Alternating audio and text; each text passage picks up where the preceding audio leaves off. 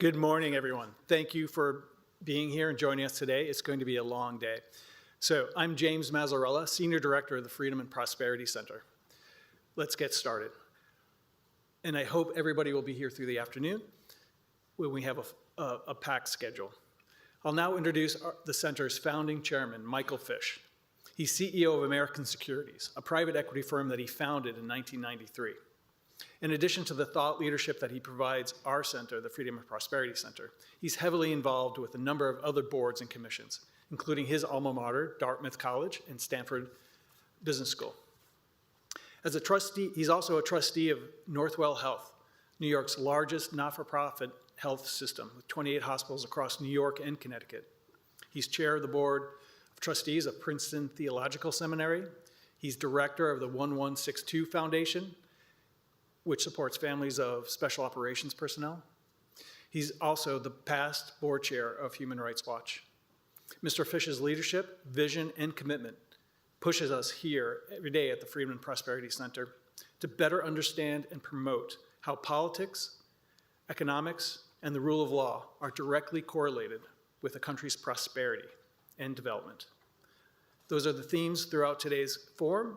And so, Mr. Fish, I'd like you to come up and tee up our first panel.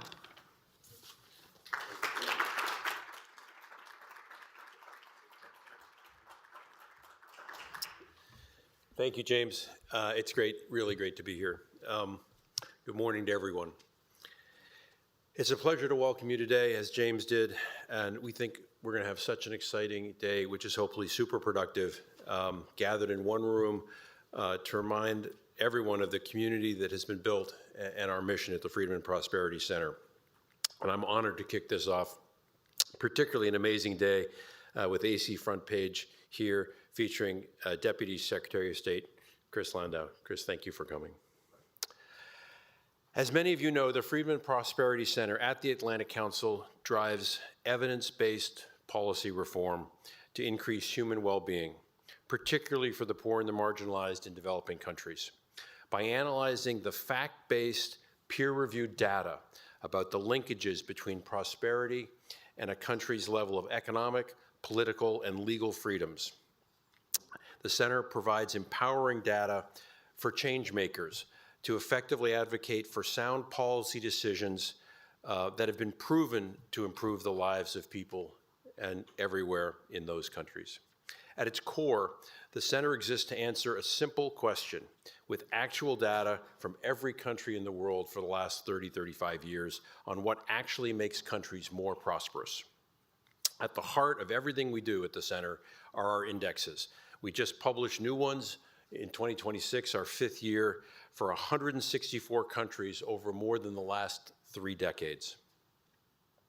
The comprehensive peer-reviewed data tells a consistent and compelling story.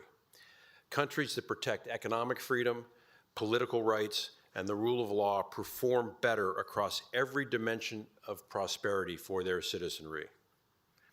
For example, our data highlights the importance of political freedom in creating economic growth. Countries that successfully improve political freedom experience an average of 8.8% more GDP per capita over 20 years compared to their more autocratic peers.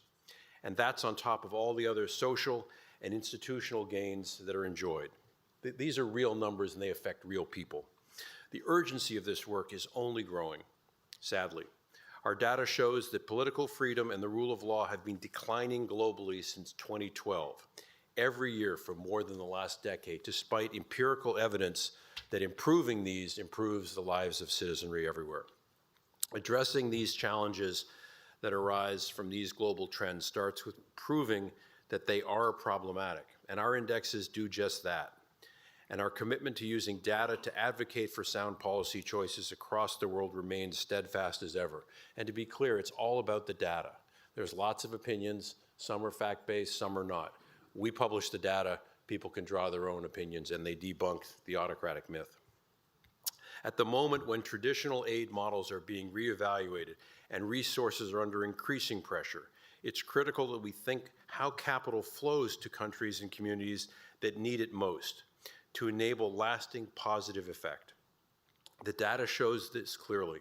Investments are most effective where economic freedom, the rule of law, and stability exist, and where reforms are actively underway to build them.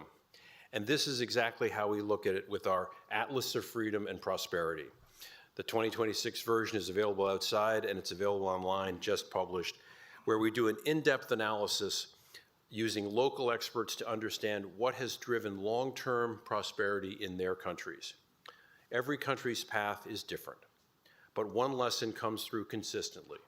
International aid works best, actually helps countries where governments are committed to good policies, not just where poverty is highest, as one of these year's authors, Stefan Durkheim, outlines in the Atlas's foreword.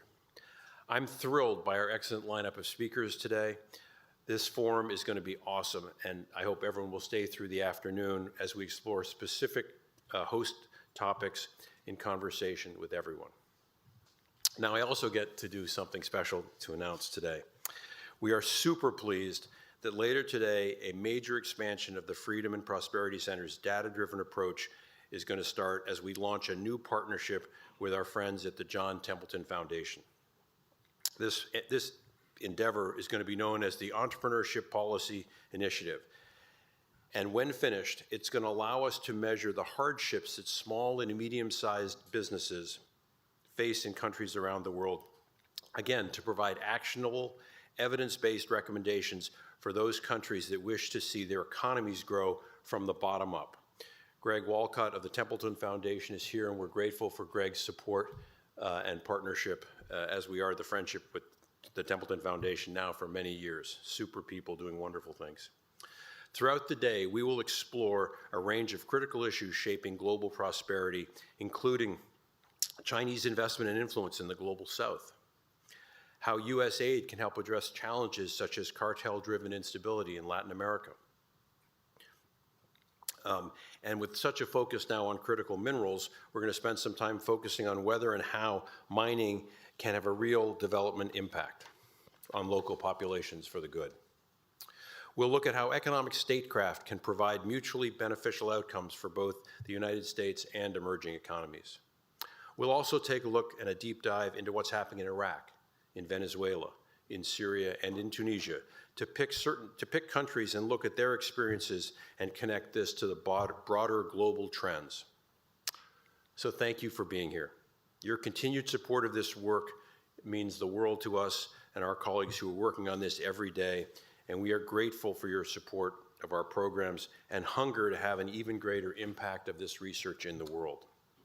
So with that, it's my super great pleasure to pass the stage to Atlantic Council President and CEO Fred Kempe and Deputy Secretary of State Christopher Landau for an AC front page conversation on how the U.S. is using commercial diplomacy to advance our interests internationally.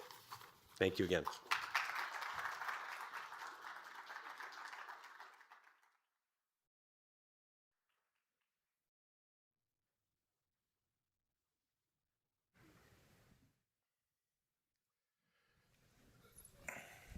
So, Chris, Deputy Secretary Landau, you have a full house. Welcome to all of you. Good people doing wonderful things is the way Michael Fish talked about the Templeton Foundation, but I look around this room and recognize a lot of good people doing wonderful things. So we're great to have you here today. And we also have an audience from around the world at the same time. It's my pleasure to welcome Deputy Secretary of State Christopher Landau to the Atlantic Council. We all know that, and it feels like a pivotal moment. Global economic order is being redrawn. We have shifting trade relationships, great power competition, a growing recognition that economic statecraft and national security are inseparable. For decades, development assistance and diplomacy ran on parallel tracks. Today, the most consequential question may be whether the United States can harness the full weight of its commercial power and commercial diplomacy, its investment, its businesses, its markets to shape a world that reflects its interests and values. That's precisely what commercial diplomacy is about, and there's nobody better than the Deputy Secretary to talk about it. It's rarely mattered more. Deputy Secretary Landau brings a rare combination of legal, diplomatic, and deeply personal experience to American foreign policy. sworn in as the 23rd Deputy Secretary of State of March this year. Last year. Last year. Yeah, sorry. This is must have been created by AI. That's okay. He previously served as the U.S. Ambassador to Mexico, presiding over the United States' largest diplomatic mission, where he helped shepherd the ratification and entry into force of the U.S.-Mexico-Canada Free Trade Agreement, and worked to protect border commerce and regional supply chains. Graduate of Harvard College, Harvard Law School, he clerked at the Supreme Court and spent more than 3 decades in private legal practice before returning to public service. But perhaps most relevant to today's conversation, he has made commercial investment a top priority at the State Department, believing that American foreign policy should be focused on securing real results for American businesses and workers. Born in Madrid to a Foreign Service father, raised in Paraguay and Chile, fluent in Spanish. And Venezuela. And in Venezuela. See, we're going to have to re-edit this whole thing. But, I'm a lawyer. I can't help but being picky at all the details. It's what I learned to do. There we go. But the fact is, he's lived in the countries that we deal with. More than 30% of the Atlantic Council staff is non-American, and we do that because that's the world we're dealing with. We're reaching out and we're partnering with people all over the world. Fluent in Spanish, he understands firsthand how diplomacy and commerce intersect. He's also the designated board chairman of both the Millennium Challenge Corporation and the U.S. International Development Finance Corporation. So those are a lot of jobs and a lot of responsibilities. I know people have all the memes of the secretary with all his jobs. I got all my jobs too. I don't have the meme of me sitting on the White House sofa with all the jobs, but it's okay. So you can see this is going to be an entertaining conversation. I'm a live wire. You don't usually get this from the gray bureaucracy. So there's nobody better to discuss commercial diplomacy, to have a conversation on this and how we use it to advance economic security interests. So for you that have questions, either online or here in the room, please submit them to askac.org. I'll see them pop up here on my screen, and as we get a little bit further through this conversation, I'll turn to your questions. So Chris, Deputy Secretary Lando, why don't you kick us off with a few reflections, and then I'll have a few questions. Sure. Thank you, Fred, for that introduction, and thank you to the Atlantic Council, my friend Adrian Arsht, for this invitation. It gives me great pleasure to have the chance to talk about what, for me, is really my number one priority in my job, which is making sure that commercial and economic diplomacy is recognized as a key foundation of U.S. foreign policy. That issue is of critical importance to the President and the Secretary and their agendas. But for me, as you alluded to, it's also a deeply personal issue in 2 regards. First, my father was a career Foreign Service officer and actually entered the State Department through an interesting program that they had in the 1950s, which was for mid-career entry. So he was in private business in Latin America at that time, in Colombia. And Eisenhower decided that the State Department was too much governed by the striped pants set who were not focused enough on economic and commercial diplomacy and wanted to bring in people with actual experience in the field. So in 1957, he was recruited in, and his first job, he got credit for the time he had spent in the private sector. At age 37, he became a commercial attaché at our embassy in Montevideo, Uruguay.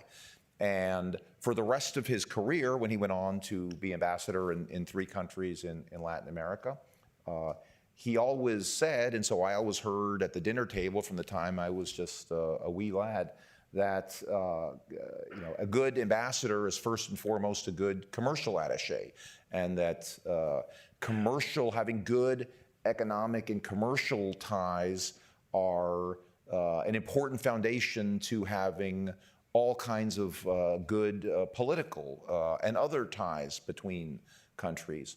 I myself got to see that in action when I was ambassador to Mexico, when I said, I saw that the real strength of the U.S.-Mexico relationship was not who was sitting in the White House or in the presidential palace in Mexico City, or in the embassies in the respective capitals, but the whole connective tissue that consisted, of different layers, but a critical layer of which was all the economic and commercial ties that unite our countries. And so I am a big believer since my childhood days that this is absolutely critical to our foreign policy. And frankly, if you go back to our founding, the founders of our country, why we have a foreign policy. What is the purpose of U.S. foreign policy? Well, obviously there are security purposes, but there are also important purposes in terms of promoting the prosperity of our country. That commercial intercourse between countries can increase mutual prosperity. I love the fact that you guys rely on the word prosperity, because I do think that this is a prosperity agenda. I do think that it's hard to have positive political relations, political development, without some level of economic development and prosperity for the people. If you're doing this in a regime of, or in a situation of terrible economic deprivation, it's not likely you're going to get awesome political outcomes. Seems obvious. So again, I come at that from that perspective, from my personal experience. Also my personal experience, frankly, of growing up in the global South. I went to the American School of Asunción, Paraguay for 5 years. And so for me, that is home. And then we moved to Chile and Venezuela as I was growing up in high school and college. But, I've thought long about Latin America and other parts of the global South. I know what it's like to grow up in what's kind of a forgotten country that's not really on anyone's agenda. And at that point, this was in the 70s primarily. The Alliance for Progress was the big program in the 60s. President Kennedy, after the Cuban Revolution, said, what are we going to do to prevent more Cuban revolutions? Got to promote economic development. In the 60s, the immediate answer was, well, we got to start, the basic foundations for economic growth, right? I mean, you can't really expect investors to come in if you don't have roads and latrines and the USA, the whole Alliance for Progress, a lot of our assistance programs that got started in the 60s, we're talking about very elementary levels of kind of foundational aspects on which you could build private sector driven economic growth. I think in most parts of the world, not all, but in most parts of the world, those kind of basic foundational level has been attained. And so I think that kind of basic part where the government had a unique role to play, where the private sector couldn't be expected to come in and build roads or latrines, that's kind of been accomplished. I think now I am firmly convinced that the best policy the U.S. could have for the global South, for countries like Paraguay, where I grew up, is in fact to promote private sector driven economic development, which requires the American private sector, in my view, is one of the most powerful forces the world has ever seen. I mean, it has driven incredible prosperity beyond anyone's imagination in this country and in other countries and in the developed world. I think it has incredible transformative potential. And so I'm just a big believer in the American private sector.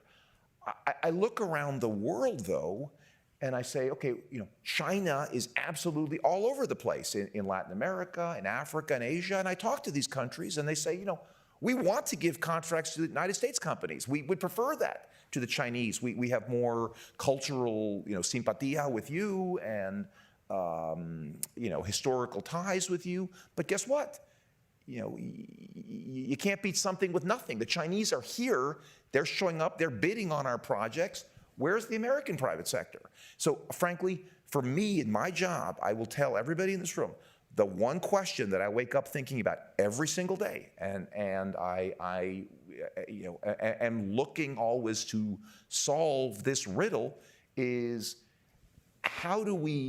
why is it that the U.S. private sector is not there beating out the Chinese entities in every corner of the globe? because again, I have such strong faith in the U.S. private sector. And is it because of information deficits that they're just not aware of certain projects? And again, I don't tend to think that we in the government are going to be better at sussing out what are good investment opportunities than the private sector itself. I mean, that always seems iffy to me. Is it because they Risk tolerance. risk? It's all about risk, right? In other words, but that they misassess risk, or that we are not. Maybe the U.S. government could play a more important, prominent role in allowing them to control risks. And I do think, frankly, in the United States, sometimes we might exaggerate some of the risks. And I think in our society, in many, I'm a lawyer, so I see this I saw this every day in practice. Why do we have no more swings in playgrounds? It's all things that are risky are getting shut down all over our thing. We have kind of a much lower threshold for risk. I mean, we are the descendants of people who got into covered wagons and went across the prairies, but now it's kind of like, oh no, we can't assume, we can't take any risks because lawyers will come in, we'll get sued, blah, blah, blah. So I think that's a broader problem in our country that I am highly attuned to, but I want to make sure, at least in the private sector, that we are doing in the government what we can to try to have people be able to assess risks correctly, and insofar as we can in the government, be able to mitigate those risks. But anyway, I just want to say that those are issues that are very, very much on my mind. I do, just on this risk issue, I remember when I was in Mexico, so many people would say, well, I'd love to come visit you in Mexico, but it's too dangerous there. I'm not going to go to Mexico. I said, well, this is kind of ridiculous. First of all, I'm the American ambassador, right? No, I have pretty good security around me, and but I just think we Americans do have, I think, a little bit of a difficulty assessing risk abroad. I think it's not completely unfounded, but I just think we may exaggerate some of the risks. And in a sense, we are both blessed and cursed with a large internal market in the United States. I mean, China, it's in their DNA to be exporting and be outward looking. I think we in the United States and our business community have been more inward looking, and particularly in smaller and medium businesses. I mean, obviously you get the Bechtels, you get the GMs, the Amazon. Those folks can go abroad and have big departments to control risks and partner with other companies. But how does, even, I'm not saying small, I'm not talking about a mom and pop store. I'm talking about, some pretty large American companies. Why aren't they bidding on things abroad? So anyway, things on my mind. I'm talking too much. I just wanted to kind of introduce myself, and just really, my point is that these are issues that I'm glad to have the chance to come here, engage with you, get questions from you, because these are very much issues at the very forefront of our foreign policy in our administration, and I'm delighted to have the chance to discuss them today. Chris, I really appreciate that opening. We had the president of the World Bank here a couple of days ago sitting in your chair, and this is the largest development organization on earth, and he is talking about growth and jobs. And he talked about 1.2 billion new jobs needed for emerging markets over the next few years, that only 800 million would be possible, 400 million would have to come, and 90% of all of that would come from the private sector, not from the government. And so that's exactly what you're talking about. I'm going to take aside for just a minute on Iran, because it's so much in the headlines right now, but I've seen this through the prosperity growth lens, because that's the way our Gulf partners see it. They've seen Iran for a long time as a spoiler in the region that has really stood in the way of greater economic and security integration across the Middle East, and that if that problem could be dealt with in one way or another, that it could open up all sorts of economic possibilities in two parts of the Middle East that are in much deeper trouble than, say, the Gulf states are. Could you give us a feeling of where you think the state of the U.S. military campaign is now, the prospects for resolution of the conflict, and are our Gulf friends right to look at this also through potentially a growth and economic integration lens? Sure. I mean, just to go to the first part of your question first, we are trying to have a lasting and effective ceasefire. I think that's something that both sides have expressed a willingness for. It has proven a little more elusive in the details as to how far does that extend, who does that cover, what theaters does that cover. But we are in talks as we speak to try to nail all that down. I think the United States has effectively accomplished the military objectives that were our goals from the outset in terms of degrading the missile capability, the naval capabilities, the delivery systems capabilities, particularly in the South and the Gulf. So, I am hopeful. Again, you never know in this business. These things are necessarily somewhat tentative, and the Iranian regime is even more opaque than usual these days. But I think we are working very hard to bring the current military campaign to a close. And I think going to the broader point you made, the second point, it is somewhat telling that Iran targeted a lot of commercial interests in this. I mean, data centers, I think Amazon, I think they targeted, private business opportunities. I think, they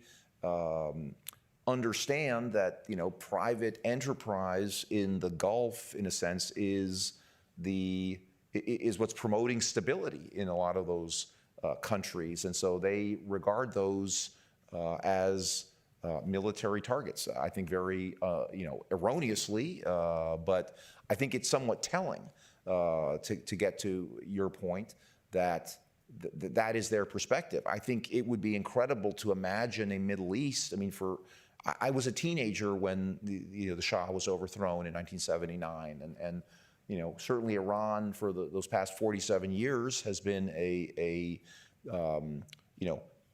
massive engine of instability in that region, funding proxies or whatever. But I think, again, economic prosperity is the key to almost all of these conflicts, because if you get two people, I saw this, this is a little bit of a tangent, but I've had a number of meetings with the three-part presidency of Bosnia-Herzegovina in my job.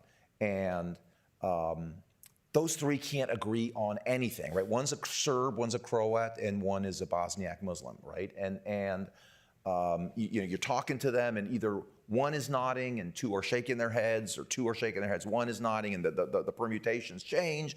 But the one thing that got all of them nodding in unison was you started talking about, energy projects, economic investment projects, right? All three would start nodding their heads. And it just shows you, is a very vivid illustration to me, just on a human level, sitting across the table. The vibe totally changed in the room. The second we started talking about economic development, you're thinking, okay, we can actually, you can start talking about bridging some of the political differences if you can start talking about what do you have in common. Yeah, everybody wants to be able to go home to their community and say, guess what? We're all going to have more jobs. We're going to have much cheaper power. Then people can start, nodding and say, like, yeah, then it's much easier to start bridging gaps. If you just come into the meeting and say, okay, let's revisit the grievances between your two communities, and you'll start hearing about the Battle of Kosovo in 1389 before you know it. And so, again, I just think it is so valuable to be able to talk about economic prosperity. I think that's as true in the Middle East as anywhere else. And I think it'd be amazing to think of an Iran that was not an enemy state, but a state that, would be welcoming private sector investment from the United States and other countries. I mean, think about how that would change the world. And heaven knows that's what the Iranian people would want. So you've said this is a quote, commercial diplomacy is a two-way street, end quote, that embassies should help foreign investors find opportunities in the U.S. just as much as they help U.S. companies invest abroad in their countries. That's a different posture than many administrations have taken. Talk to me about how you're operationalizing that inside the State Department and its missions, and why is this new way of thinking better for the United States? I think about this really as a three-legged stool. The first is commercial and economic diplomacy. The first leg is expanding markets for American businesses overseas. I mean, if you produce something here, how do we expand markets for your product overseas? Export markets, and that's, the kind of traditional Exim Bank stuff. The second is American investments. Are there economic opportunities abroad that would benefit American companies? Are there, airports to be built, communication systems to be set up, mines where you could have American capital flowing overseas to a productive use, or, creating economic development in other countries, but also creating great returns for American companies. So American investment abroad is the second leg of the stool. And the third leg of the stool is the one you just mentioned, which is foreign direct investment into the United States. I mean, that's not as applicable to all countries, but certainly to a lot of our large partners that have a lot of capital now. I mean, the Japans, the South Koreas, some of the nations in Europe. I mean, you'd be surprised. I actually just wrote a tweet the other day about a $1.2 billion investment by a Guatemalan company in the United States. They bought a major beverage provider. So, there are, a lot of companies around the world want to invest in the United States. We have a great investment climate. We have a lot of these things that other countries want, rule of law, other kinds of benefits like that. And so I think it is great for us. I mean, if we are recognizing that commercial diplomacy also encompasses, how do we get foreign companies to invest in our country? And this is a new area of emphasis. I mean, I don't know. I'm new, so I'm somewhat surprised that that hasn't been. I mean, I don't see any reason. I mean, to me, it's the same, just the other side of the same coin. Just as we want to encourage, we want to say to the American private sector, to our people, look, we want to enhance your prosperity, right? We have to face the voters every few years, right? And so we need to say, okay, those of us in charge of foreign policy, how have we made your life better? How has American foreign policy made your life better, right? I mean, some of this may be very abstract in terms of, I don't know that somebody, Joe Sixpack is necessarily going to be happy about, political changes in some far off country. But if there's a new factory that was opened down the road and there are jobs in this community, that's a pretty good thing. And if you're, if you can be enticing foreign capital to come and invest, that's a win for us. And so again, I think, to me, that's part of it. If that's new, it seems to me then it's probably more belated than new. And I think, sure, again, the overall objective is, we are trying to make our country more prosperous. Making our country more prosperous does not imply making other countries less prosperous. To the contrary, the whole point of the way the free market system works is that you find win-win situations that benefit both sides, right? I mean, that this is not a zero-sum game. If you're, developing a mine in some far-off country, that doesn't mean that you're ripping off the other country. In fact, if you are, that's probably not going to be a lasting relationship. It seems to me you want to find things that both sides think, I got the better part of this deal. It's like a marriage, right? I mean, no marriage is going to last if somebody feels like, oh my God, I got saddled with this person. Like that's, I'm in trouble. Or you want to have somebody where both sides feel like, wow, that was a good deal for me. And that, I think it's the same thing. Thank you for that. So let's turn to the Western Hemisphere. It was kind of you to do a shout out for Adrian Arsht, not just the executive vice chair of our board, but the founder of our Adrian Arsht Latin America Center. And when we hatched this idea, the Western Hemisphere was thought of as a geopolitical backwater. And I think Adrian and the leader of that center, Jason Marsack, have really looked visionary in going out there and staking us out, I think, as the leading organization in town on that set of issues. Now the Trump administration has made it the priority it probably always should have been. Natural area for U.S. commercial diplomacy, given proximity in supply chains. You talked earlier pretty compellingly about China and China outflanking us in many parts of the world. I would say that's true of the Western Hemisphere as well. How do you look at the hemisphere as a commercial opportunity? How do you look at it as a place of competition with China, maybe to a certain extent Russia as well? And then how do you balance against the security and migration pressures that often dominate our U.S.-Latin American relations? To start with your latter point, I don't know that you need to balance, because to me they all work together. I mean, if you are, increasing trade and engagement with these countries, I think that on balance, improves the situation in these countries. I think it is frankly, important for us though to have migratory controls in our own country that prevent the kind of caravans and the kind of uncontrolled migratory flows is not good for anybody. It's not good. I mean, I was ambassador to Mexico, right? And talk about a country that, kind of suffers from a brain drain to the United States. It's a real challenge for Mexico, to make sure that people want to stay at home and devote their talents to raising up Mexico as opposed to going elsewhere. But I think we have to make policies that, again, just reflect our own immigration policies, and the executive branch, frankly, under whatever party is in power, should be following the rules that our Congress has established for that, which we don't have a great history of that, and we are taking that seriously to make sure that migration doesn't wind up undermining other possibilities in the region. Because if you're in the middle of a migratory crisis with tens of thousands of people crossing the area, or using some of these countries as a doormat to get to the United States illegally, that's not good for anybody. So look, I think you're talking to somebody who was, as you said, born in Spain, grew up in Latin America. I am very, very focused on the Western Hemisphere, as is the president and the secretary, and many of us.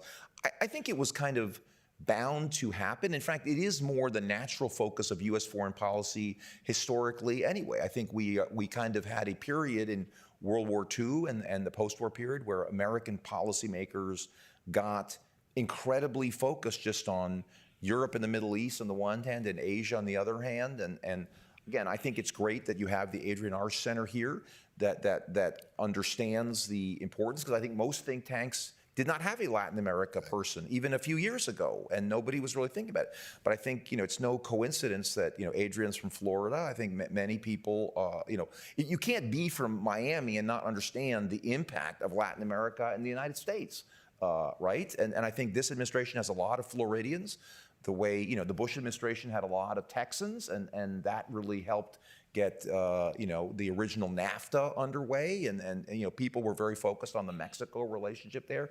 Now it's a broader hemispheric recognition, but it's a very natural. To me, it's kind of going back to a more natural state of affairs. That most countries, if you look at their foreign policies, what's their number one concern? It is usually their own neighborhood first. It's been somewhat anomalous. I still think there's a lot of people, frankly, in American foreign policy establishment that just think what American foreign policy consists of is, getting people to think well of us in London, Berlin, and Paris. And I think that chapter, I like to think, is coming to a close. I'll tell you, in my own job as Deputy Secretary of State, I have been to, Latin America, I think, 3 or 4 times. I have been to the Pacific Islands a couple of times. I've been to Europe once. So I said, I was in Apia, Samoa last month, where I said, I'm here, Apia. I was in Nuku'alofa, Tonga, Suva, Fiji, Port Moresby in Papua New Guinea, Majuro in the Marshall Islands.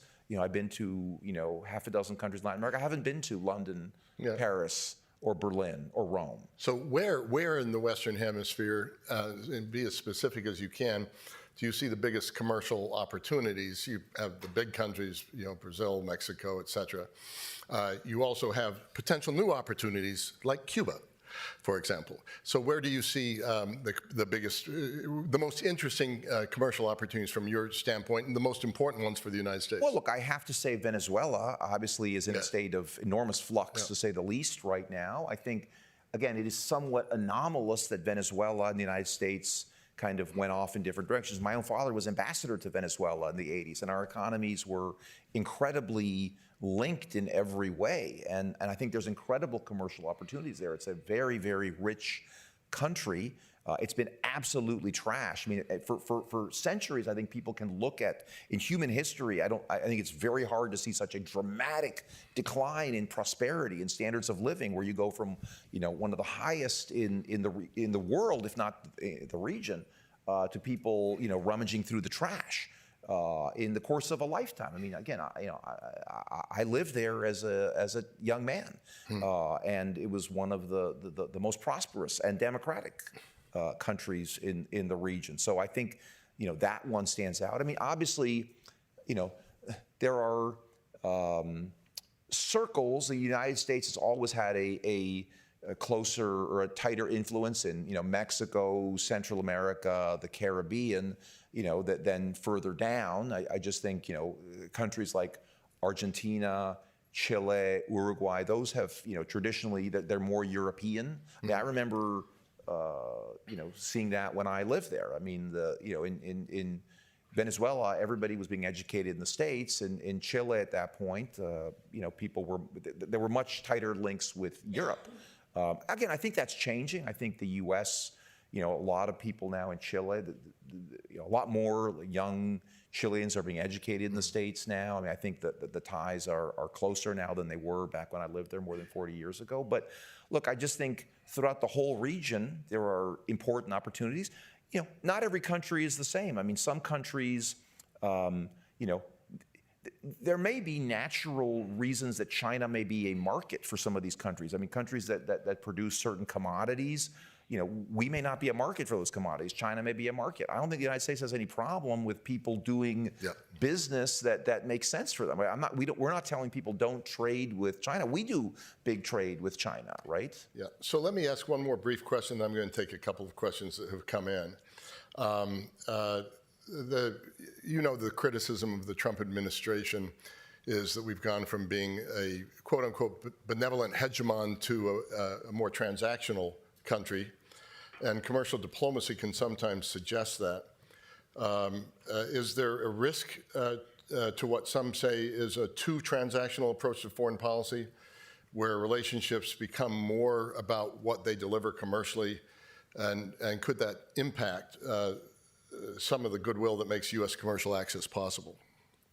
I don't know. That seems like a kind of a false dichotomy to me, honestly. I mean, I just think, all relationships at some degree are based on some sense of mutual benefit from the relationship. And I don't think there is some platonic, non-transactional relationship. I think all relationships between countries get closer the more each country can be said to benefit from that relationship. So I guess I don't necessarily buy the premise of that question. I think that all these commercial relationships are healthy for both sides. Again, I'm assuming that these are non-exploitative commercial relationships. I think all these countries have their own, sovereignly enacted regulatory structures, and American businesses will come in, they'll understand, like, the country sets the rules. The only thing that we, request is that once you set the rules and somebody comes in and invests, you got to abide by the rules. You can't be changing the rules after the fact.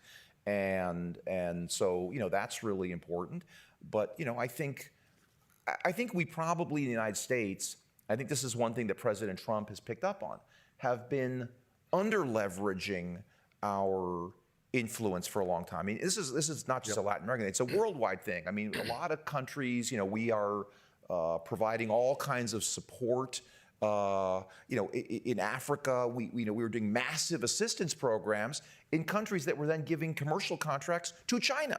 So, okay, I mean, if we're going to give you $1 billion for your healthcare sector, maybe it would be appropriate for you to consider something that gives us something back in return. I mean, this was part of the problem when USAID was completely separate from our foreign policy apparatus in the State Department, and we had assistance programs, again, not fully aligned with all of our other objectives. I don't think there's anything wrong with, using the leverage. I think we kind of owe it to the American people. If you have leverage, there's nothing to be embarrassed about. Again, as long as you ultimately have deals that are in both sides' interest, again, I think that if you have leverage, that's because you are providing something to the other side. I think for a long time, and look, we're still having this discussion in our country. I mean, we're talking about NATO. I mean, right? I mean, there's lots of things where, it's just important to have these discussions because I think there's a sense that things have gotten out of whack. And I remember, we're looking towards reciprocity. That's a very important word. I think everybody should remember the word reciprocity because we are thinking about that in our administration, right? We're not going to be granting any privileges or benefits to any country that doesn't grant them back to us. I don't think that that's something that I have to be embarrassed about. I mean, I think that's kind of normal, and I'm not defensive about that. I appreciate you taking on the question in that spirit. So Adrian Arst has a question. I think I know how to do this. Let me see if I do. There we go. You mentioned risk as the constraint for investment. How does this play out in the Caribbean, where we know that many people have no access to credit or even banking, and others face corruption or risk of nationalization? Look, that's an excellent question, not surprisingly.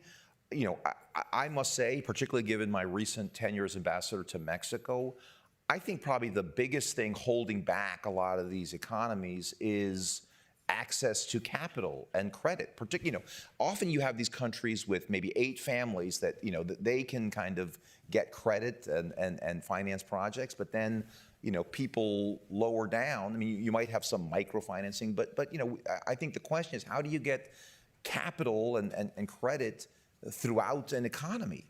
Because you can't have the capitalism without access to capital.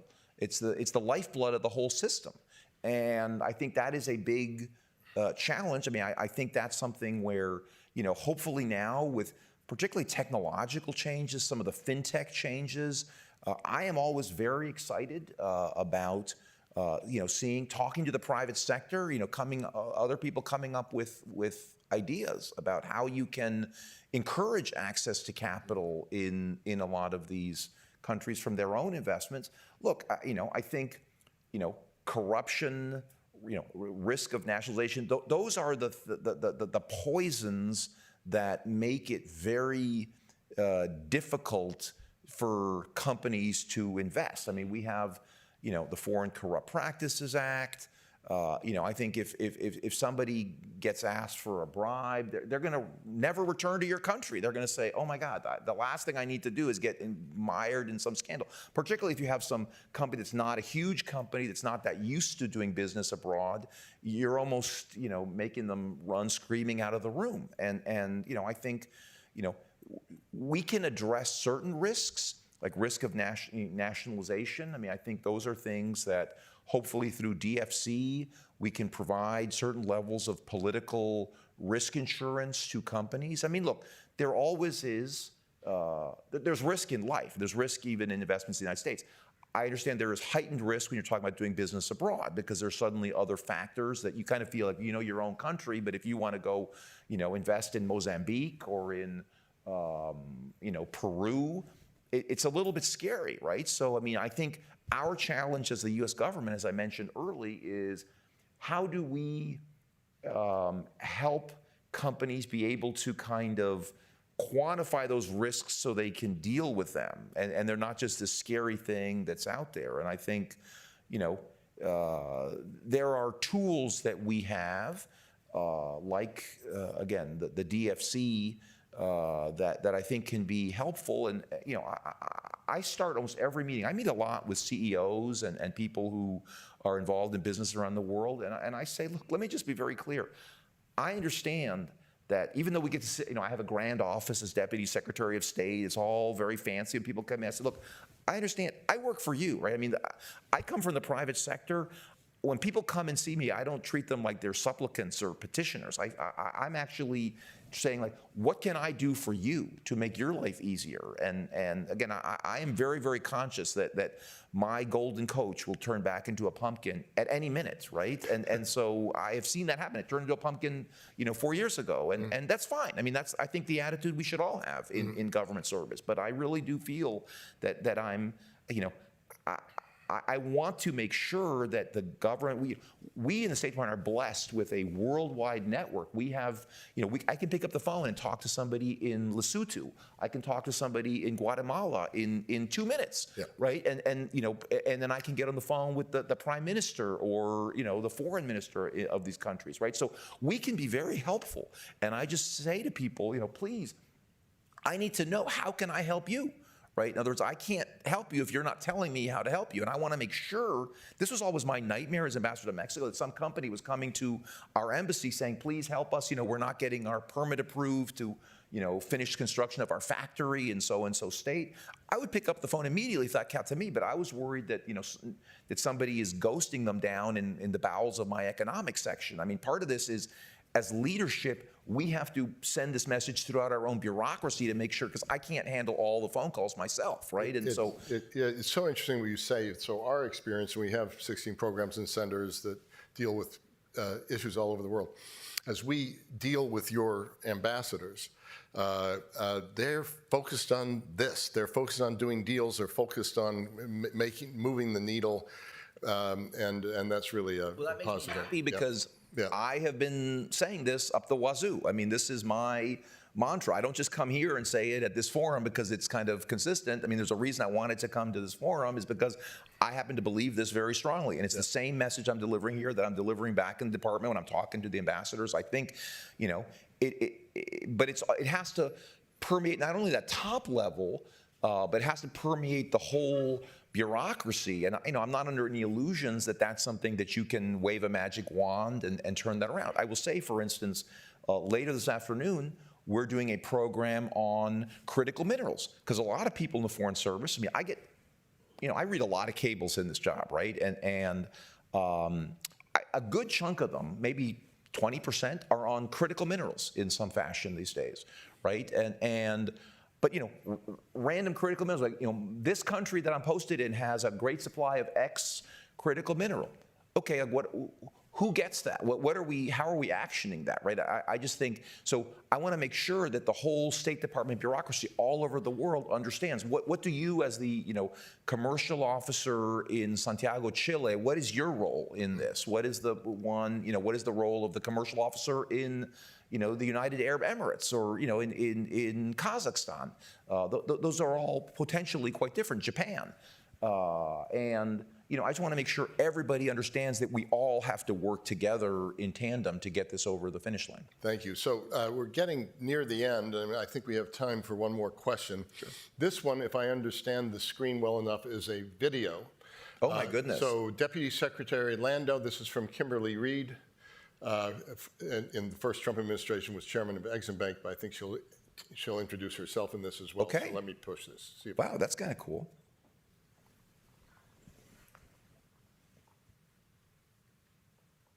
There we go. Deputy Secretary Landau, this is Kimberly Reed, former chairman of the Export-Import Bank during the first Trump administration. Thank you for your leadership on the commerce, diplomacy, enterprise effort, and all you're doing to help U.S. workers win around the world. I've really prioritized that, working on the interagency level with state and others during Trump 1. And I just wanted to share an observation that not only I experienced from U.S. exporters, but also that the Exim Inspector General wrote about and we heard about in our annual competitiveness report. And that was the challenge of the Cargo Preference Act and getting U.S. goods to market. Any thinking on working with Congress to look at that as the president has done the waiver on the Jones Act? I appreciate that question. That's a very specific question. To be honest with you, the Cargo Preference Act has not been on my agenda, but it will be now. That's why these kind of fora are useful, right? I mean, again, I need to hear from, I don't want to just be in an echo chamber. So I appreciate that question. My staffer will write down Cargo Preference Act, and I will be fully briefed on the Cargo Preference Act. And look, anything that is a barrier. I mean, I often feel in this job, and I think Americans should be concerned about this generally in our society, that we're a little bit like Gulliver and the Lilliputians now. We have so many laws and regulations. We have such a complex web that has been created over many, many decades.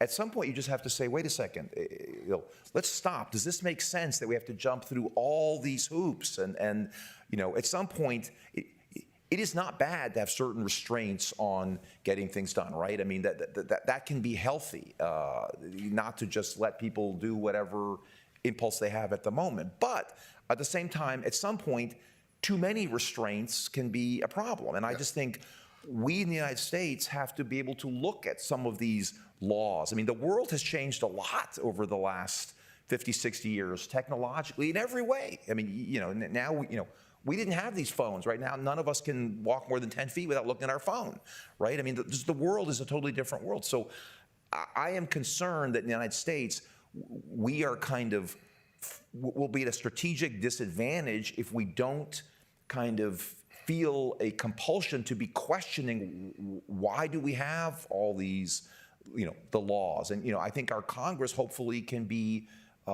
more forward-leaning on a willingness to re-examine a lot of these laws. The problem is, again, a lot of these laws, they wind up having certain constituencies over a period of time, and that constituency cares more about preserving some particular benefit than other people who are more diffuse care about taking the benefit away. So these are just challenges you have to deal with in government, but again, I appreciate that. If you all, let's keep in touch. Again, I hope all of you can find ways. Please, let me just say from the State Department perspective, we want to be getting input from all of you, especially those of you who are facing these issues on a practical basis day to day. How can we make your life better? Because I ultimately think I'm a strong believer in this global prosperity agenda, that if we can increase prosperity here in the United States, at the same time we increase prosperity in the world, and that lifts all of humankind. Well, I think we'll take you up on that. We'd love to have you back, perhaps in a forum where we have some CEOs interchanging with you. I had so many more questions, including the MCC and Development Finance Corporation, your chairmanship there, but we're going to have to come back to that another time. Okay. So let me thank Deputy Secretary Landau for giving us his time, for his public service, and if you could all join me in applause, but also hold your seats as the Deputy Secretary leaves the room. Thank you so much. Thank you. Thank you.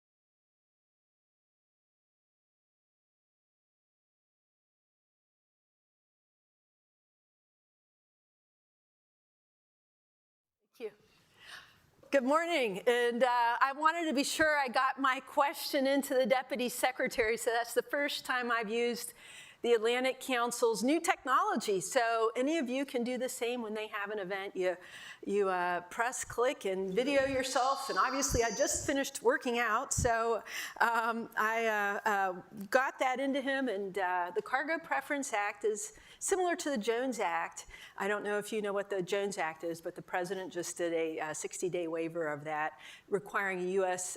Flagship carrier to transport goods and services within the United States.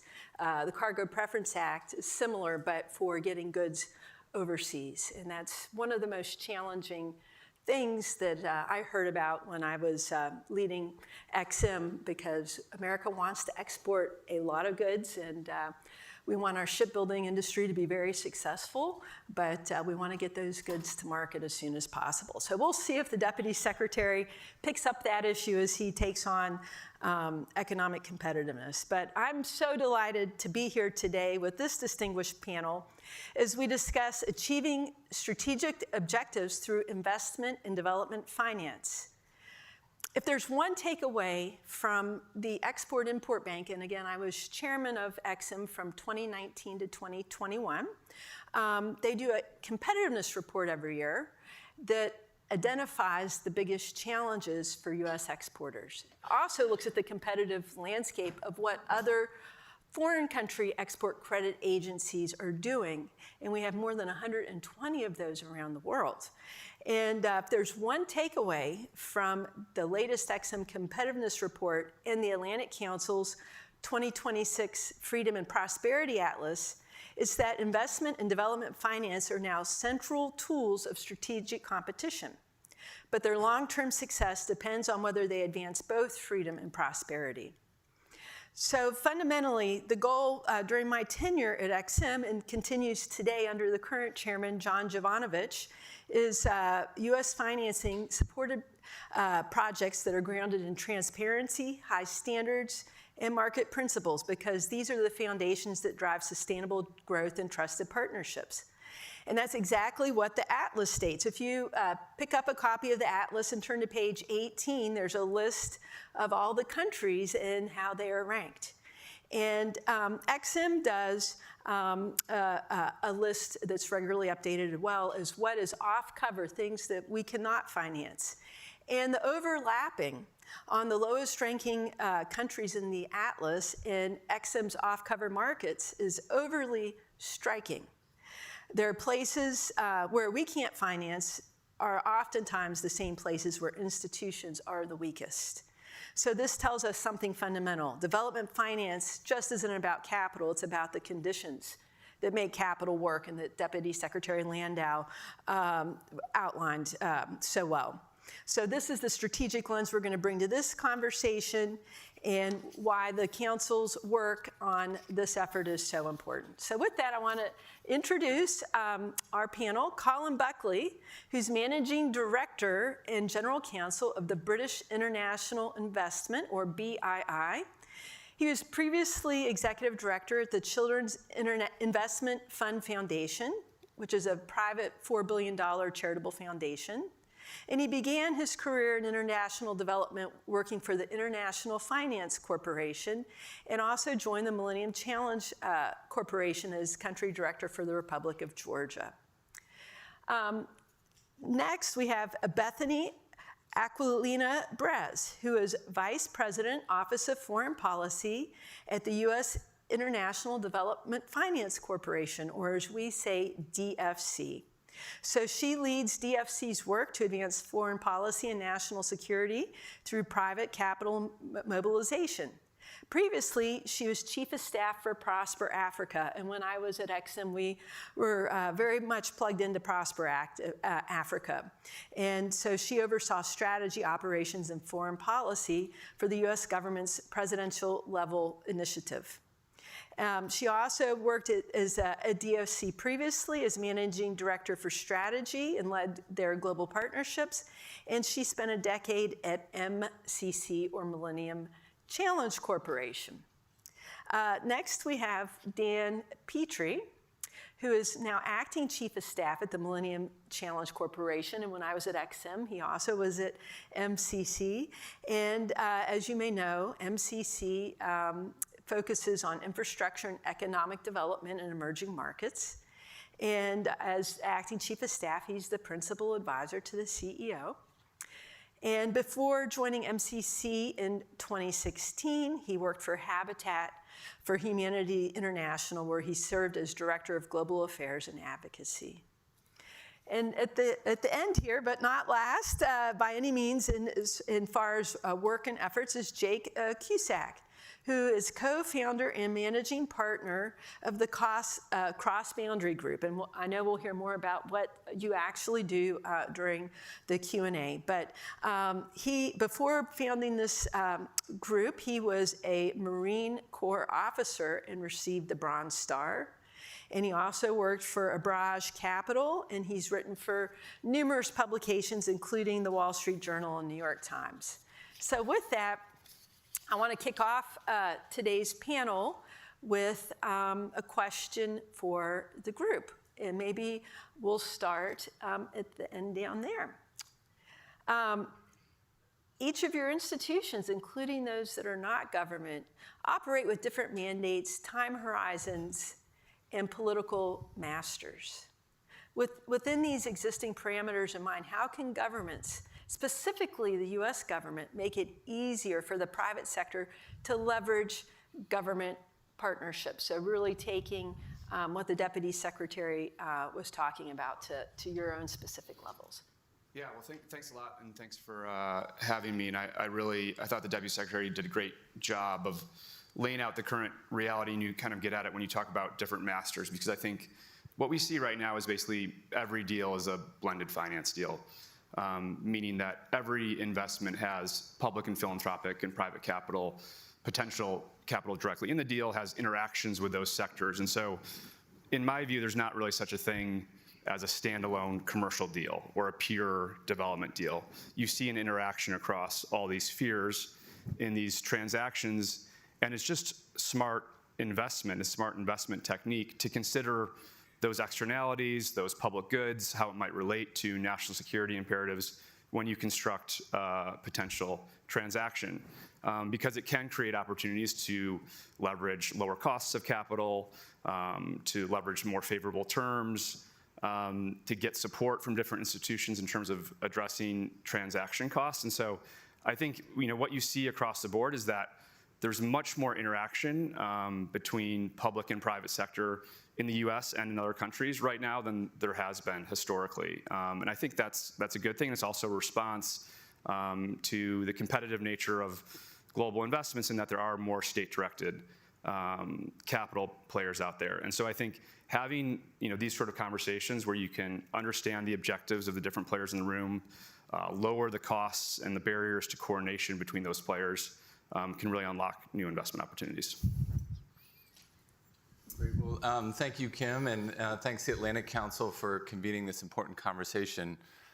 Since its founding, MCC has approached this work a bit differently. The agency's core tenets are, I believe, exactly what this moment calls for. We combine large strategic infrastructure with challenging policy and institutional reforms to jumpstart key areas of an economy. So in short, we lay the public sector foundation to unlock private sector-led growth.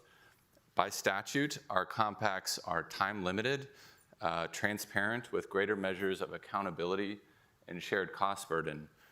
Our portfolio has evolved over the past year. We have stepped back in some countries, but we are taking advantage of new authority that Congress granted us to work in a wider set of countries. So in recent months, under the Deputy Secretary's leadership, we've invested more in the Indo-Pacific. We're in 3 new countries in the Western Hemisphere.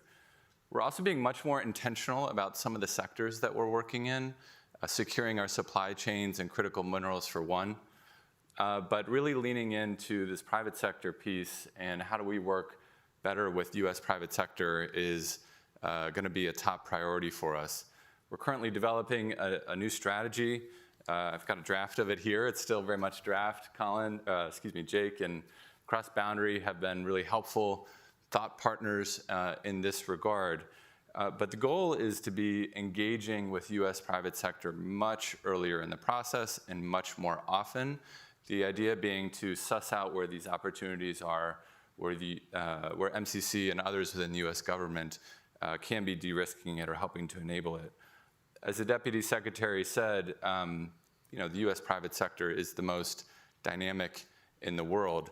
And so how do we set the table in these emerging markets so that a DFC or an EXIM or others within the private sector can capitalize? This goes beyond, for MCC at least, this goes beyond just a few procurement dollars. Of course, that's nice. We want to work more with U.S. businesses, but we're really trying to get at the heart of what is holding private sector back. And the Deputy Secretary asked this question. He's like, why is it not that more U.S. businesses are operating in some of these emerging markets? It's a really important question and one that we are trying to address. I'll give you just a quick example. In Zambia, that has not been the easiest place to work for U.S. businesses in recent years. In the agricultural sector in particular, U.S. companies, Cargill and others, have left. Why? Because the regulatory environment wasn't there. Their food reserve agency wasn't working the way it should. There were ad hoc bans on grain exports. Despite Zambia's potential to be a net exporter for the region, as part of MCC's efforts and our compact there, we are pleased to see that just last month, the Zambian parliament passed the third of 3 laws that are going to be getting at some of those constraints and opening it up for additional private sector investment. We're trying to do the same thing in the critical minerals sector there. So that's the kind of value proposition that I think MCC can bring, helping to set the table, helping to create the right enabling environment, helping to make sure those foundational investments are there. We've seen a lot of change this year, but I think the core tenets that make MCC special remain at the forefront. Well, thank you to the Atlantic Council and to Kim as well. And this is a good segue from what Dan was saying on MCC, because the U.S. International Development Finance Corporation is really the U.S. government's investment arm. Our mandate is to advance economic development and advance U.S. foreign policy and national security through private capital mobilization. A lot of the work that the Millennium Challenge Corporation is doing and what Deputy Secretary Landau referenced this morning with the State Department is really essential to getting more of these private sector companies, more U.S. companies, into markets all over the world. And for DFC, where we come in is we do need to be working in markets, and the private sector needs to be working in markets where there is a good regulatory environment, where they can do business, where they know that they can invest their money and get their capital out and make a profit and contribute jobs and money to the economy for economic development. So our role as the U.S. government's investment arm is to really provide that financing. So through our tools such as debt, equity, political risk insurance, and project development finance, we are coming alongside and helping the private sector to increase their investments in markets all over the world. Through DFC's recent reauthorization in December, we are working in all the regions of the world, and we can work in pretty much every market. But there are some markets where it's been much harder for the private sector to come in for a variety of reasons, but some of that could be the cost of capital. Some of it could be risk, which we heard a little bit about earlier this morning as well. And so DFC's role is to really de-risk those investments, to come in, to encourage private sector investment. We know that private sector-led development is essential to growth. It is the way that countries grow. And it's really essential to getting more US companies into these markets as well, which is beneficial to the United States and to American taxpayers. So for DFC, we are partnering not only with the private sector and really driving that capital, we're partnering with British International Investment and working with other development finance institutions so that we can crowd in and co-finance these investments, bring more money to the table. We're working with the State Department, the Millennium Challenge Corporation, and others who are really working on other parts of the entire investment. And again, it's really important for us to be doing this to secure supply chains, to increase access to goods and services, but to advance US interests. And by doing that, we are also advancing the economic interests of these countries and creating jobs. So I think the question is there a tension between development and national security interests? And the temptation is to say no and to talk about win-wins and mutual interest and partnerships and all that. The truth is that often there is a tension. And what's important is recognizing where you have that tension, what exactly are you trying to achieve with that particular investment? If you don't know what you're trying to achieve, then what you end up with is trying to get everything. And the result of that is you generally get mediocre development, and you also don't really do much to advance your foreign policy interests. So I think there is a tension. Thank you. I'm going to go right back to you, and thank you for coming from the UK. And please give my former counterpart at UKEF, Louis Taylor, my regards. I know he's no longer there, but yes. Very lovely, lovely person. So BII has long been a pioneer in equity investment, something that most DFIs have avoided. Why does equity, with its patient long-term capital, deliver development impact that debt simply cannot? And should more institutions follow that model? Yeah, so it's a great question. I mean, I think equity lets you do something that debt doesn't. And what it lets you do is actually create something. And that's more and more where we use equity. We use equity either to create what we call platforms, where we actually start a business. So we started a business called GridWorks that was aimed to develop and fund transmission and distribution in Africa because that business didn't exist. We created a platform called Ayana, which was supposed to develop renewable energy in India because that didn't exist. We own Globalac, which is the largest power developer in Africa. The other place that we use equity a lot is in venture capital, again, so that we can, I spoke about energy and then all the lights dimmed. Was that someone's really good at the Atlantic Council. So, I mean, the other place where we do this is venture capital, because you're building something. But this doesn't come without a cost, and a lot of costs. So first of all, we have lost a lot of money doing equity, all right? And you don't lose that money when you do debt. Second of all, we have an extremely volatile portfolio by valuation because, all of our valuations go up and down every year. And the last piece is we don't get the benefits of leverage that a lot of other DFIs, which are set up as banks, can do. They basically take their shareholders' equity, they go out, they raise 3 times as much money, and they can do a lot more debt. So I think it's a little bit of a trade-off. Why do we do it? We do it because we've done it for 75 years. We think we're pretty good at it, and we have a shareholder that has had so many bad news stories about our equity investments that they're somewhat inured to it at the moment. But I think kind of behind that, if you had a DFI that wasn't raising borrowing money and wasn't a bank, should they do equity? And I think we have one of them sitting next to me. And absolutely, DFC should do equity. It shouldn't do a huge amount of equity, but equity should be part of its portfolio, part of its asset allocation. And we look forward to losing money alongside you in the future. So, thanks. So we will go back to Bethany.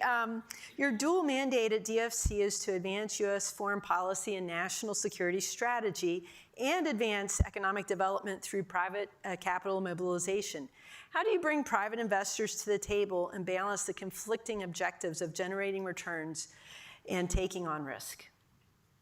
The short answer is this is very much on a case-by-case basis. There's really no perfect formula for balancing profit and risk, and it's really highly dependent on the sector in which we're investing, in the region, in the market as well. But for DFC, firstly, we understand that risk is always going to be part of the equation. And again, that is the nature of where we are investing. We are intending to help the private sector go into some of the world's most challenging markets. So by nature, it's going to have a different level of risk across many different factors. And we're not only measuring returns in terms of financial returns. It is very, very important that we are generating financial returns for the American taxpayer. But there's other types of returns that we're increasingly looking at right now, including advancing our strategic interest of securing supply chains. Are we strengthening American economic security? Are we diversifying away from strategic competitors? So all of those things we are thinking about in terms of positive returns on that as well. And again, as I mentioned before, really for DFC, it's essential that we're helping to get more private capital into these markets. And so our financing and our insurance products are really essential to helping companies to mitigate these risks. Our political risk insurance tool is something that we've utilized in a variety of contexts. And oftentimes there are companies and US companies who are very interested in getting into a certain market. There are very commercially viable opportunities for them.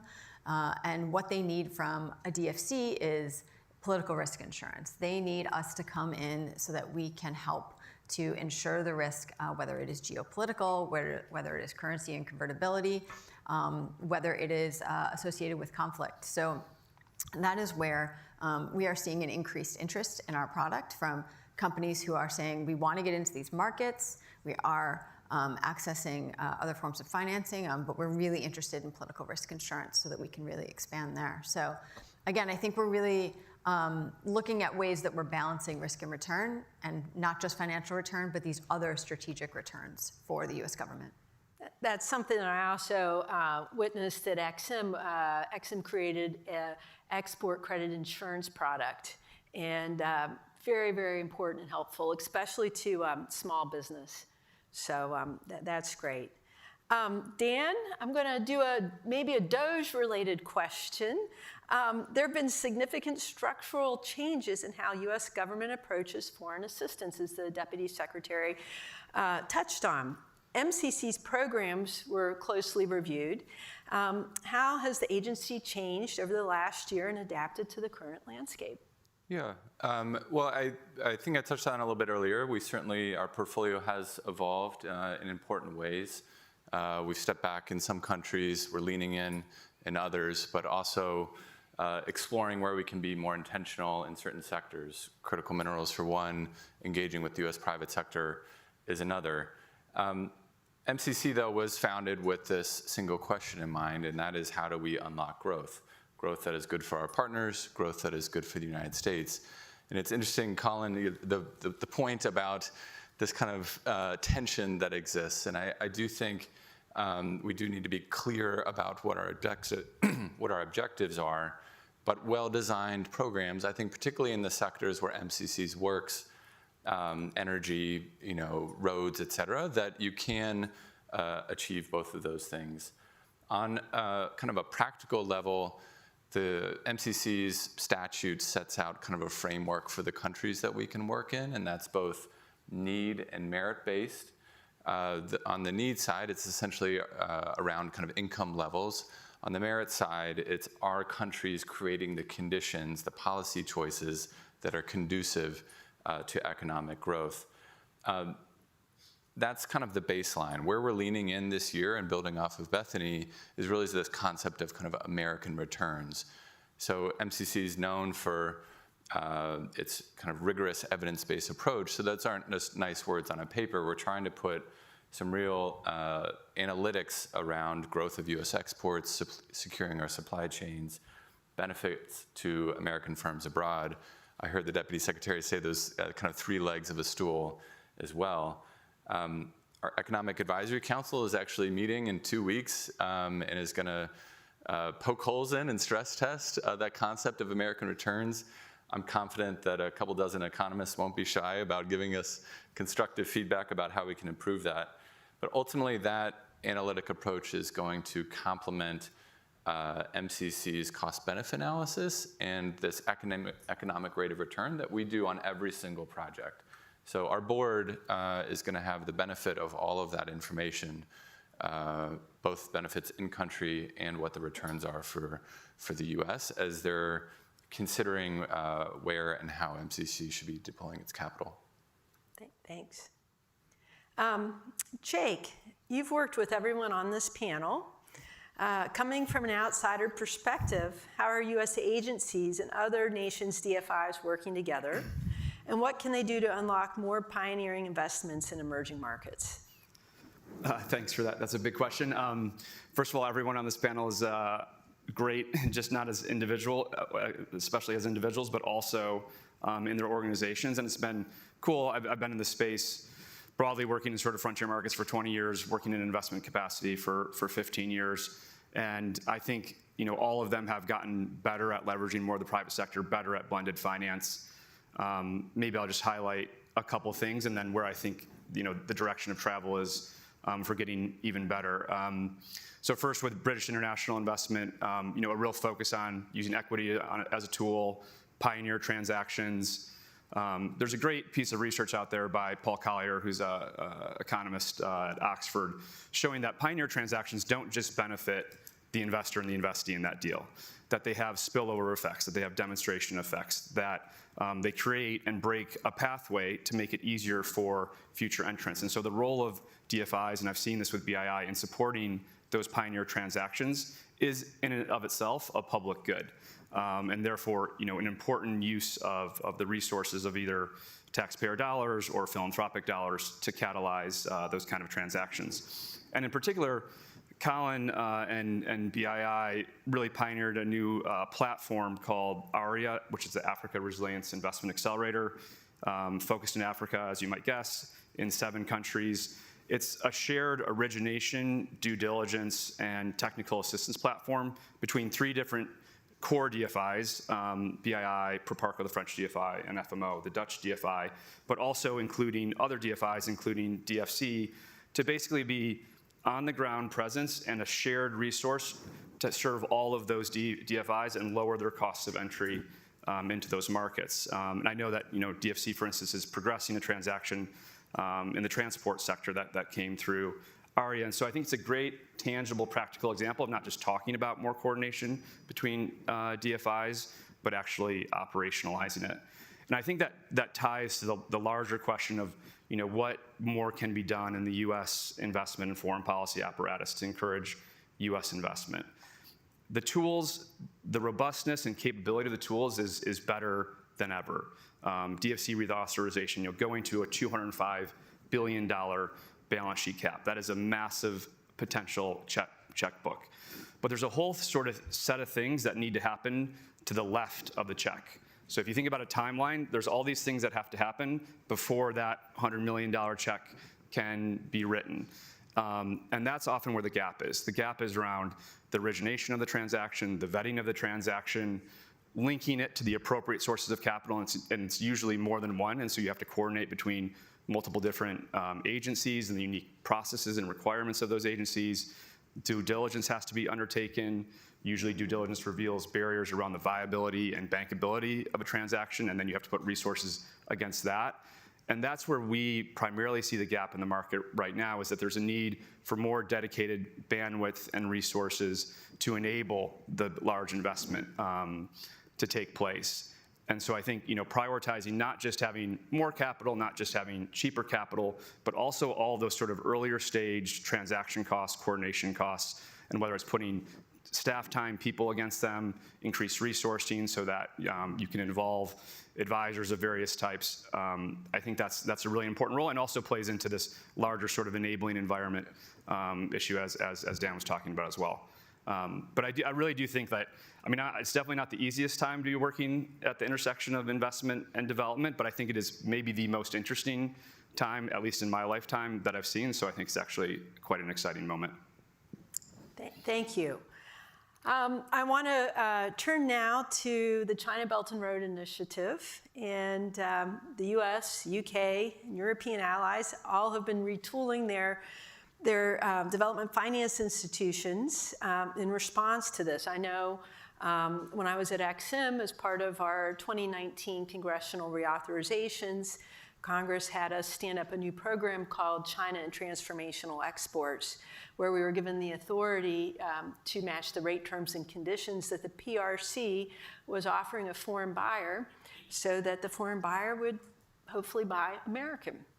And I want to just ask your views on what you're doing, and are we offering compelling alternatives? And what have been the biggest challenges in competing with Belt and Road? Let's start here. So great. Make the Brits start on this one. Look, I think the easy answer is yes, absolutely. We have an offer that is far more compelling than the offer that has been provided to China. And maybe I'll just offer, since we're speaking in generalities, I'll offer an insight about why I don't think China got it right.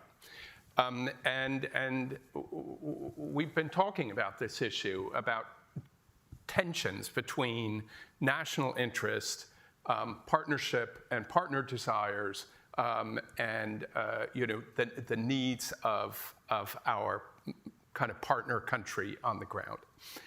And I think China got that wrong. It is absolutely true that an economic partnership should satisfy the national interests of both parties. And there are many transactions that can do that. The problem is that the national interests that you try and satisfy can come in a variety of flavors. It can come in achieving foreign policy aims. It can come in promoting the commercial interests of your own domestic companies. It can come in the form of tied aid, where the procurement basically runs to the purchase of your goods. I think the problem with China is that they got it wrong by asking for everything.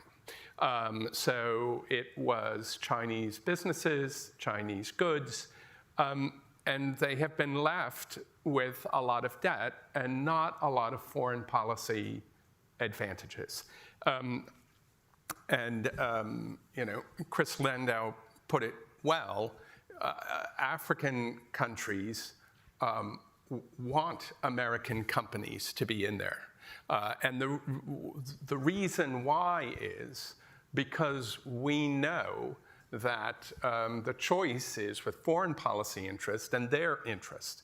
And all of us have moved away from the notion of tied aid and of U.S. contact. And indeed, one of the key parts of the BUILD Act that created DFC was precisely this, precisely removing this U.S. content. And why is that? It is because everyone recognizes that asking for that devalues the currency of your partnership to achieve any foreign policy end. And that's why we've stepped away from it. Europeans may be taking a different row. So how do we get it right? How do we offer something better than the Chinese? Genuine partnership, where we are honest about what our foreign policy aims are, respectful of the interest and aims of our partner, but we don't overload it all with trying to sort of get U.S. content, U.S. contractors, and so forth. I think that's a compelling offer against the Chinese. I think, the Belt and Road Initiative in China has been a far-reaching initiative across the world, and really with expanding control of in sectors and supply chains and critical minerals and everything. And as Colin had mentioned, doing this through a way that has debt burdened many of the countries in which we are trying to bring and increase investment in. And given the scale of Belt and Road, it's really important that as the U.S. government and as DFC being the investment arm of the U.S. government, that we're offering a compelling alternative. We are not intending to compete on a dollar-for-dollar basis. Even though, as Jake mentioned, our reauthorization enables us, to have a $205 billion balance sheet, we are intending to do very much higher dollar value investments in things like critical minerals and infrastructure. But this is why, our focus is, and our messaging and our intention is, China is, really controlling supply chains, the entire supply chains for natural resources. They are, seeking to control infrastructure on which data moves. And that's something that the U.S. government is doing very differently. So we are offering a different approach to the private sector and to the governments in the countries in which we work. One of the things that we are doing differently, that it is different than China, and I think is very important, is our discussions with governments are on what are your investment priorities? What are you seeking private sector investment? In what sectors are you seeking to grow your economy, and where along the supply chain? What is important to you? For countries that have a lot of natural resources, our discussions are around not just those natural resources, but where are we going to help you build the infrastructure, build the roads, build the energy infrastructure, look at the entire value chain of things. So really, these discussions, as Colin has mentioned, are more of partnership. We are investing because we do want to advance U.S. interests, but at the same time, we can advance and we intend to advance economic development and create jobs in the sectors in which countries want to increase investment. So that's really important. I think another factor that distinguishes us has been something that's very important to the United States is continued high standards. So we have standards on workers' rights. We have standards on environmental standards. We also focus on the importance of due diligencing our financing from the very beginning and throughout. We are working with countries on assessing geopolitical risks and how taking this into account as part of our due diligence. So these are all things that we are doing as not competing on a dollar for dollar, but it's really important for the United States that we are looking to secure supply chains, work directly with governments on their investment priorities, and ensure in things like ICT investments and digital technologies that we are working with them to understand the importance of investments in high standards and also technologies, that are going to bring benefits to them and not detract from what they're trying to do in their economies. Before I go to Dan, I just want to comment on that a little bit. Thank you so much. I found at XM, speaking with purchasers or countries around the world, they also love, for America, how well made our products are, goods and services are. The quality also matters. And engaging with the local employment matters. Instead of just bringing all Chinese workers to do a project, that you actually engage the people on the ground there to be involved in the projects. But I'm curious, big frustration for me even today still, because I'm a big champion of what we're talking about today, is reading in the newspaper, not in the newspaper, online. I do, Google alerts every day of all these deals that are happening with China in country X. New bridge, new radar system for airport, new this, new that, like ribbon cuttings, et cetera. And I'm just curious, given the Deputy Secretary's interest in this as well, how are we doing a better job as Americans of getting there and learning about those opportunities before we read about it in the news? Do you have any insights on how that process is working now? I think one of the things that we're doing is a couple things. So one, we have overseas offices. So DFC does have staff in multiple regions across the world, including through cross-boundary. And why is that important? That's important because we really need to have people who are in the markets understanding what the private sector needs are in the markets, understanding the market intelligence. So that has been something that we are hoping to expand because it is so critical for us to really understand what investments are coming, what concessions, what tenders are coming up within these markets, what the private sector needs from a financing standpoint. The other thing that we're doing is, and again, reflective of the State Department's focus on commercial diplomacy, is we are working hand in hand with our ambassadors and our embassies and the teams there with our Foreign Commercial Service and the other agencies that are based in these embassies, again, to really understand these markets, to really learn early on through the ambassador and embassies' engagements with the governments on the ground, with the private sector on the ground, to understand what are the forthcoming opportunities so that we can make sure we are aware of procurements of tenders and concessions that are coming up, that we can help bring the private sector there, that we can say, okay, DFC financing can come along on this. But it really is a market intelligence, and it really is understanding what are those opportunities, because that is a way we really need to compete with China there. I guess my former XM Chief of Staff, David Fogel, is now at the Commerce Department, is the head of the U.S. and Foreign Commercial Service, and we chat regularly, and he knows firsthand how important it is to be present there, and you learn about things by not necessarily having the world come to us here, even though we're in a very modern age of technology, but you've got to be there to know what's happening and get a good chance to do great things for your country and prosperity. Okay, Dan, you want to build on this? Yeah, I won't repeat everything Bethany just said, which I will ascribe myself to those comments, and I think a lot of these points have been made. But we're not going to compete dollar for dollar, but we do have a unique value proposition, and that's both the what and the how. In MCC's case, the what is quality infrastructure, world-class infrastructure, high standards. They know what they're getting in that. I think the how is this partnerships piece. With MCC in particular, there is a lot of local ownership, shared interest, shared costs, transparency, skin in the game. That is going to lead to better outcomes. One kind of unique thing that I'll add from MCC's point of view, though, is the scorecard that we have, and we're here at this forum and launching a new indicator that James and others have put a lot of work into. MCC does have a scorecard by which we are trying to measure the policy environments and whether these countries are trying to make progress on these things. And so what we see actually is that countries, they do really want to partner with the US. They are making strides using this scorecard as kind of a roadmap for reform and making strides without a single US taxpayer dollar being spent. They are improving on some of these indicators to qualify for MCC assistance.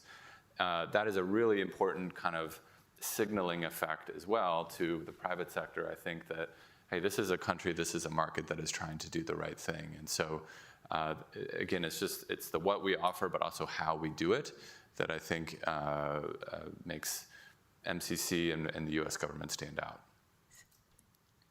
Jake? Thanks. Yeah, I mean, I think a lot has been well covered by my fellow panelists. You know, I think in the competition with China on potential transactions, yeah, I think, you know, we're not trying to compete, you know, dollar for dollar, you know, in the exact same level of speed, because that would be foolhardy against sort of a state-directed, politically driven effort. But that is also the weakness of the approach from China. Because when you have politically driven projects, that's when you end up with these sort of white elephant projects. You end up with airports, you know, next to the politician's hometown, but not where there's necessarily any passenger demand. You end up with ports, you know, that don't make sense or oversized or undersized, you know, based on political considerations. And so the fact that, you know, the U.S. and other partners can bring and are bringing in the private sector, a rigorous private sector lens that has to know that they are actually going to get that capital back, that they're going to see a rate of return from that capital, brings a level of accountability and transparency and long-term thinking into these projects that you don't get when they're more politically driven. And I think the other thing, frankly, and Deputy Secretary Landau mentioned it as well, is actually in addressing corruption.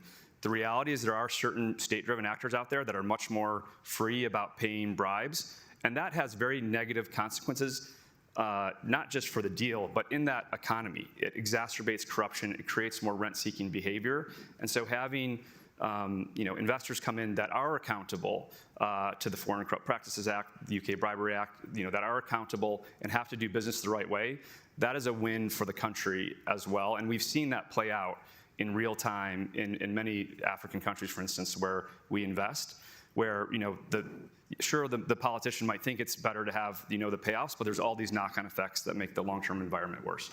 I do want to touch on one other thing, which is, as Deputy Secretary Landau asked, why is the U.S. private sector not more present in these economies already? A big reason, honestly, is that the U.S. economy has been phenomenal.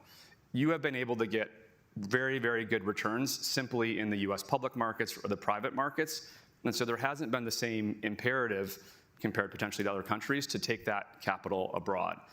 But that is, I think, you know, short-sighted, because as you can see right now in things like critical minerals or having resilient supply chains, the need for, you know, multiple transport routes, you know, all the ways that how the rest of the world's economy matters to the American citizens, that sort of underinvestment or underengagement abroad does have consequences. But part of it is simply the reality that the returns in the U.S. have been quite good. And so I think that does mean whether it's from the think tank perspective or it's from the government perspective, we need to be really actively encouraging and making it easier for the U.S. private sector to look at these markets. From an awareness perspective, from accessing the different tools, to serving up deals and having deal rooms and forms and investment pipeline, to make these opportunities as easy to invest in as in investing in another project in the Midwest. Because I think there is that sort of initial risk aversion and there's initial transaction cost to entering the markets. But there are, as I think our firm and others can attest, there are great opportunities to build a business in these markets, and we need to make that case to U.S. businesses. I'm from West Virginia, rural West Virginia, and I'm so happy to see in the audience today Roger Hanshaw, who is our Speaker of the House of Delegates in West Virginia. And that just takes me to what I cared so much about at EXIM and still today. How do we help our small businesses thrive in the global marketplace and start from scratch and develop into great thriving businesses? Do you have any observations on how we can help do that connection a little bit better? I think actually it's gotten easier due primarily to technology for U.S. small businesses, SMEs, to access these global markets. In terms of your ability to market your product, in terms of fintech or text-based logistics platforms that make it easier for you to navigate the sort of trade and regulatory processes necessary to get your goods into market, to finance those goods. I think there's a lot of interesting innovation, around stable coins and other things that can lower the transaction costs of foreign exchange and money flowing in various directions. And AI as well. AI makes it easier to translate your product into another language, to submit all the forms perhaps that might be necessary to be compliant and enter a new market. And so I think really embracing that sort of interconnectedness and how tech enables that could be a great advantage for U.S. companies going abroad. That's great. Anyone else have any observations on small business? Okay. I'm going to try technology. Let's see if I can put a question up on the screen. I don't know. It says ready, go live. Is it?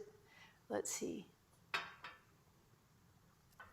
Okay, it's not up on the screen, so I'm going to read it. This is from Boyan Mitrakev, KRIB. Do you see Southeastern Europe, especially Bulgaria, Romania, as important for DFC and other GSEs to invest in critical minerals, shale gas exploration, and other areas? Anyone want to take that?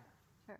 So that is a region where we're actually looking at several energy opportunities and looking at nuclear, looking at other forms of energy. So it's something that is important to us. I mentioned that we're working in every region of the world, but within every different region, we have, certainly there are sectors where we are going to focus a little more heavily.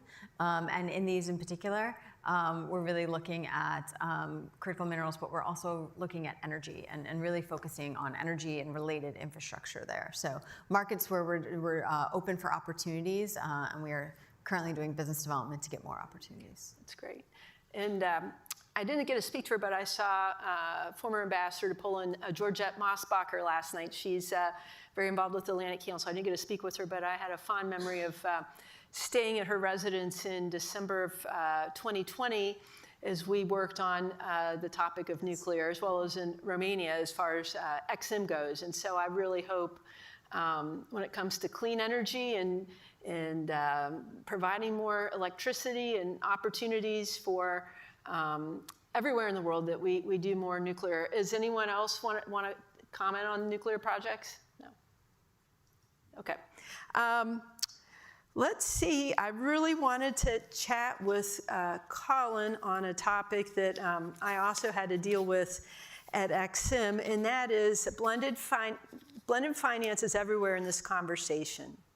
But critics say it often subsidizes private investors who would have come anyway to the deal, or distorts markets in developing countries. How do you answer this critique? So I think the direct answer is that blended finance done well unlocks deals that wouldn't otherwise happen. And blended finance done poorly is nothing more than a subsidy to an investor who would have invested otherwise. But that actually implicit in that question, I think, is this general notion that blended finance has somehow proven a failure. And so maybe if I could take a few moments to address that, because blended finance is everywhere. Now, it was unlikely that blended finance was ever going to satisfy the unreasonable expectations that had been set up in this sort of billions to trillions kind of narrative. But why it hasn't delivered on those expectations is an example of when economic theory falls foul of financial reality.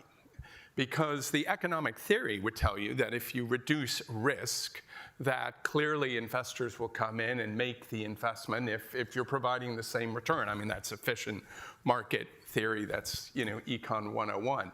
But the reason why it doesn't work is twofold. The first is that there are a lot of aspects to an investment that are not addressed by blended finance that are still putting off investors. So that's long tenors, illiquidity, immature capital markets, and the absence of a pipeline. And the other piece that I don't think anyone fully understood is the institutional culture of an investment house. And investors aren't investing because this is not an asset class. This is a feature of an asset. Second of all, it is not, you can't do it at scale. It's not replicable. Every one of these investments are the same. Third, investment houses are very loath to set up the capacity to sort of evaluate these investments and monitor them, for a handful of these investments in kind of strange, faraway places. And I think that, the Deputy Secretary of State was absolutely right, that there is a misapprehension of risk, and that plays out in this institutional culture. That having been said, I think blended finance, where it is done right, has been absolutely transformative, and people just take it for granted. So political risk insurance has been revolutionary and has made a massive difference, not the least in Ukraine. The development finance subordinated debt tranches in project finance are ubiquitous. They make deals bankable that wouldn't exist, and they are a feature of project finance. So there are quite a lot of these places. Blended finance works well. It's just not the panacea that everyone thought it might be. Have you written on this? Because I really want you to write a piece on this. I've written too much on blended finance. on this We'll write it together. Why don't we do that? Okay. As EXIM goes into its next reauthorization, from the private sector, do you have any views on this? Yeah, I mean, so and Colin has written a lot, so you should check it out. I was prompting him to do a new article relevant to EXIM's reauth. Maybe you can even write it jointly. So I wrote something a couple years ago, and the title was "Every Deal is a Blended Finance Deal," because every deal has externalities that affect public goods, whether we talk about them or not. Any investment that you make is affecting various public goods where it might have a knock-on effect on the cleanliness of the air or the education in that area, or ancillary spillovers to suppliers. There's all of this. Every deal has these sort of externalities, and therefore every deal has opportunities or risks from public regulation or incentives, from philanthropic incentives. And that happens at the deal level. It also happens at a meta level, through public policy often. A tax credit is a form of blended finance. If you look at One Big Beautiful Bill, there's all these types of blended finance incentives or disincentives embedded in that. And so I think we should just be talking about it generally, because it's not as if there was this silo where these like pure play, private equity deals that or only have to think about the commercial considerations exist.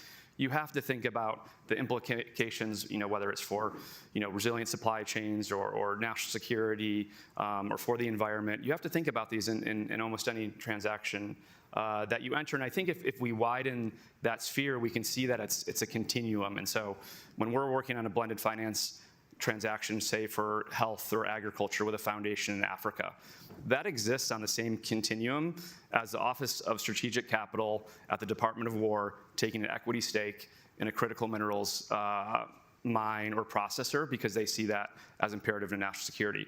All of these are driven by mission-driven capital, basically, that is seeking something beyond just the IRR, beyond just the internal rate of return on the project. So to close us out, I want to, again, thank James and the staff of the Freedom and Prosperity Center. Let's leave them with some thinking for a decade from now. What do you think success will look like? And how will we know if investment development finance actually achieve the strategic objectives we're setting today? So let's start with Dan. Sure. There's a tendency to kind of focus on the next shiny thing. And so this is going to be a long-term game. This is going to be having the kind of patience to be thinking in the long term. Of course, there's immediate demands and we want to move quickly, but a feature of MCC, for example, is having know your funds thinking in 5-year terms in terms of compacts. I think to address some of these sorts of challenges, thinking regionally is another. So I would just offer that basically we want to be mindful of the current moment, but we need to be also thinking, as you said, it's a bit short-sighted if we're not thinking about some of these other emerging markets in certain ways, despite some of the opportunities here at home. So we need to be thinking on that 5-10-year horizon, not just today. I think a couple of things. One, you've heard a lot of us here talk about supply chain resiliency, and I think success will be that we do have more resilient supply chains across multiple sectors: critical minerals, digital technologies, transportation, and logistics. That we through DFC have advanced U.S. interests through private capital mobilization, but we've also worked to increase economic development and increase jobs in the markets in which we are working. I think another element that would show success would be that these different markets in different countries, again, because they've had more private sector investment, are able to weather more geopolitical shocks that we're seeing happening across the world. And again, that ties to supply chain resilience. So a lot of those things I think would be success from a private sector investment perspective and also from a U.S. interest perspective. I'll offer two. So the first one would be that rating agencies begin to rate emerging market companies on their own merits and without capping them by the sovereign rate ceilings. I think that'd be a huge step forward for investment. And the second one, because I got into this for development, I would love in my career to see at least one African low-income country graduate to be a lower middle-income country. Great. I mean, I would echo a lot of that. I mean, I think to the theme of this forum, I think it is such an interesting time to be working at the intersection of prosperity and governance. I went to grad school and I did a joint MBA and Master's in Public Policy, and it's just a fascinating time because you really see how these skill sets need to come together. And it's obvious that right now we're in a world, it is a reset moment. It is maybe a 1947 type moment where a lot of the international institutions are being reset. Nothing's on autopilot, which is of course scary and challenging in some ways, but also means that no one has to feel like they're a cog in the machine. That the opportunity for individuals, for talented leaders to really make a difference in shaping what the future architecture of investment is and what countries can graduate and see the prosperity that we've enjoyed here in the U.S. I think it is the most interesting and potentially impactful time for the audience in this room and elsewhere to be playing that role. Well, to the panel, thank you very much, and let's hope for great things.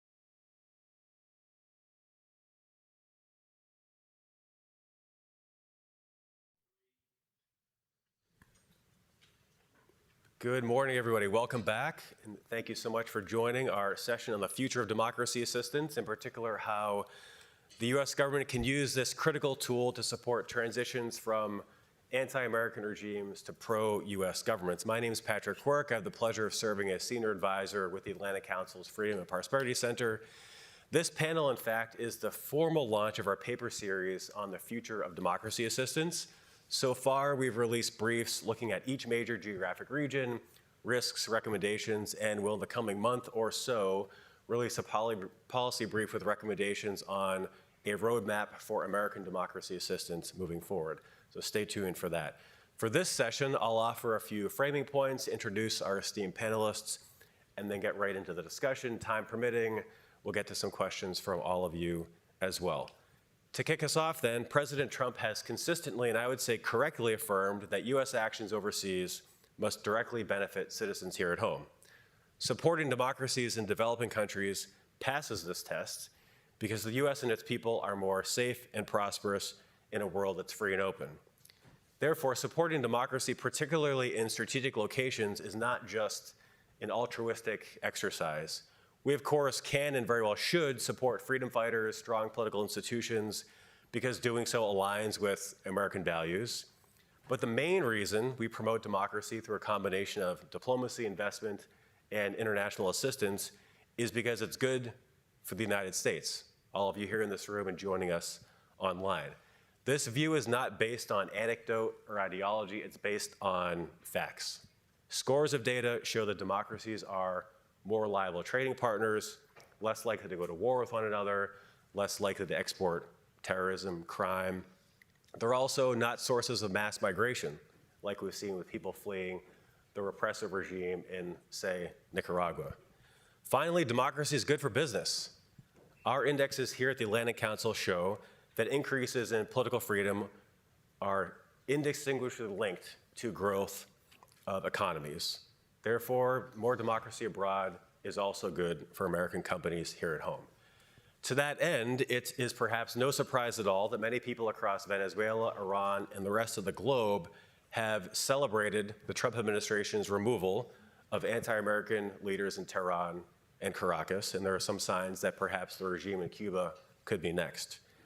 Removing despotic, violent leaders who suppress their people and call for the death of America could perhaps be a positive step forward for freedom, but the question is what comes next? In these and other cases, how can the U.S. use non-military tools, and in particular democracy assistance, to ensure stable transitions to pro-U.S. governments that deliver for the people in those countries? Thankfully, to help us answer these and other questions, we have two excellent panelists with decades of experience working on national security issues. To my immediate left, we have Melissa Ford Maldonado, who's the director of the Western Hemisphere Initiative at the America First Policy Institute. And to her left, we have Dr. Daniel Twining, who's the president of the International Republican Institute. For format, I'm going to ask 2 rounds of questions, and then time permitting, come out to all of you for your questions. For this first round, I want to start big picture in terms of ROI on supporting democracy as a core component of U.S. foreign policy. So Melissa, let's start with you. As someone who works on strategies for threats in this hemisphere in particular, you very well understand how we need military and non-kinetic tools to keep America safe, secure, and prosperous.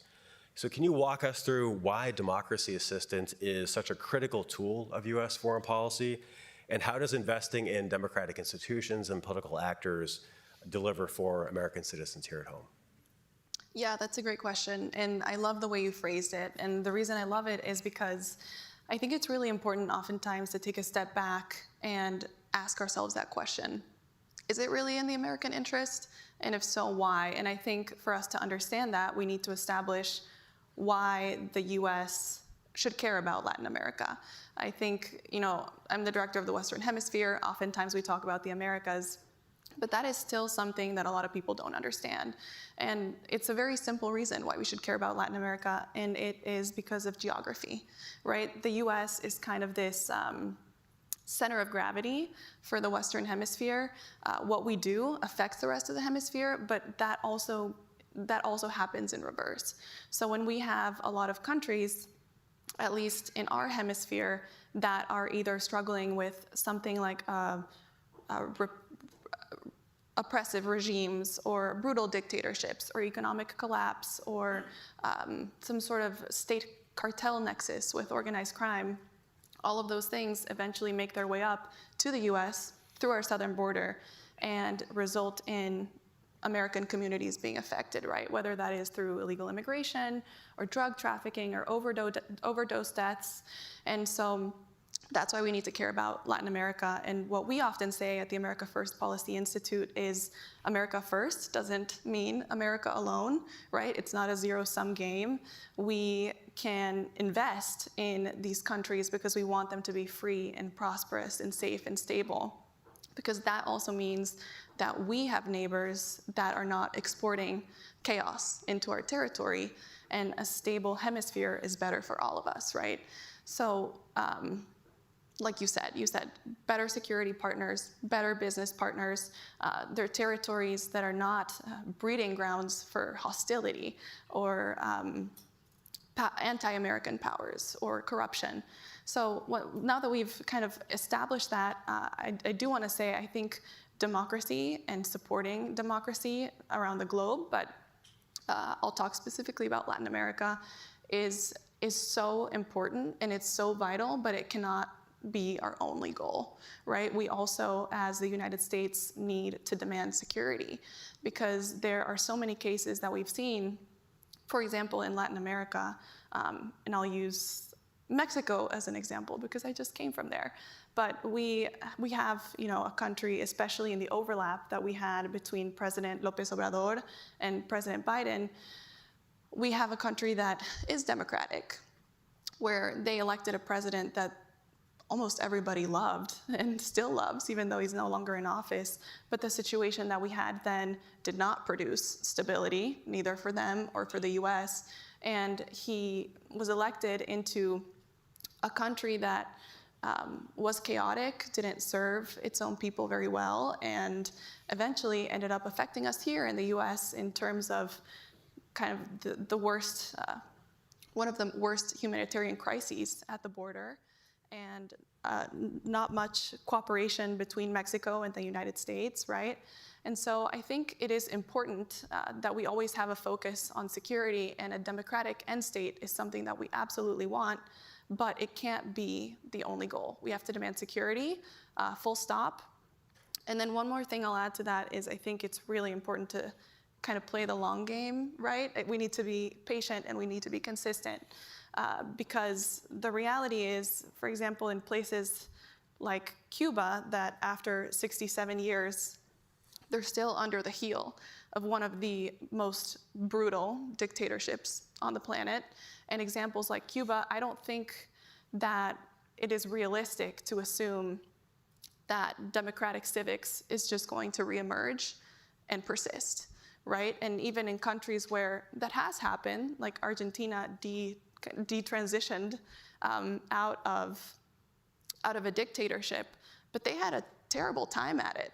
And they are still dealing with a lot of the repercussions from that, whether that be economic issues or hyperinflation or kind of cycles of instability and populism. So it's important that we do everything that we can to promote democracy, but that needs to be also met with some preconditions.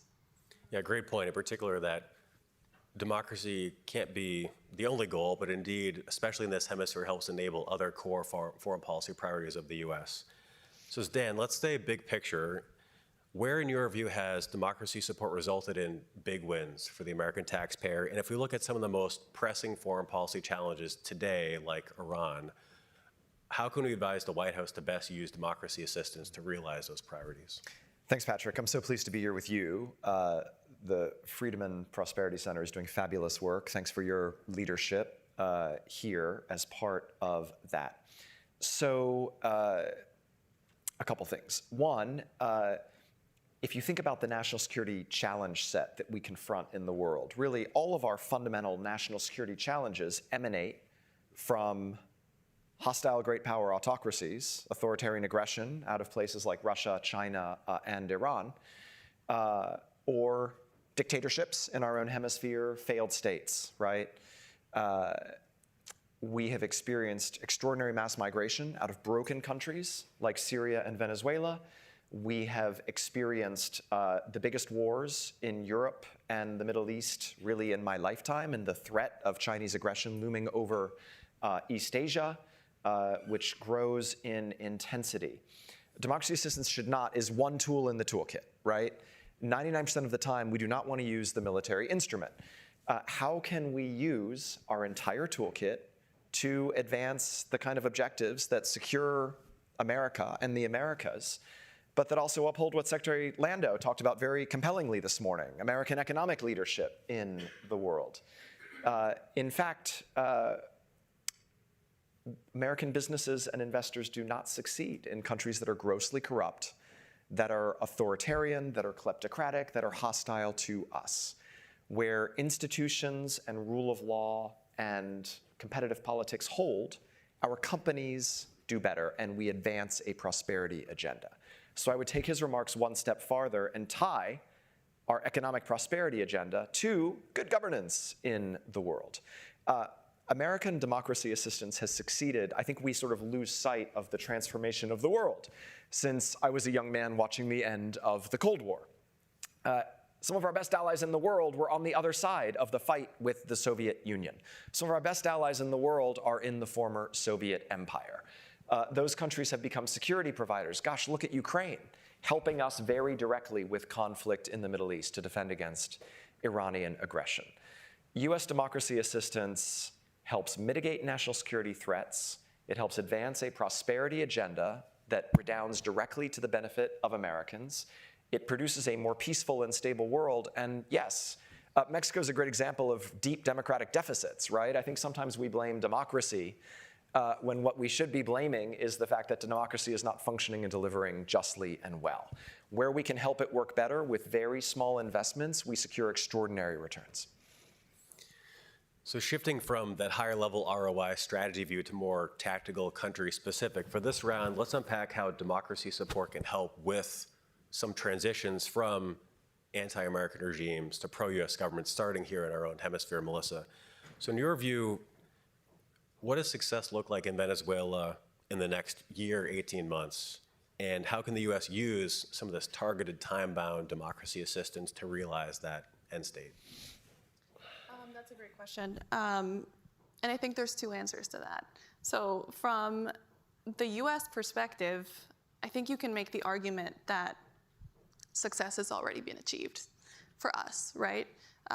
We removed a hostile regime, we reestablished influence, and right now we maintain control of all of their major commodities and the foreign affairs of Venezuela. So I think it's important to realize that even if not a single thing more was done, for the US, that's considered a success, right? But I think now to me, I don't think that declaring victory right now and walking away would be prudent.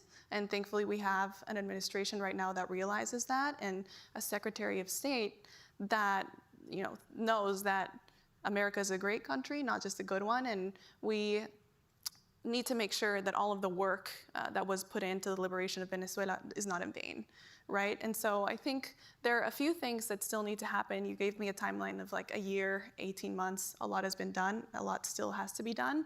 But I think that the end state in that timeline where we could say that the situation in Venezuela is a success, not just for us, but also for the Venezuelan people, is we want to see a Venezuela that is fully sovereign, that has restored order, services, political legitimacy, and has kind of reincorporated itself not just with the US, but with the democratic world, and is somehow incorporated into a US-led security framework. I think that would be a success. And there's a few different things that need to pan out for that to happen. I think number one, we need to ensure basic stability. That is, are the streets safe? Are the ports functioning? Is the energy flowing? Are we continuing to tackle these kind of cartel links? And then we need political legitimacy.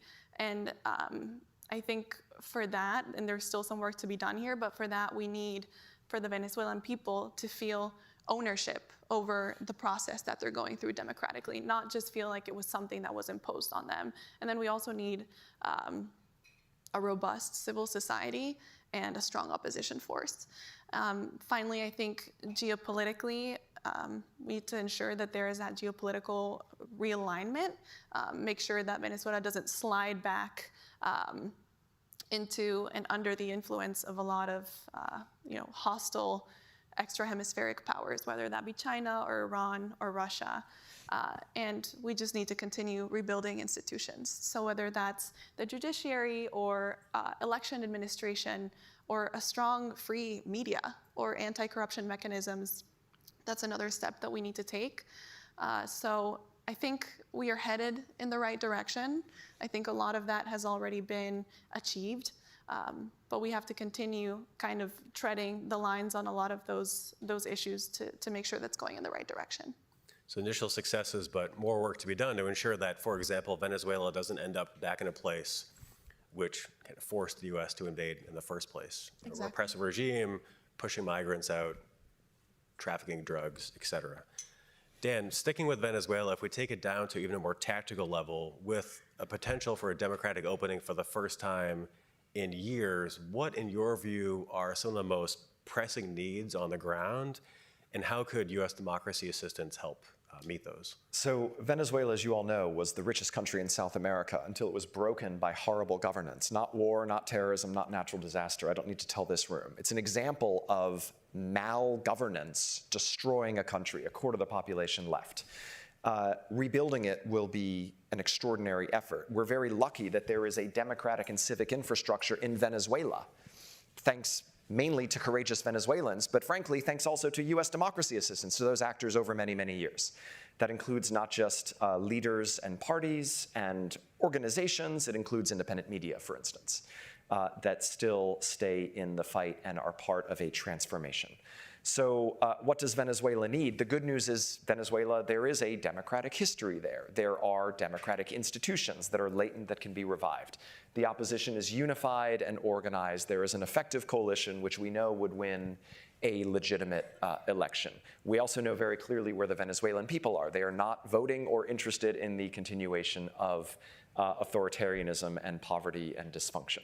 So Venezuela needs support for political organizing. It needs support for actors to campaign and then obviously to govern justly, to rebuild institutions. We get very focused on leaders. I mean, there is this extraordinary turn in Latin America with all these pro-American leaders coming to office, but they are dealing with tough, tough legacies.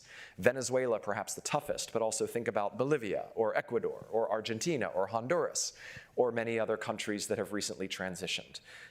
Venezuela has the advantage of an amazing natural resource base. Those resources have been funding a kleptocratic authoritarian state.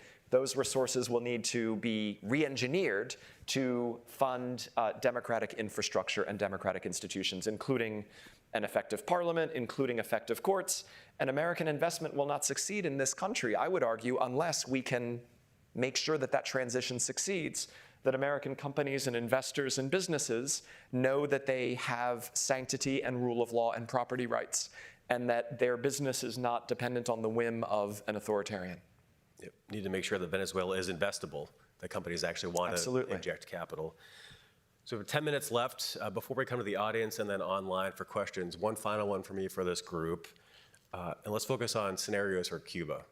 So Melissa, the U.S., as you know, has long maintained pressure on the Cuban regime. How do we make the case that sustained pressure still serves a strategic purpose, and how can the U.S. Support a transition, but ensure that it doesn't just lead to regime adaptation, but true regime formation?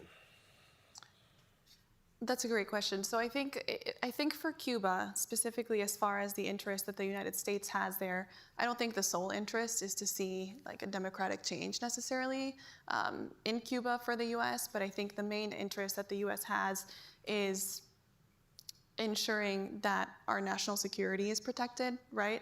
And that it is no longer exporting chaos onto our shores, or that it doesn't continue being this hub of instability for the entire hemisphere.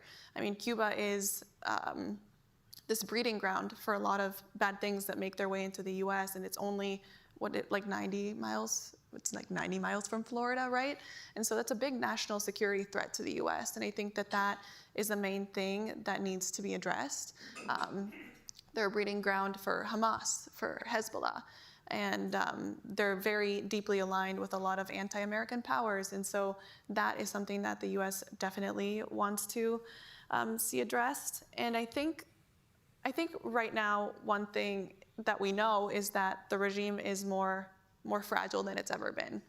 And in large part, that is thank you to the U.S. That is in large part because they are no longer receiving oil shipments or oil subsidies from Venezuela. And another reason is because they're no longer receiving that from Mexico either, which was a big provider of that. And that's thanks to U.S. pressure. So I think we're closer than we've ever been. I think you're 100% right when you say that the real threat is regime adaptation. For a lot of us that are in the Latin America space or are from Latin America, we've seen it time and time again. I mean, coming from Bolivia, I can tell you it was 20 years of being promised something new, a different leader, somebody that would make real change, just to suddenly have kind of the same face, the same process under a new face. And I often like to compare it to a house. Like it's almost governance in a lot of countries in Latin America. It's like a house that's falling apart. Like the roof is coming off, the foundations are unstable, the wiring is faulty, and then we have someone come in that promises you a ton of things, and then really what they give you is kind of a fresh coat of paint, right? And so we've seen that in Bolivia. That's what happened, for example, in Nicaragua with the Sandinistas, where we had this like revolutionary leadership basically just adapt and continue to oppress the people there. And so I think we need to be really careful that that doesn't happen in Cuba. And what's tough about Cuba is we don't have a great example. There's nothing close to it. I mean, they've been under the heel of this dictatorship for 67 years. It is not the same as Venezuela. It's very different. It's much more closed. We have a regime that has been working tirelessly for almost 7 decades, making sure that there is no opposition force that is equipped enough to take over. And so what we need to see there is we need to make sure that there is this reemergence of a strong civil society and many leaders, not just one leader, right? That model of one charismatic leader has failed the people of Cuba. So we need to see a lot of strong institutions. We need to see a lot of strong leadership. And what the U.S. needs to do is not just, support the fall of this next regime, but we need to support and make sure that we have the pillars in place for it to be successful and sustainable. So extending that a bit further, Dan, looking at what those pillars might be, walk us through what you think day one of a Cuban transition might look like and what U.S. investments in civil society, political actors are most critical to shaping that outcome. Thanks, Patrick. I mean, you're an expert in this, but just for some of the audience maybe watching online, a transition doesn't mean you go from autocracy to democracy. What a transition does is begin to open political space. And then the question is who fills it, right? So your point about bad actors filling it and you get something that looks like, quote, regime change, but it's just a reshuffling of the deck chairs.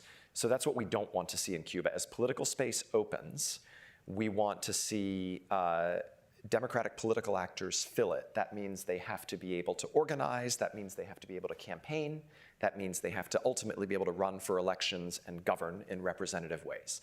We want to see civil society step up. I mean, part of a communist totalitarian system is basically making the state so dominant that there is no society or it's just shriveled. Civil society has a big role to play. Government cannot solve all problems in our country or in a broken country like Cuba. So there will be a big role for civic actors in dealing with just some of the most basic forms of local governance and administration.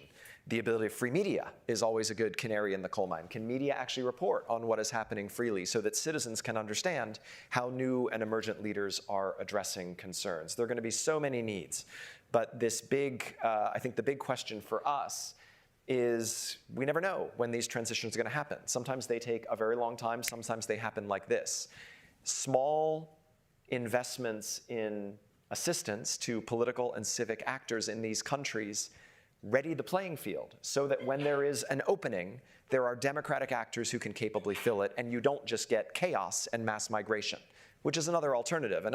You don't just necessarily have a transition that moves either into a new form of autocracy or towards democracy. You can also just get a form of anarchy where there's effectively just absent government, absent governance, and we certainly don't want to see that given that we're right offshore. So recognizing we have just about 3.5 minutes left, I'm going to take the prerogative of moderator to make the final question for both Melissa and Dan for your final reflections. So both of you, if you were to identify one pressing foreign policy challenge, either in this hemisphere or globally, which one is best suited for democracy assistance to help solve, and why? So I would like to say, I just think it's very important for us to support frontline democracies. There are very brave frontline democracies, not just like Ukraine, but like Moldova and Armenia, who are standing up to Putin's attempt to basically recreate the Soviet empire. We should support them because we have a fundamental geopolitical interest in not letting Putin succeed in recreating the Soviet empire. There are frontline democracies like Taiwan that are doing amazing work building their own democratic resilience, right? Also building extraordinary prosperity. Some of the greatest stories in the world. We should support them because, gosh, we really have an interest in an Asia that is free and pluralistic, including free for the people of Taiwan to chart their own course. So supporting frontline democracies is pretty fundamental. The other thing is, frankly, breaking up this axis of autocracies. We haven't really talked about it. We've alluded to some of the authoritarian collaboration. But it bothers me when democracies, when free societies do not work together because our authoritarian adversaries support each other very, very, very actively. It's one reason the Maduro regime survived so long in Venezuela. It's one reason the Castro regime has survived so long in Cuba. So let's make sure that we are helping our friends and supporting them so that they can carry the load for us in building free societies that become great trade and security partners to us. I think this is just fundamental. And by the way, I think we're winning. In Latin America, we are winning on this front. It's not all lost and bleak. We just need a little more of that. And I would just agree with everything that you just said. Amen to that. But I do think that it's important to kind of continue driving home the point that it's very important for us as the United States to really focus on Latin America, right? There's been so much neglect for our neighbors in our own hemisphere for so long, and we have ignored them, I think, at our own peril. So just continuing to fight, like you said, I think a lot of this coalition of authoritarian leaders and dictators that we've had there, they're very organized. And they work very well together, and that's something that we haven't really done, and we are taking the first steps towards doing that and just making sure that we have a strong coalition of countries in our hemisphere that also, that want to be free, that want to be accountable, that want to be, responsible for what happens to their people. And I think that the U.S. really needs to double down. I know that there are a lot of engagements that we're involved in around the globe, especially right now. But the U.S. is capable of maintaining all of those engagements while still keeping a very important focus on what's happening within our neighborhood. In part because there's an extraordinary opportunity for us if we succeed. Absolutely. So we should not lose sight of the opportunity. I totally agree. Well, thanks to both of you. I think a through line through those comments and the panel more broadly is that the U.S., no surprise to people in this room, faces a multiplicity of challenges, and we're not going to solve, frankly, any of them unless U.S. foreign policy has support for freedom and democracy as a core pillar. Thanks so much again to Melissa and Dan for joining us. Thanks to all of you for being here. On to the next panel. All right. Thanks, Patrick. Thank you.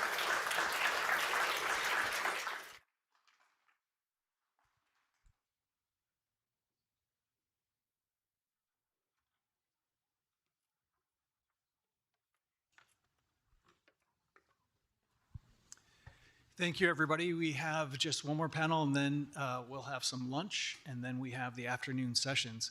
So, as the panel said, democracy is really important in its own right, as we all know, but it's also critical to something else, which is prosperity. And if you look at the data that we've been able to produce, the tie between democracy and prosperity is clear. And if at lunch you want to go to the, there's some touch screens where you can actually interact with the data that we've produced and look at country by country scorecards and see the interaction between a country's democratic rights, political accountability, and the level of prosperity that we can see from there. So now we're going to switch slightly to talk about measurements again. As we heard this morning, we've had a major new grant from the Templeton Foundation to look at specifically small and medium-sized businesses and do a deep dive into each country's enabling environment around small and medium-sized businesses. And we call it the Entrepreneurial Policy Initiative.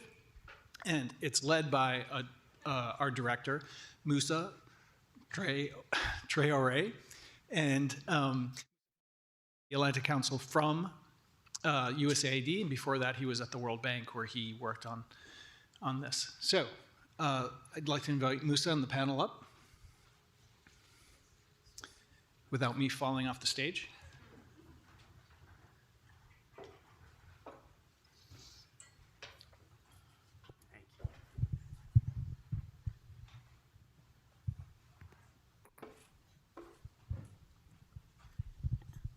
Thank you very much, James, and hello and welcome to those of you joining us in person and also to our online audience, and thank you for being here. My name is Moussa Traoré, and I'm delighted to moderate today's panel, which marks the official kickoff of a major new initiative here at the Atlantic Council's Freedom and Prosperity Center, the Entrepreneurship Policy Initiative, or EPI. EPI is a response to a gap, and it's also an opportunity. Entrepreneurs and small and medium-sized enterprises are engines of innovation, job creation, and economic growth. In low and middle income economies, SMEs make up more than 90% of businesses, employ nearly 3/4 of workers, and contribute up to 40% of GDP. And yet, they continue to face significant constraints, from limited access to credit and investment to cumbersome and costly regulatory environments that make it hard to do business. At a time when more than 1 billion people are set to reach working age in the next decade and contend with mounting job scarcity, the case for urgent policy action to empower entrepreneurs has never been clearer. EPI is designed to meet the growing demand for tools that help governments unlock that potential through better data, smarter regulation, and stronger coalition for reform. Made possible by the generous support of the John Templeton Foundation, EPI will do two things.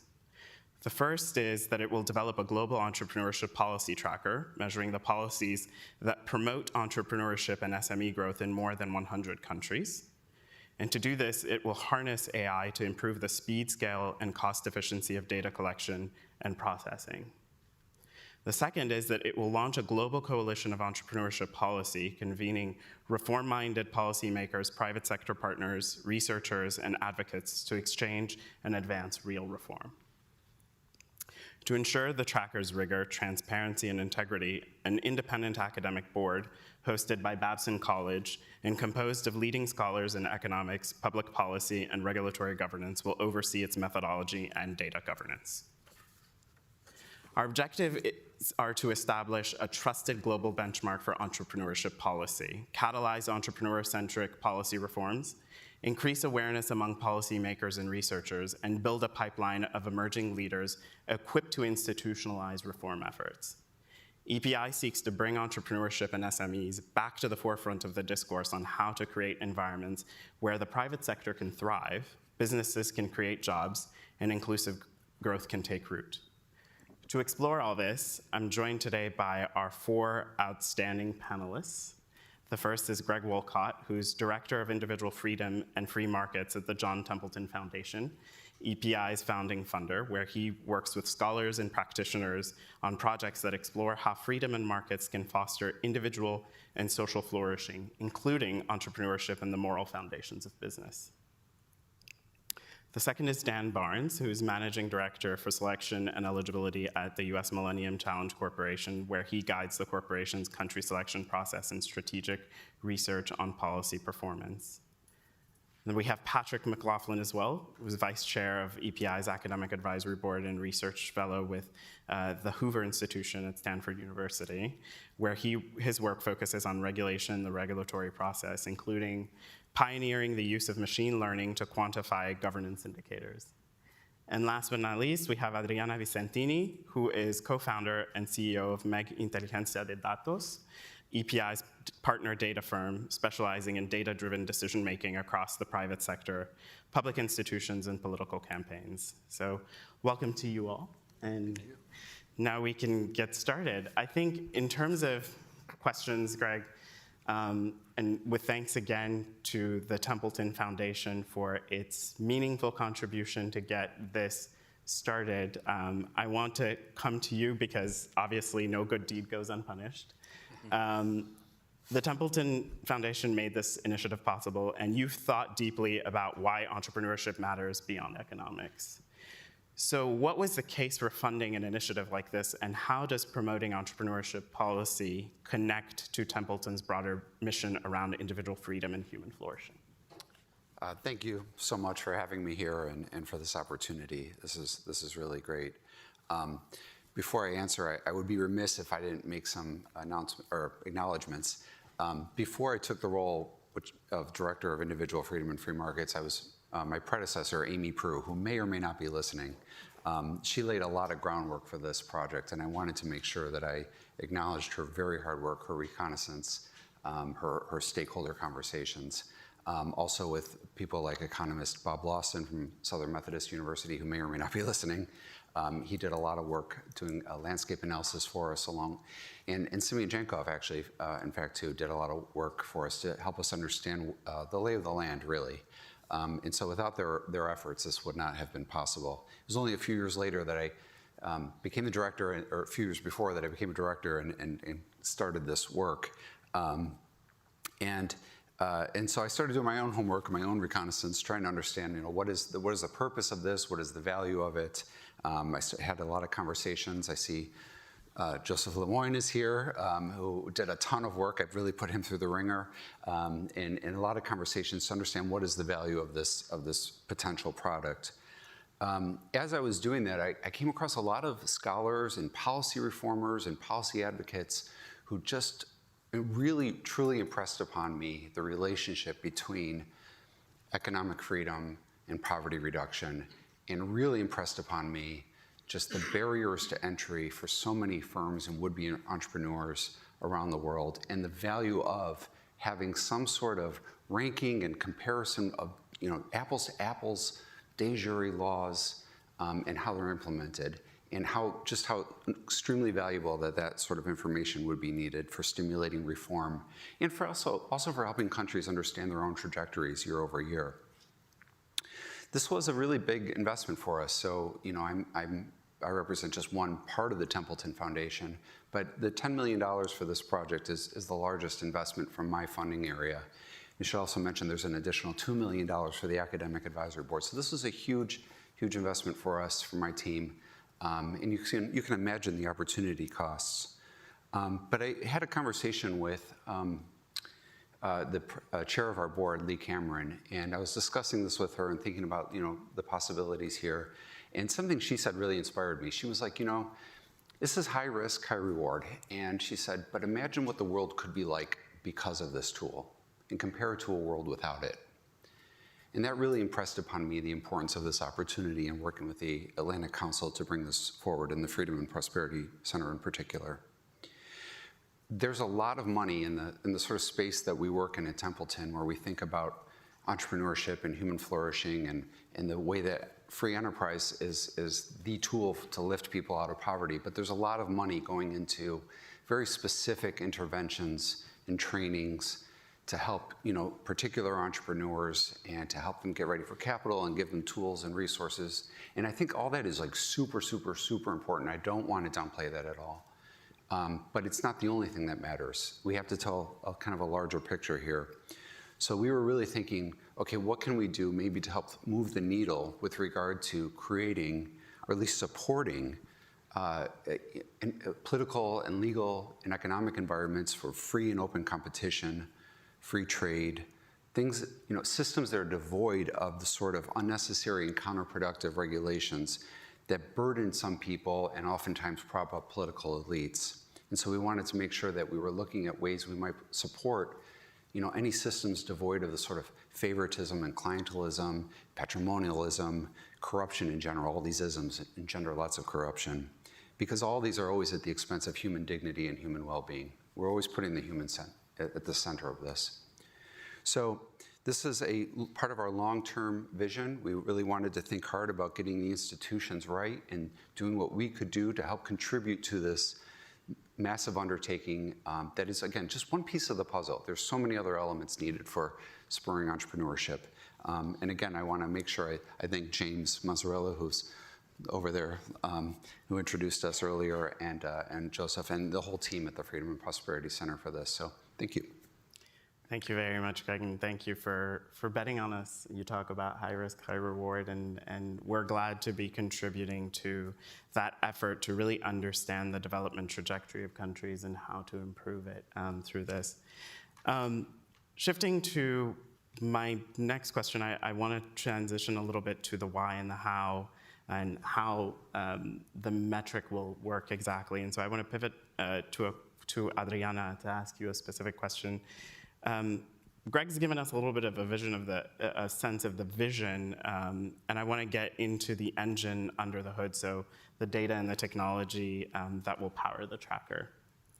You and your team at MEG, obviously, are data partners. And the perspective tracker that we're developing together is premised on a fundamentally new approach to data collection and analysis using innovative artificial intelligence.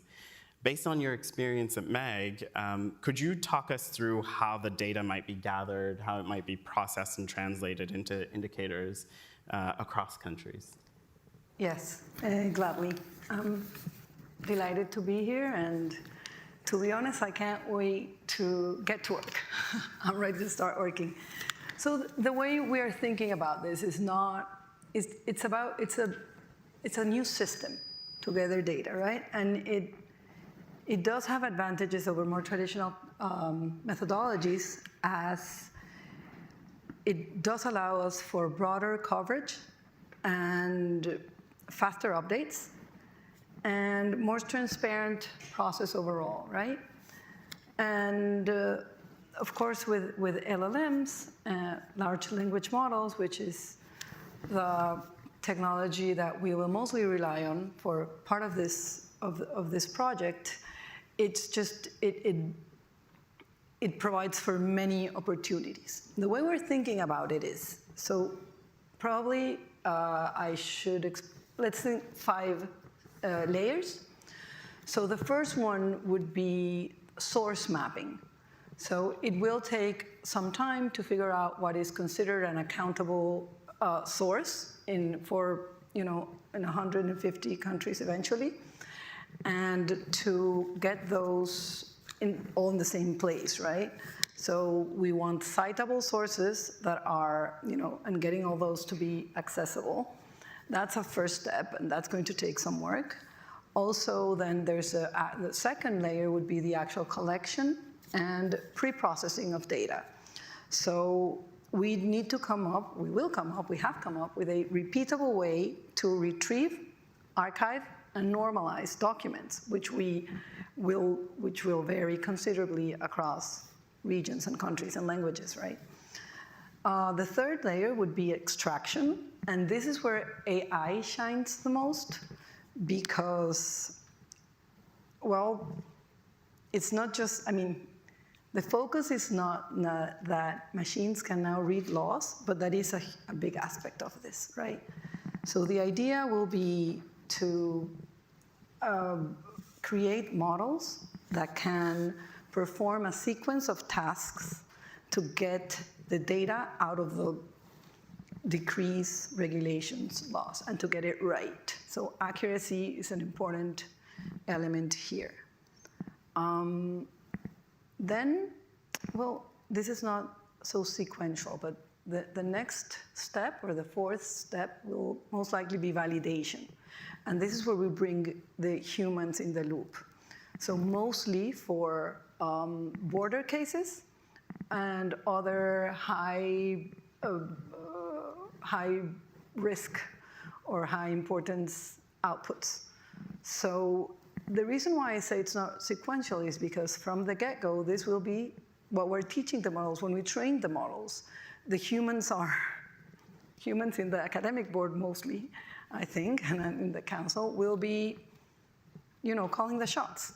The idea is that we can rely on the machines for the vast processing and also for consistency, because coding data or coding legal information allows for interpretation and human bias, which will still be there, but I think it will be in a more controlled manner.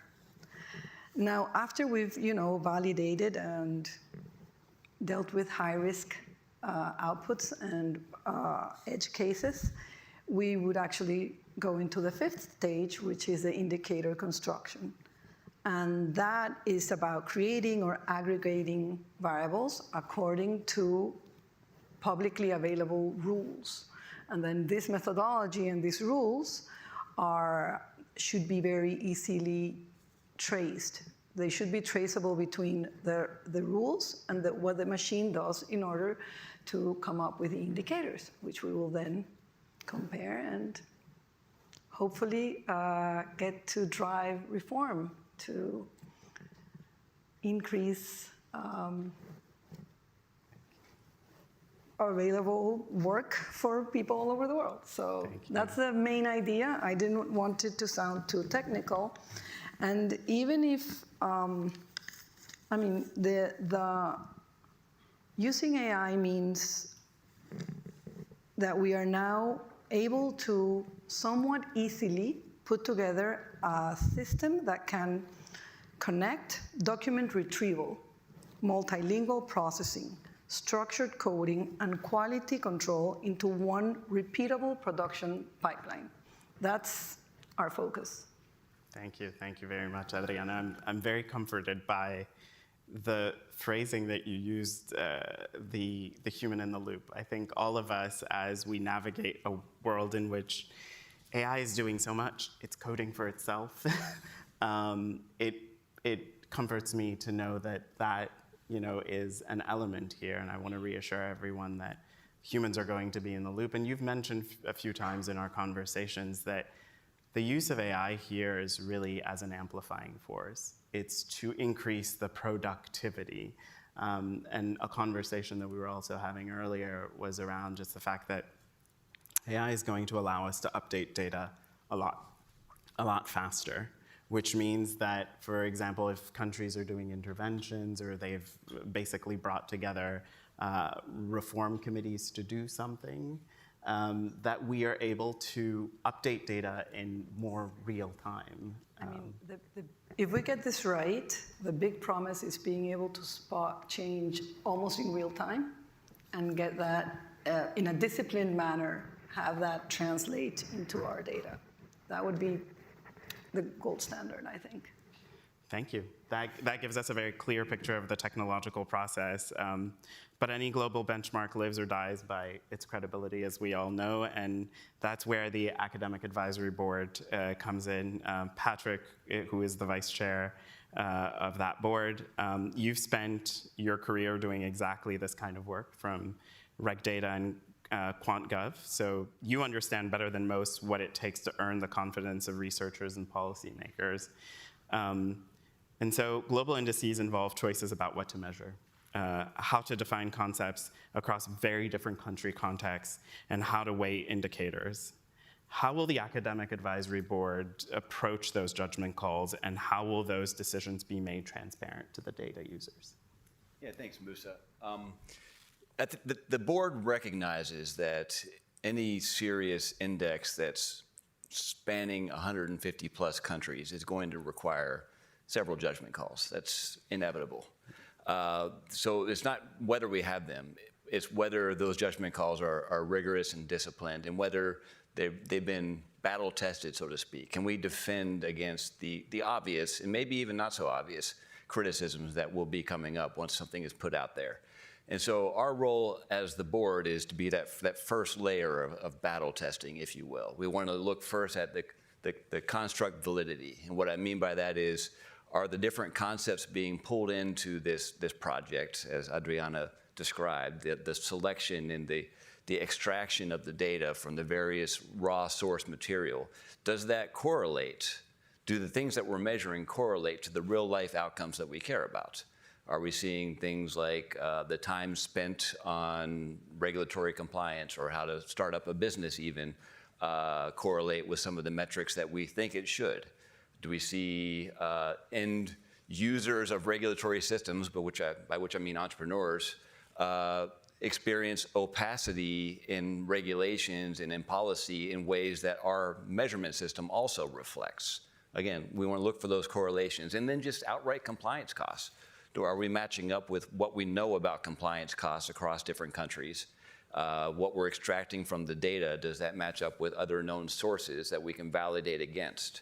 This is, as academics, this is our bread and butter. We're constantly both validating our own material against existing material and telling other people when we referee their reports whether or not their work is valid or would withstand some sort of external critique. Maybe often we are the critics themselves.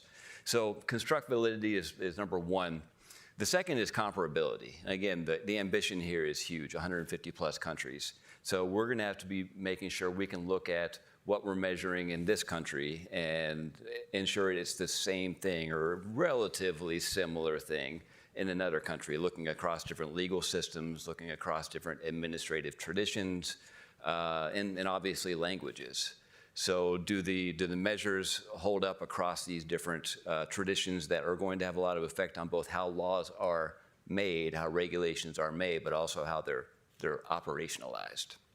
And then third, on the weighting selection itself, the aggregation of these different raw source material that we're extracting out of the regulatory text and other policy text, I think the key is just going to be transparency. It's already been hinted at earlier. There's going to be a weighting scheme. We want to test different weighting schemes, and I think we need to be very transparent about the test that we ran, the selections that were made, and maybe even let the user experiment with other alternative weighting schemes that might be farther down the road. But we'd like to see at the end of the day that the user understands exactly where a country's number came from, and they can trace all of the different components of an index back to the source material. Traceability is another key thing here for the transparency element. We're talking probably millions, over 1 million of pages of text that we're going to be collecting, Adriana's team is going to be collecting and extracting data from. Can we take every single data point that's going into these weighted and aggregated indices and connect them back to the source material and make that transparent, make that traceable? I think that's going to be a really key element, and that's something that the board's going to be looking for. Can we trace every single data point back to the original source? So there's other ways that we're going to be looking at it, but those are the three at the top of our list on how we can make sure this project is able to withstand the test of time. Thank you very much, Patrick. And I appreciate what you mentioned about, does what we put out actually correlate with the outcomes we desire to see? And I think that's where, obviously within the Freedom and Prosperity Center, we study prosperity and, outcomes, prosperity outcomes across the globe, but we also want to ensure from the perspective of small and medium-sized enterprises that the data that we will be generating on the EPI side will be contextualized in the context of emerging and developing economies. And so we're going to rely a lot on you experts, academic experts on entrepreneurship and how you drive some of those positive outcomes towards prosperity in emerging and developing economies. So thank you for that. I now want to, Patrick has walked us through what rigorous methodology looks like from the supply side.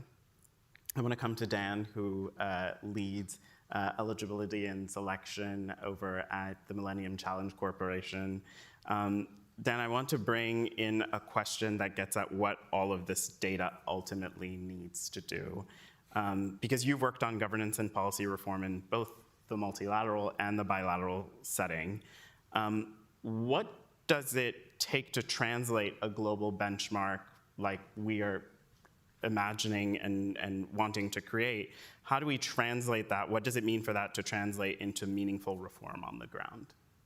Yeah, great. Thank you for the question, and thank you to the Atlantic Council and to the Templeton Foundation. This is a really exciting initiative. We at MCC are extremely excited for the potential to use this, so thank you for all that you're doing. I kind of sort of structure my response in 3 different buckets. One is sort of understanding the types of data that you're producing, knowing your users, and then figuring out the incentives for the users to actually take that up and translate that through to changes on the ground. On the types of data side of it, we at MCC create these scorecards that we use as a decision rule for understanding the policy environments in countries and how well governed are they to then to figure out whether this is a place where we should be pursuing a program. So it's a high stakes use of data. And in doing that, we've discovered a few different things. One, it creates a bit of an incentive effect for countries to try to pursue reforms. But 2, it also means that we really stress over the details to make sure that we are getting it right. In doing this, we're trying to get a balance between actionable data and data that is really insightful about what is happening on the ground. And preferably those two are the same thing, but they're not always. And so this comes down to things like looking at de jure data, illegal the laws. Those tend to be more actionable. A country knows what it is they would need to do to increase their performance. But then also trying to look at outcome measures. What is actually happening on the ground? Are you seeing development results? Are you seeing good economic policies translate through to economic growth? And getting a mix of these two is super important for a couple different reasons. One is, again, for MCC, we're trying to understand what's going on in the countries, so we want to have those insightful measures. But the other challenge we have is the users, and for our purposes, it's oftentimes governments or people who are advocating reforms on the ground. They need to understand what the data is measuring. And so the actionable indicators tend to be the ones where it's a little bit easier to understand what is actually being measured, what is it we would need to do to improve performance. And then some of these outcome measures, they can be complicated, they can be using regressions. And so for the users of the data to understand what is being measured, let alone what do I need to do to have an impact on what that thing is. And so getting that mix is just really challenging.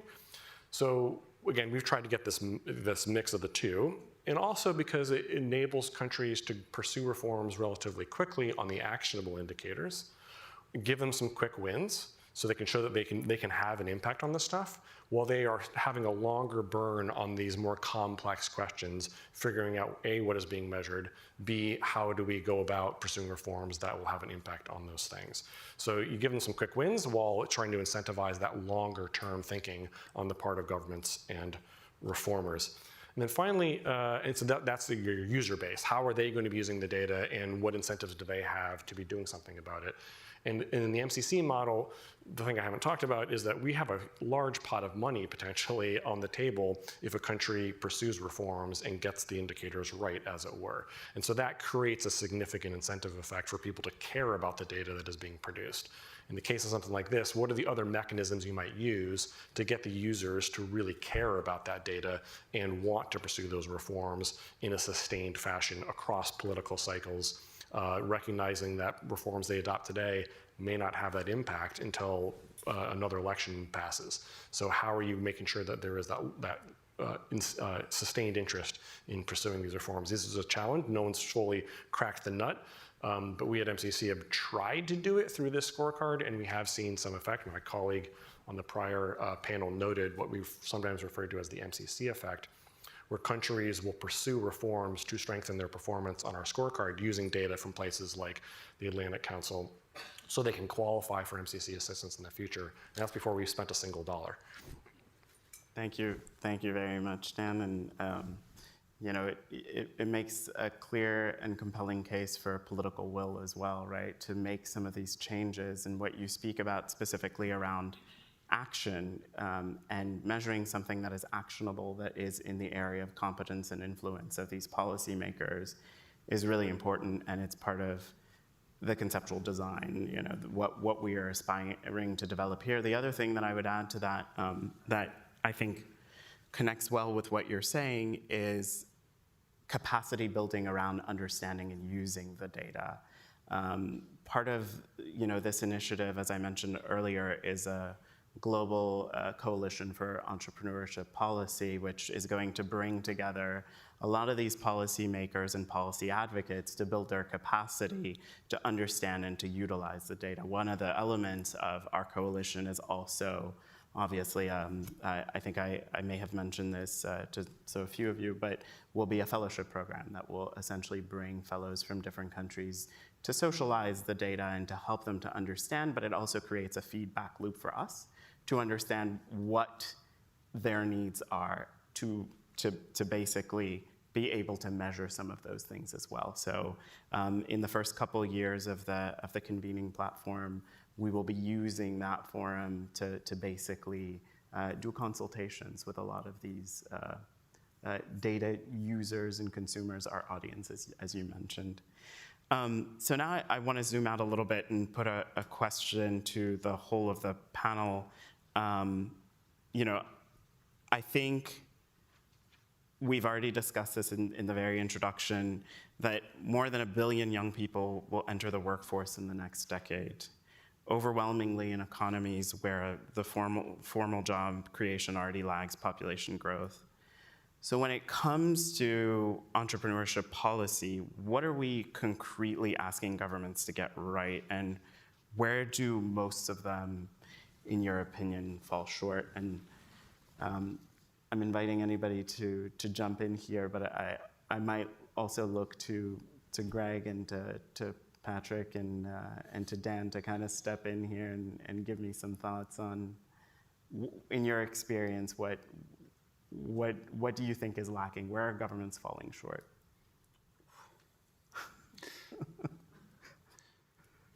We're not allowed to do any lobbying, so I can't answer. I actually can't answer that question. But I can think about other ways to address it. Entrepreneurship policy is such a big term. We had our first academic advisory board plenary meeting earlier this week at Babson College, and multiple experts on entrepreneurship there in the room, and they laid the simple fact on us that we don't have a good definition of entrepreneurship to begin with. What is entrepreneurship? Set that aside, because I don't think that's our task to define entrepreneurship. I think we have a more narrow mandate of looking at the policy that might affect just things that lead to or don't lead to prosperity in a given country.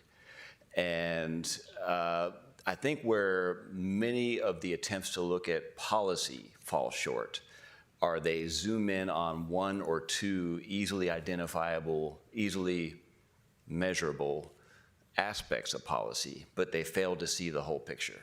And it's the whole picture. It's the entire set of regulations that have built up over decades, the other institutions that have built up formally or informally over decades that end up affecting a person's ability to start a business or scale a business or otherwise create the sort of outcomes that lead to prosperity.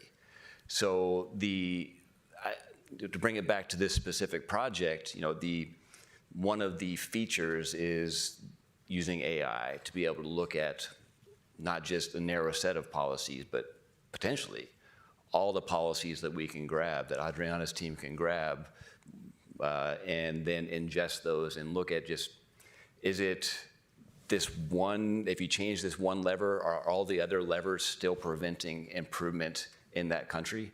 And if that's the case, we shouldn't just be focusing on that one lever. Now we can measure them all, and we can have a map of what to change, and we can look at how those changes actually lead to better outcomes over time. If you see over time that one country has identified we can go up the rankings by changing these things, but then we look on the ground and see that entrepreneurs aren't benefiting by moving up those rankings.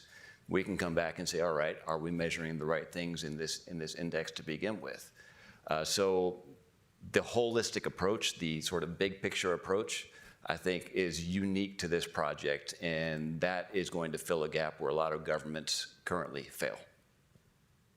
Thank you very much, Patrick. I think you also pointed to something when you mentioned the big picture that hints at something that's always been top of mind for me, which is really coordination. I think a lot of governments in terms of when they're well-meaning and wanting to achieve something and really moving the marker for entrepreneurs and making it easier for entrepreneurship and SME growth, sometimes there is a lack of coordination. There are all these disparate efforts to reform in this way through this ministry, but maybe that's not necessarily coordinated with another effort. So I think your point on really having a big picture view, kind of a planning policy effort, is really important, and thank you for bringing that up. Dan, I'm wondering if you have anything to add. Yeah, absolutely, and I'm happy to piggyback on that. In fact, this is what we're so excited about with this initiative, is getting that holistic view of what is going on in countries, because without the data, you don't know what the problem is, and you don't know what the solution could be. And so it is absolutely critical. One corollary to this I might flag is MCC's own constraints analysis process. So when we go into a country and we're trying to figure out what should we invest in, we are trying to do basically a systems analysis of the country's economy, and we're really looking at what are the binding constraints to economic growth. There are a lot of constraints to economic growth in the places where we're looking, but what are the few things that if we were to address would have the greatest impact on unlocking growth? And I think this data set is a very similar thing, where by having this information, you can then prioritize among those areas to understand what should we be targeting first. Because you can't target everything. As much as we would like to, you're just not going to be able to hit every single piece of it, but you can figure out, hopefully from this, where, if we were to apply those resources, could we have the greatest impact, start that reform momentum, address the really key challenge, to then move on to the next thing. There will be many next things. Yeah, exactly. Never ending. Thank you very much. I appreciate that. Sorry. I appreciate that, Dan. I want to pivot now to also open it up for audience questions. I know that we also have the ability to take questions from the audience in the room and also online. So if there are any questions from the audience here, I think we have some mics around the room if anybody has a question. Want to create that space. I have plenty of questions that I could ask, obviously, but.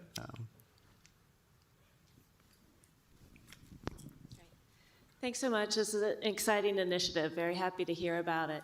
I'm Melissa Johns with the United Nations, and I'm curious about your inclusion of systematically excluded groups into this data collection effort. I particularly work on refugees who are frequently barred from working or starting their own businesses formally. But of course, this would apply to women and other excluded groups. And so I'm just curious how this would be captured in your data. Thank you. Thank you very much for the question, Melissa. You know, we are very much at the conceptual phase right now in terms of development, and it's part of why we are doing such a robust effort for consultation, and we're glad to have you here and to be able to talk about this. I think when you talk about informality, it's something that we've actually been discussing. We had our meeting earlier with our academic advisory board about what are the specific areas that we're going to look at. The shadow economy represents so much of economies. We can't very well develop an indicator that doesn't, at least to some measure, reflect on that reality, right? That said, obviously, we're going to focus on a lot of the things that are published, the legal and regulatory environment, things that are really codified in de jure, but we will, over the next couple years, need to figure out how we include that component. And particularly because you raise the issue of refugees and marginalized populations, which for a lot of them in terms of livelihood, their own business is the only way because they are excluded, and in some ways also excluded from even entering as entrepreneurs. So that is something that we will have to think about critically and that we'll have a keen eye on. I don't know, Patrick, if you have anything to discuss. We gave you, so essentially earlier this week when we met with the academic board, we came to them with a stack of things that we've been kind of thinking about and saying, we need you to tell us, what is really important for us to think about here and what direction to take some of these things. So I don't know if you have something to add to Melissa's question. I think we're still crafting the solutions, as you said, but they're certainly on the top of our minds. On the board we have one of the world's top experts, for example, in women's entrepreneurship. And I'm sure she's going to be looking for, can we look at some of the outcomes related to women entrepreneurs and see if they correlate pretty well or not with what we're measuring in the de jure components of this whole project. But I don't think we're going to know until we get there. Like, if we know what we're measuring in the de jure components of the project, then we can start seeing how they correlate with some of the other aspects we want to test out. But we will get to the point of testing them. Yeah. Thank you very much. I'm wondering whether there are any other. Yes.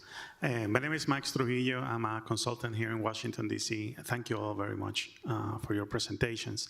I wanted to get a sense of, and it was mentioned earlier in the day, the connection between democratic values and open access for businesses. So how are you measuring that component, if at all? And I'm thinking about, for example, past experiences of MCC, like in Nicaragua. I mean, we were expecting many things differently in Nicaragua, and certainly we didn't get it. So is the initiative also taking into consideration how the openness of the business community vis-a-vis the openness for a democratic society? Thank you. Yeah, thank you for the question. I think this gets something that a lot of us ask ourselves in the context of the development world: which comes first, a certain type of governance system or economic growth that leads to that governance system? And so I think one commitment that we've made, and this was also in partnership and in discussion with the Templeton Foundation, is that we won't prejudge the data. We are not going to make certain assumptions that a certain system will necessarily lead to certain great outcomes. And so we're going to let the data speak for itself at the outset. And basically, as we gather data and kind of understand what is shaping up in terms of trends, then we'll be able to speak to the matter of, what does a democratic setting mean necessarily for small and medium-sized enterprises versus another type of setting? And so that, I don't know if anybody else on the panel wants to add to that. Yeah, I would like to add to that, because this is a long time coming, this project, to get this passed. And one of the challenges was, what does this tool do and what doesn't it do? And it can't do everything, right?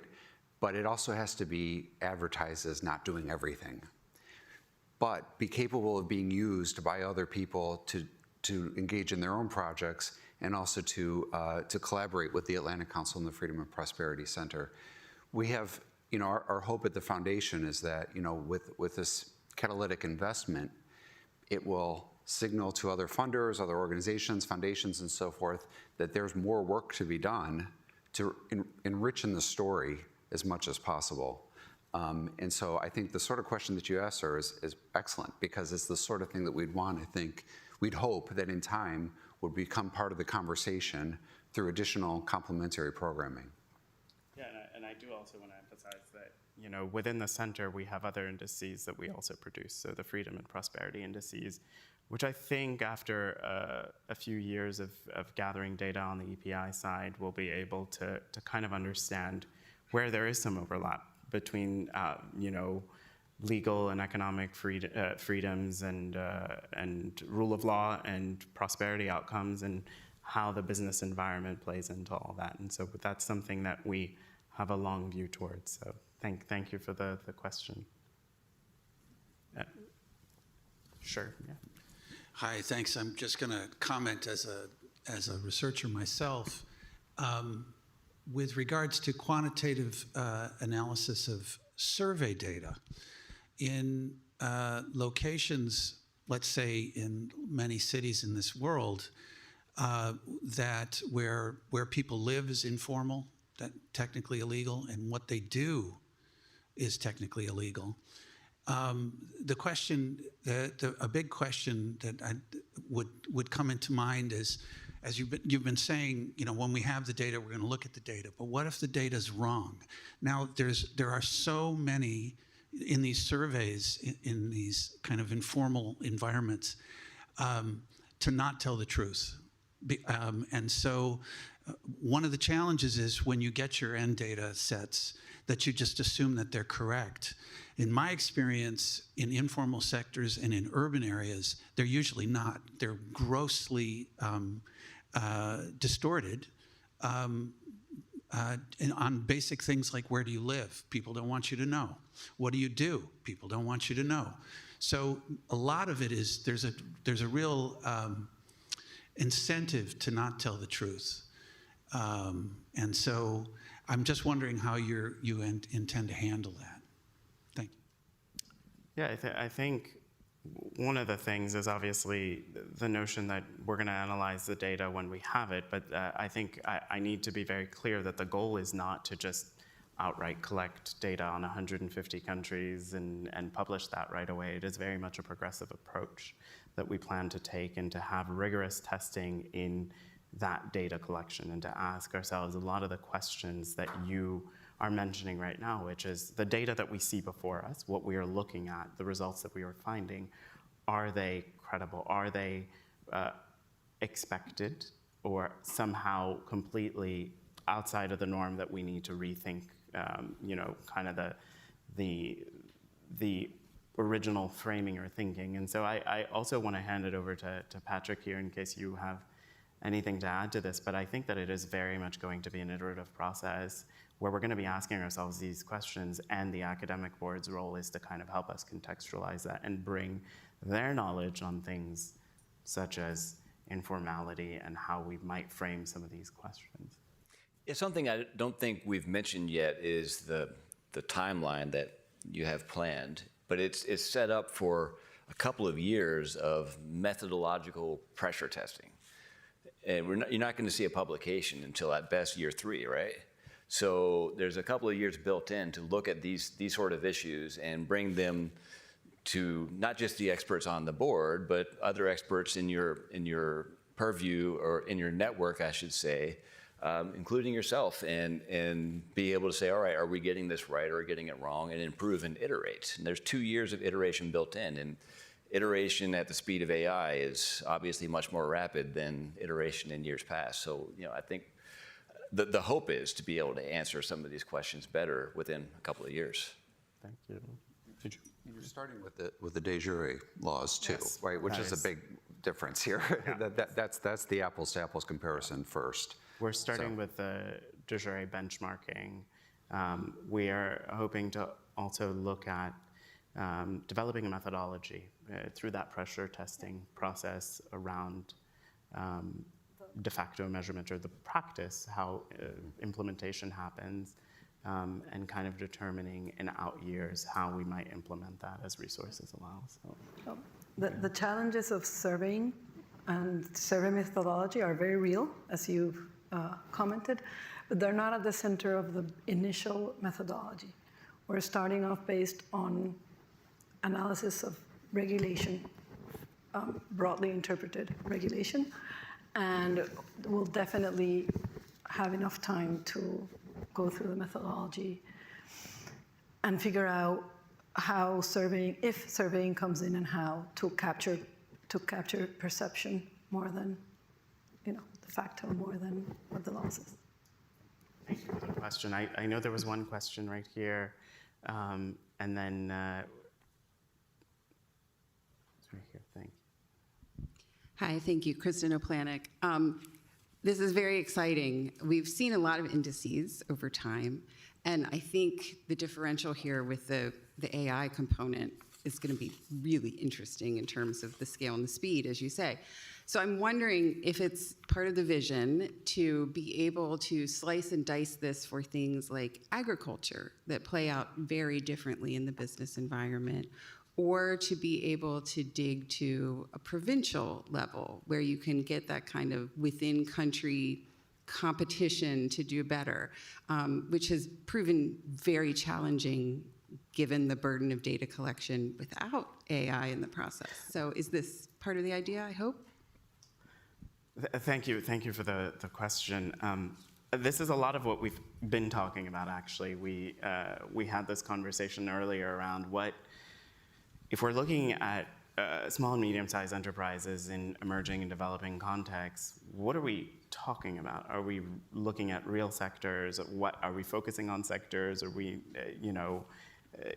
are we going to have 3 different types of SMEs that we're going to look at? This has been one of the major conversations that we've been having with the academic board already, and so I appreciate your raising it so that I can make that plug. But I think in terms of what we're going to decide on, it's probably going to take us a little bit of time to figure that out. We plan for a process of consultation and literature review and kind of figuring out what makes the most sense, and I think that's also where the academic board is going to come in. And then obviously the goal right now is to measure, to have representation and comparability at the national level. I think that very much like de facto measurement, trying to measure at the subnational level can be quite taxing, so we want to make sure that we get it right at the national level first and then consider. And we are hoping, obviously, we have the support from the Templeton Foundation for the next 5 years, and we are hoping for long-term sustainability and support of this initiative, and with more support that we would be obviously branching into that as well. So I appreciate the question. I know that I'm the thing standing between everyone and lunch, so I want to put one final question to the panel. They don't all have to answer it. It's whoever is willing to answer it. But I'm thinking ahead already, and I think the question you raised is to set the stage nicely for that, which is if the Global Prosperity Forum is something that we do every year. If we're sitting here 5 years from now discussing EPI, in essence, what does success look like in 5 years from now? Anybody have any thoughts on that in terms of how useful it is for you? I guess, Greg, this is very much also a question for you. Yeah, so thank you for that. It's a good question. My sigh was not irritation. It was. I better have a good answer.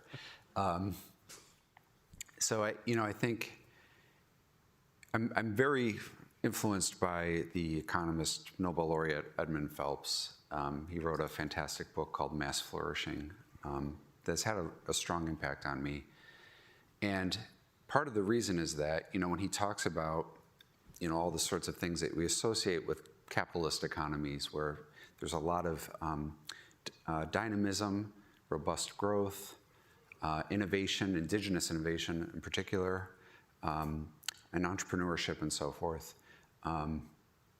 Those economies, there's huge, as we know in this room, I think there's a lot of strong correlations with a lot of markers of human well-being, health and wealth and so forth.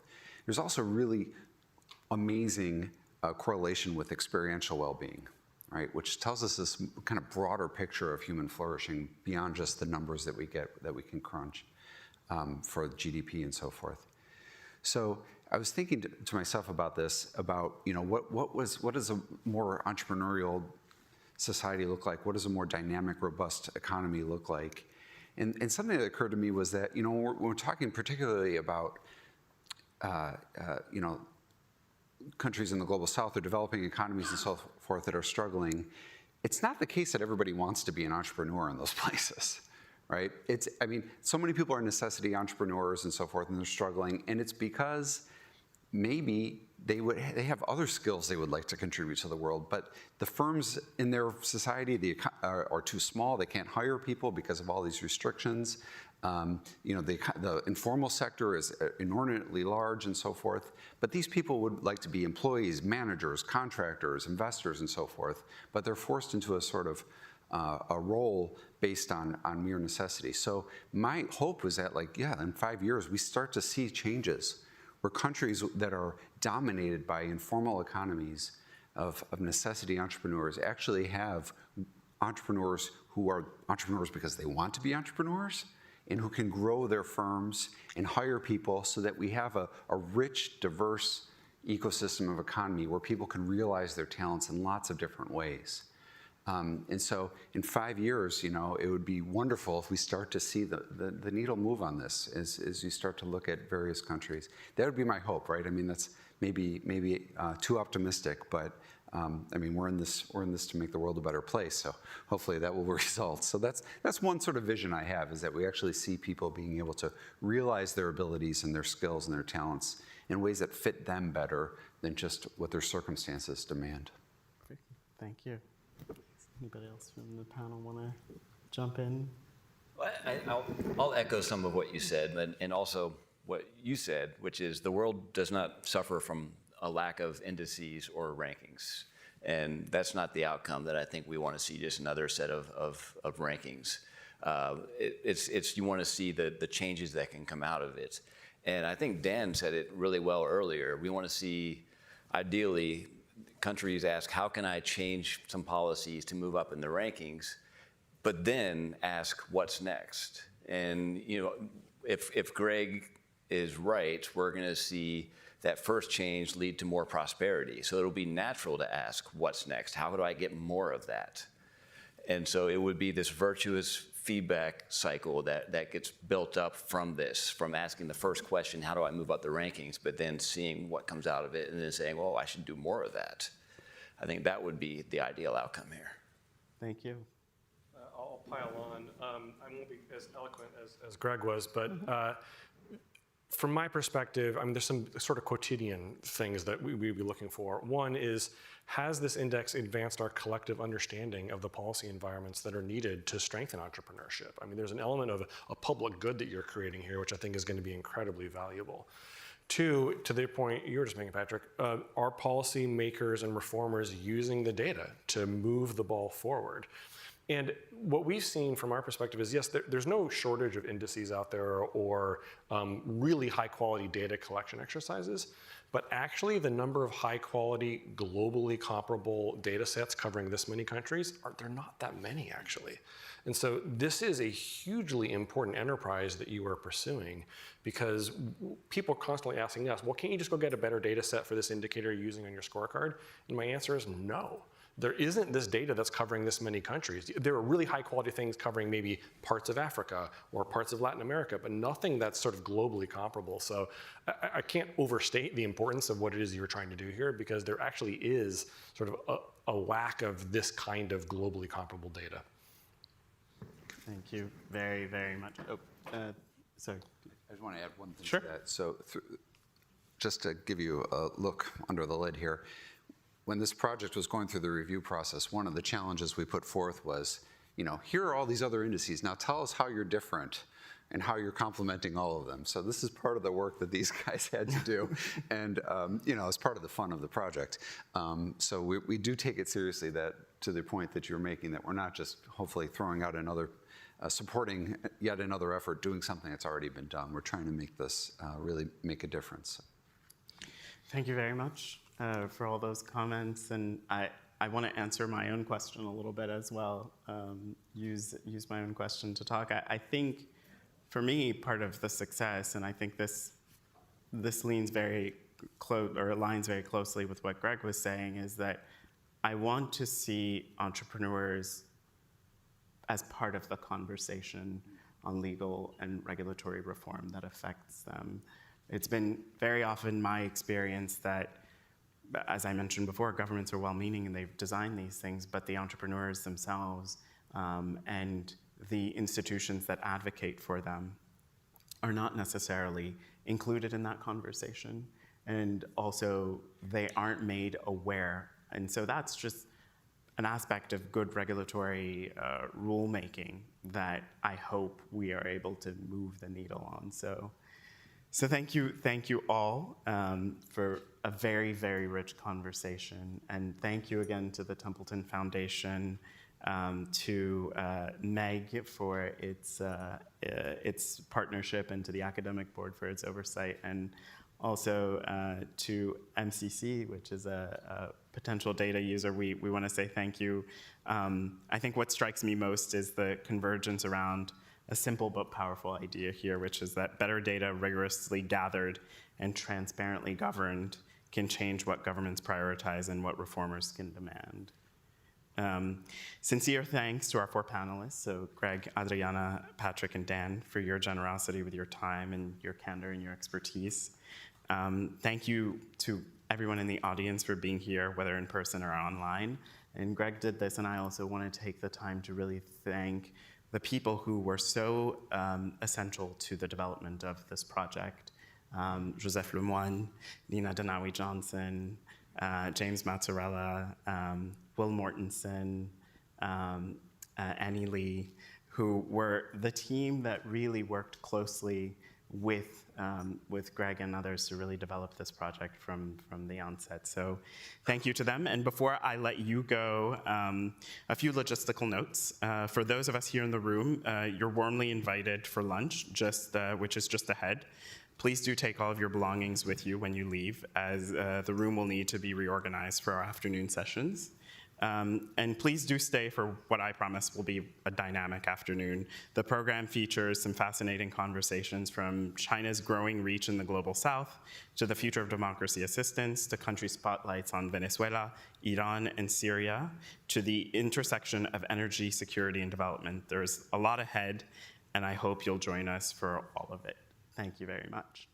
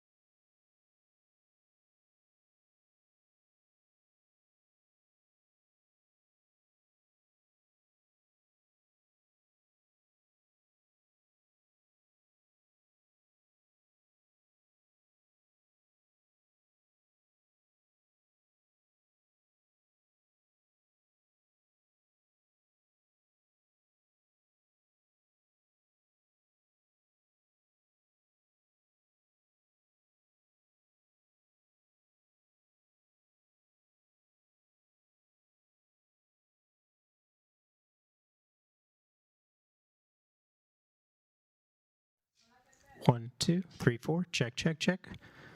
Test 1, 2. This is my handheld mic. Graham, you should have this on your first input channel. Check, check. 1, 2, 3, 4. Test 1, 2. Hold on.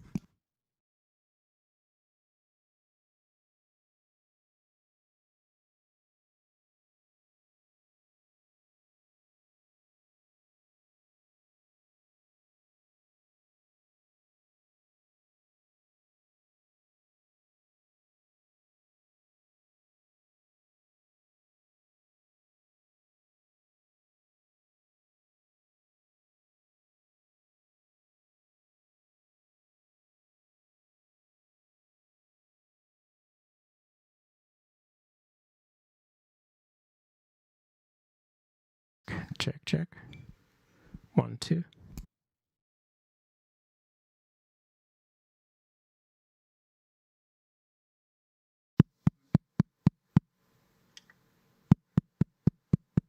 So you're seeing that is coming through on 1 and 5 to me?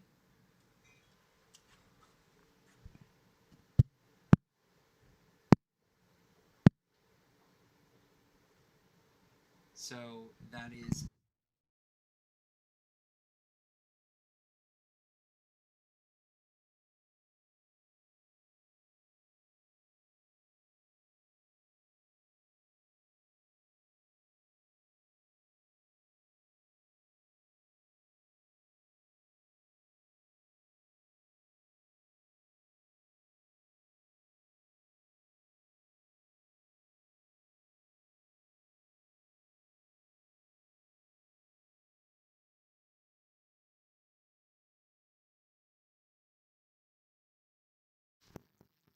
All right, should be on just the one channel now. Yep, check 1, 2, 3, 4. Test, test. Check, check, check. 1, 2, 1, 2, 3, 4. Check, check. 1, 2, 3, 4. Level test. Check 1, 2.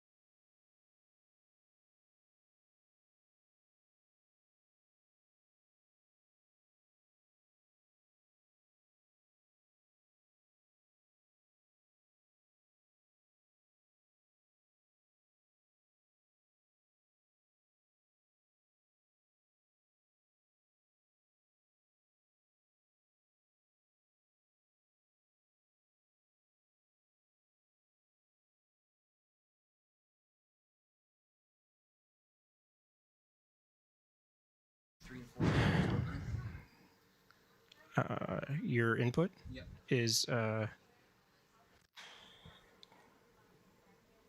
that's C, from C, yeah. Yeah, so you shouldn't be seeing it on any of them except that one now, Graham. Yeah? Yeah, that's cool. James is gonna hate me, but I turned all his mics off. I mean, hate me more than he already does.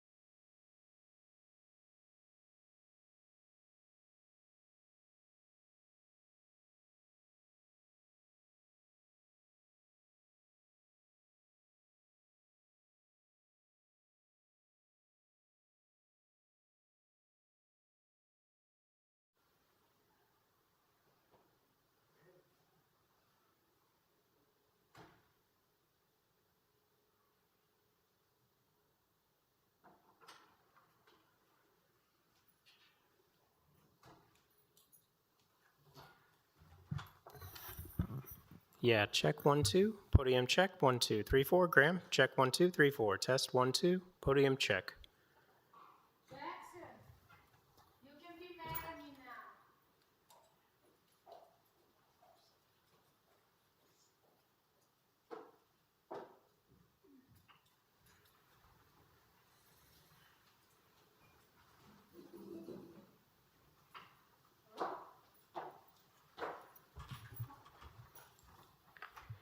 Yeah, podium check 1 2 3 4. Podium check 1 2 3 4. Yeah, that's the room. Tell Jackson to be mad at me. I realize that fourth one is virtual. Check 1 2 2. 1 2. 1 2 2.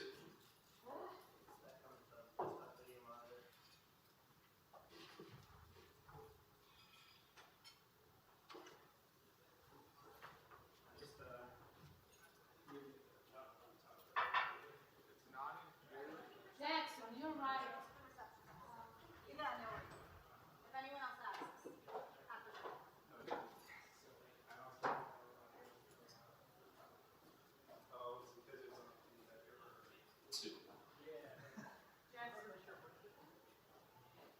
you can get anybody. I put 4, and then someone took the third because the fourth is virtual. Oh, okay, no worries. That was my fault. That's okay. Thank you. Yes. You know my kids too. I know.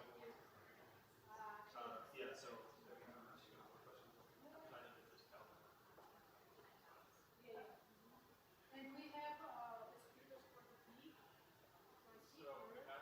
We're waiting on the speakers for B. Jeremiah is not here. Oh, sorry, for B, we have everyone. Okay, can you mark them? Yeah, so they're all in there. Are they with I'm me going to go now? find James. I'll find him now. He's marking. Speakers for A are also in the screen room because they were having fun.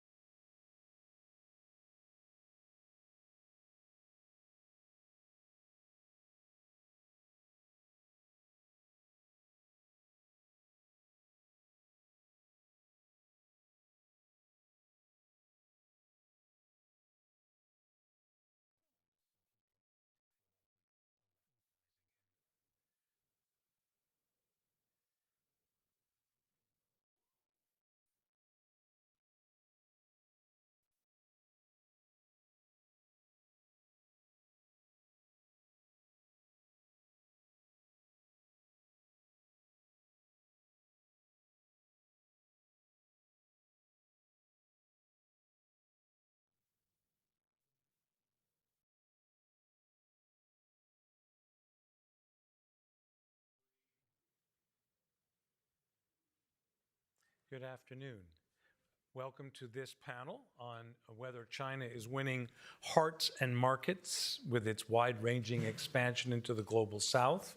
My name is Jeremy Mark. I'm the moderator of today's session. I'm a non-resident senior fellow with the Geoeconomics Center at the Atlantic Council. Do we have our third speaker? We have one speaker remote. Mr. Asunka, I believe, is in Ghana. Do we have him?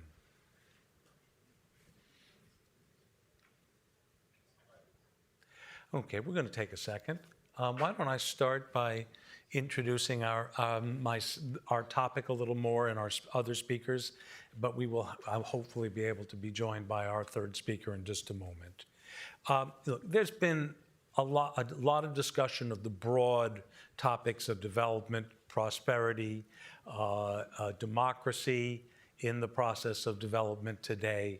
But there have been glancing blows, so to speak, on China from some of our early speakers.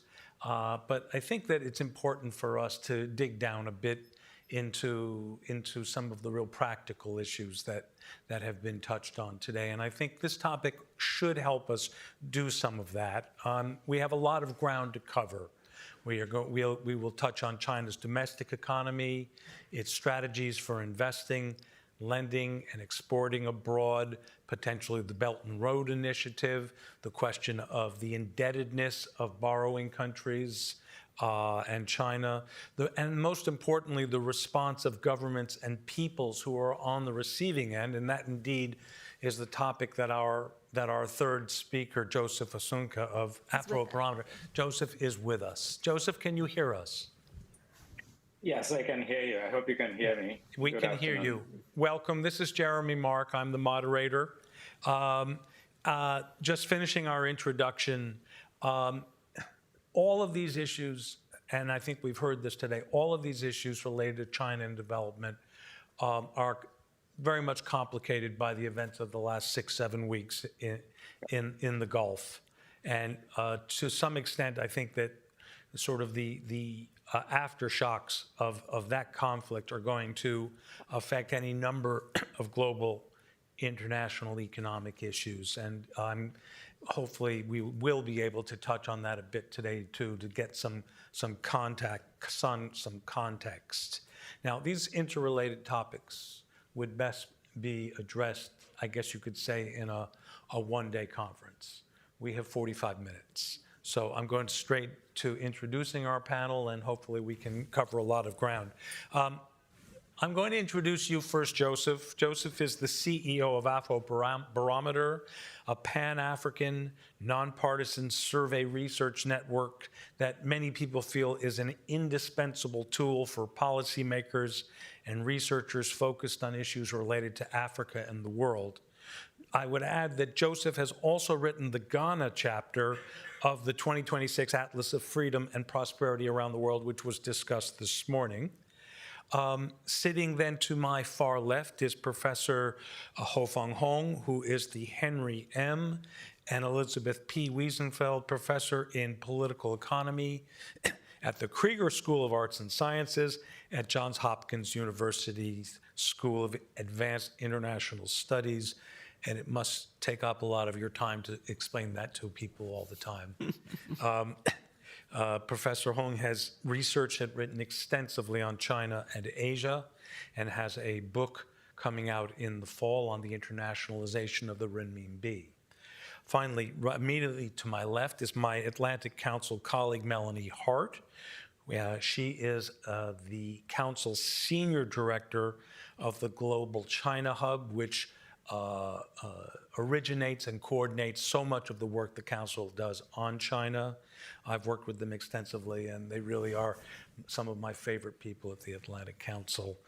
Before joining the Council, Melanie was a senior advisor on China at the U.S. State Department.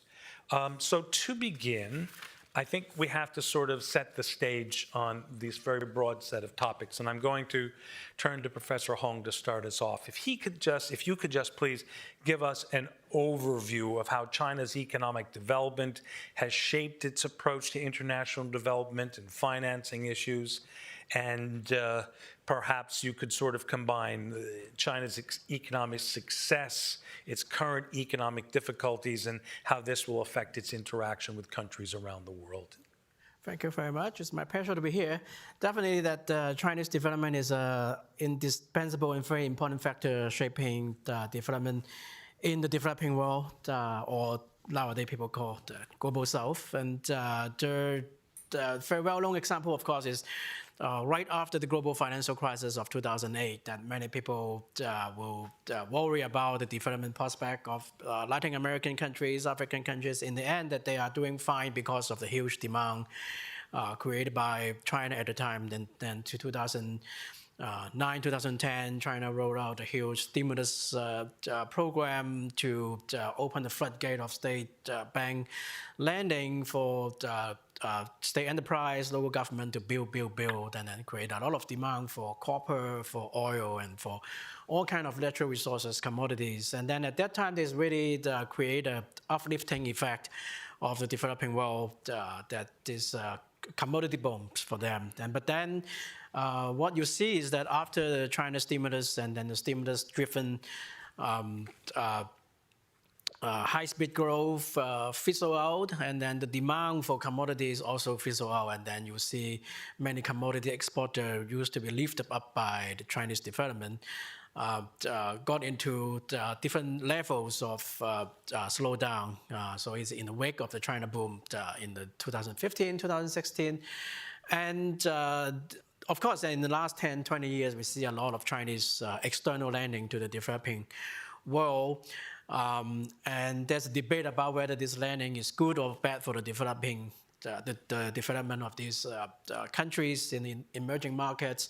And there's one prominent thesis about the debt trap, that China is actually lending money to lure these developing countries that cannot repay to borrow the money, and then after they cannot repay, that they try to take over some strategic asset. This is true in some cases, but I don't think it is a general pattern or structures that China is operating on. And China, in many ways, China external lending is very much similar to the dynamics of China internal lending, that China lead to create employment, lead to create growth. So internally, that they allow the state bank to lend a lot of money to local governments, to enterprise, mostly state enterprises, to build steel mill, high-speed rail, and real estate projects as well. That is very well-known story. And then, so they focus on the short term. So when they are building, they create a lot of demand, they create a lot of construction jobs. And then in the long run, we now know very much the story, the bad story of the real estate sector. So there's a ghost cities and also high-speed rail, that there's a lot of line that is very wonderful, but at the same time, not all lines are making profits. And so there's a indebtedness problem. So the external lending and the impact on the development of this developing country that borrow money from China is similar. That actually I look at, for example, the company report of construction machine maker in China, Sanyi, Xugong. Sanyi is, I think, is a private company, and Xugong is a provincial government-owned company. So during this China stimulus, 2009, 2010, they have big business selling the construction machine in the China market. But after the growth fizzle out, then they are struggling. And then the Belt and Road came along in 2013, 2014, and then China started to lend a lot of money to developing countries on the formal or informal condition that they use the borrow money from China to hire Chinese contractor to build stadium, to build the railroad, and buy Chinese products like Chinese construction machine, Chinese steel, and things like that. So then it is reflected in the company report of these construction machine company as an example, that they explicitly say that thanks to Belt and Road now, we don't have a lot of sales revenue growth in China, but now we have a lot of revenue growth in Pakistan, in Kazakhstan, and all these Belt and Road countries. So basically, it is this external lending and development finance is a way to rescue Chinese company to create demand. But then after these things are built, whether it is profitable, whether it is beneficial to the local economy, then some might not, and then it is not the concern when they are doing the lending. So what we see today is that a lot of developing countries borrow money from China. They have an indebtedness problem, non-performing loan problem. It is not so much different from the non-performing loan problem in the domestic economy of China. So basically the domestic side and the external side is very much interlinked. Thank you. Melanie, Professor Hong has touched on a couple of aspects of the impact of China's lending and investment in exports to developing countries. He's talked about debt. He's talked about the effectiveness or even the profitability of projects. I'm curious if you could develop the whole question of what is the real impact of all of China's infrastructure and related investments, development finance across the global south. The debt issue was hot here in Washington, particularly during the first Trump administration. Maybe it's one of the things that sort of disappeared in the second Trump administration, but I'm curious where you see things standing. Sure, that's a great question. And I just want to foot stomp the point that Professor Hung made. The BRI was designed to get jobs for China and to ship some of Chinese overcapacity overseas for these projects. So BRI was originally designed really as a domestic Chinese development first and overseas second. I think we have to be really honest as Washingtonians and recognize that in some cases, what China's building overseas is projects that are needed and we weren't going to build them, right? I've talked to a lot of representatives from developing nations in Africa, for example, that would tell me, look, there was no paved road before between my house and the major city, and now there is one, and that makes a big difference. In the US, we're not really in the paved road building business, and so we have to recognize that some of these projects are huge value for local cities. But at the same time, there are certain problems and concerns that are consistent across a lot of China's development portfolio. One of them is overbuilding. Because the goal was always to get as much Chinese steel and cement out of the country and sunk into projects overseas to pay those factories and those workers, a lot of the projects are overbuilt for what the local economy needs, and it leads to high debt. So I'll give one example, the airport in Sierra Leone. China had a BRI project in Sierra Leone in which the China Railway Group would build a $318 million airport in Sierra Leone, and China would finance that with debt that the Sierra Leone government would owe to China.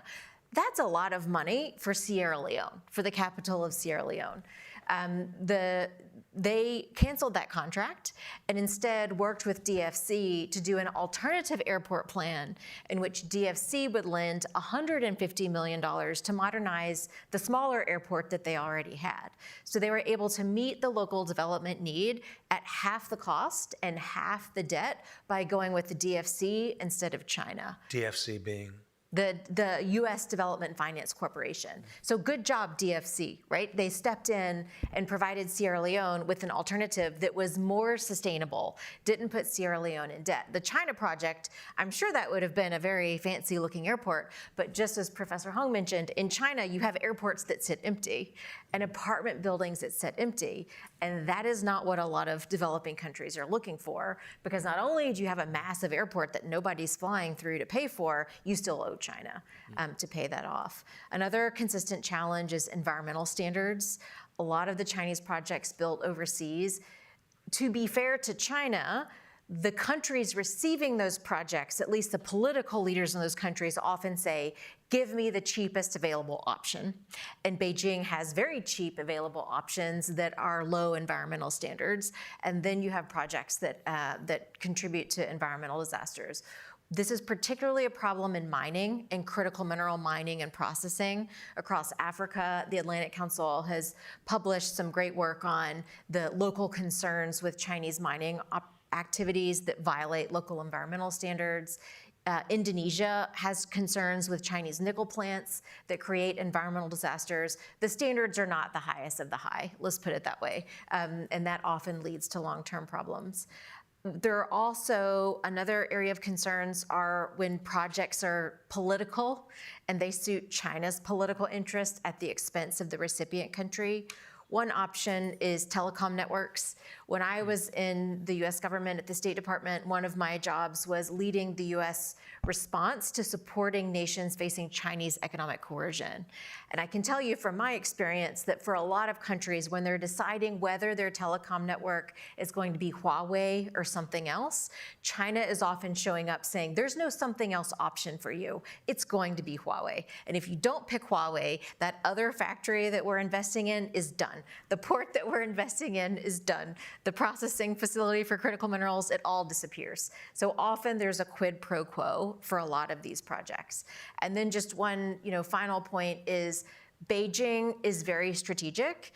They spend money overseas always for a reason, and it's important to know what the reason is.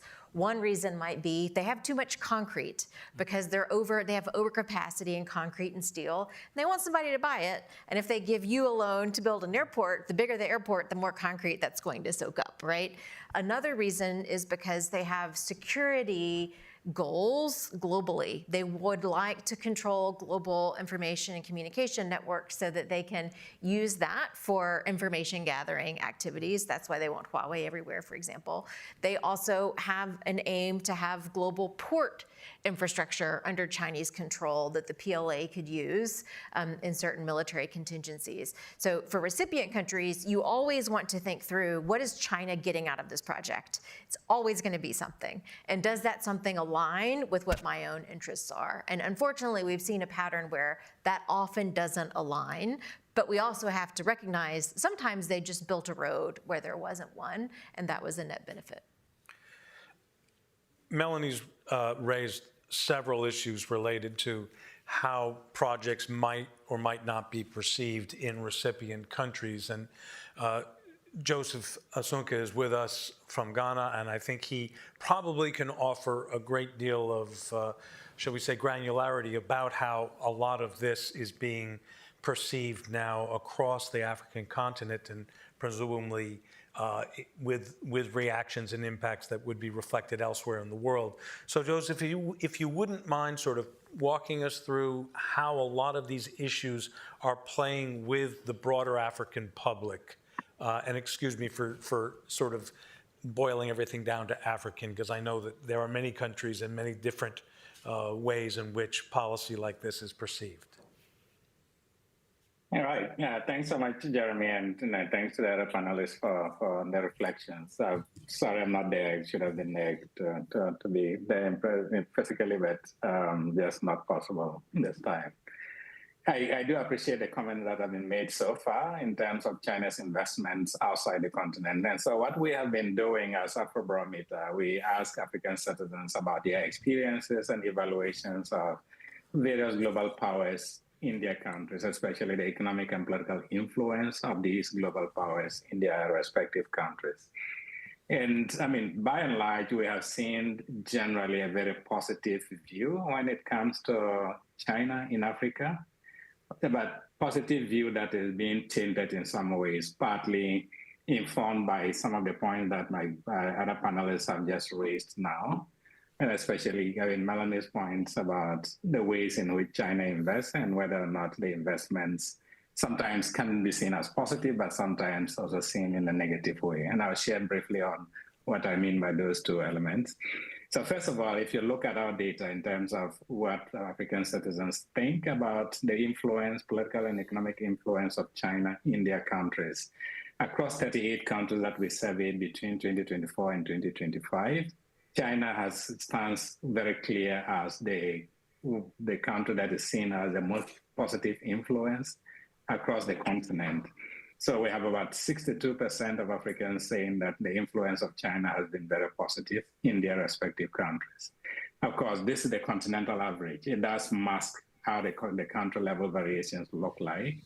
But if you compare that to views about the United States or other powers, the United States actually fall back to about the fourth position. So after China, which is the top, the African Union comes next, and the regional economic bodies follow, and then China and the United States is number 4 at our latest survey.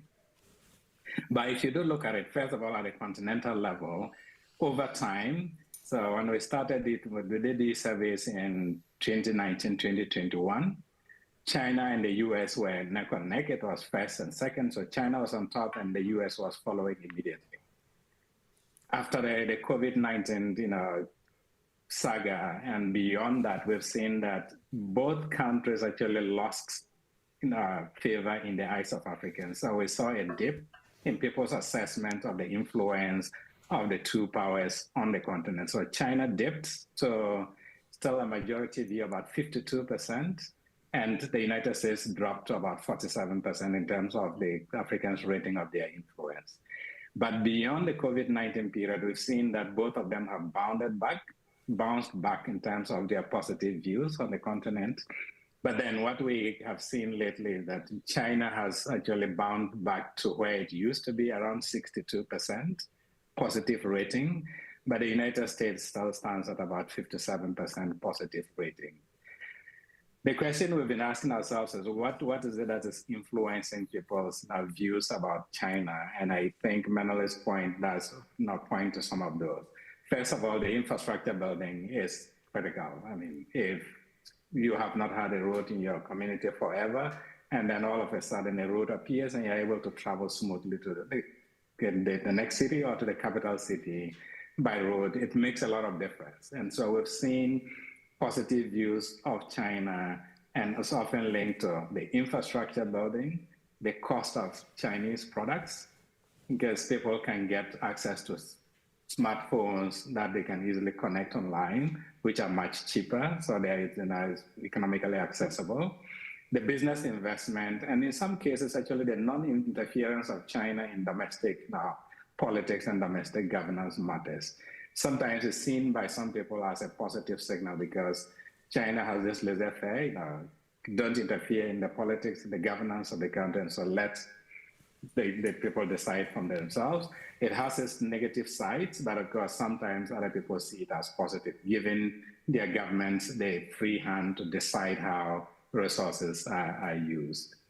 I think some of the concerns that we've seen, especially in certain countries where China is increasingly not being seen as a positive influence, is largely driven by the presence of Chinese workers on the continent, which creates a lot of social friction. So whether it is in the mining sector, as Melanie mentioned, or even in the retail sector, which creates a lot of friction, and sometimes you see evaluations of China actually drop drastically in some of those countries. In my own country, Ghana, that has been the case. We've seen that China has dropped very drastically in the last survey that we did, from a majority view in Ghana to almost a minority, about 30%, now viewing China's influence as positive. And so much as the infrastructure, building the investments in the Chinese businesses on the continent, the non-interference may drive these positive views. The presence of Chinese workers creates a lot of social friction in the retail sector, in the mining sector, which tends to drag China's views and views about China down. And then, of course, more importantly, issues about land and land grabbing is increasingly a concern now, where it seems like Chinese presence sometimes interfere in the way land administration is run in certain countries, which is creating a lot of friction with people on the ground, as well as resource extraction. Sometimes people feel that China's presence there is more just focused on the resource extraction. And so it is a mixed bag, but I would say overall, China still continues to enjoy this, commanding lead when it comes to people's views about global powers on the continent. Thank you for that. If I could ask one quick follow-up question. You've talked about the drop-off in support or positive view of the United States. Has your surveying shown any impact of the elimination of USAID by the current administration here in Washington? So we are just about to start the next round of the survey. It actually starts early next month. And that is one of the questions we're going to ask about in terms of people's experience of the United States and whether or not what they think about this issue. What we did was we asked the question during our pilot, so we're piloting some of the new questions we're going to use for this round in Namibia. And we asked people about USAID's demise. Of course, at the time, people were not too aware of it because it was just at the time that USAID was closed.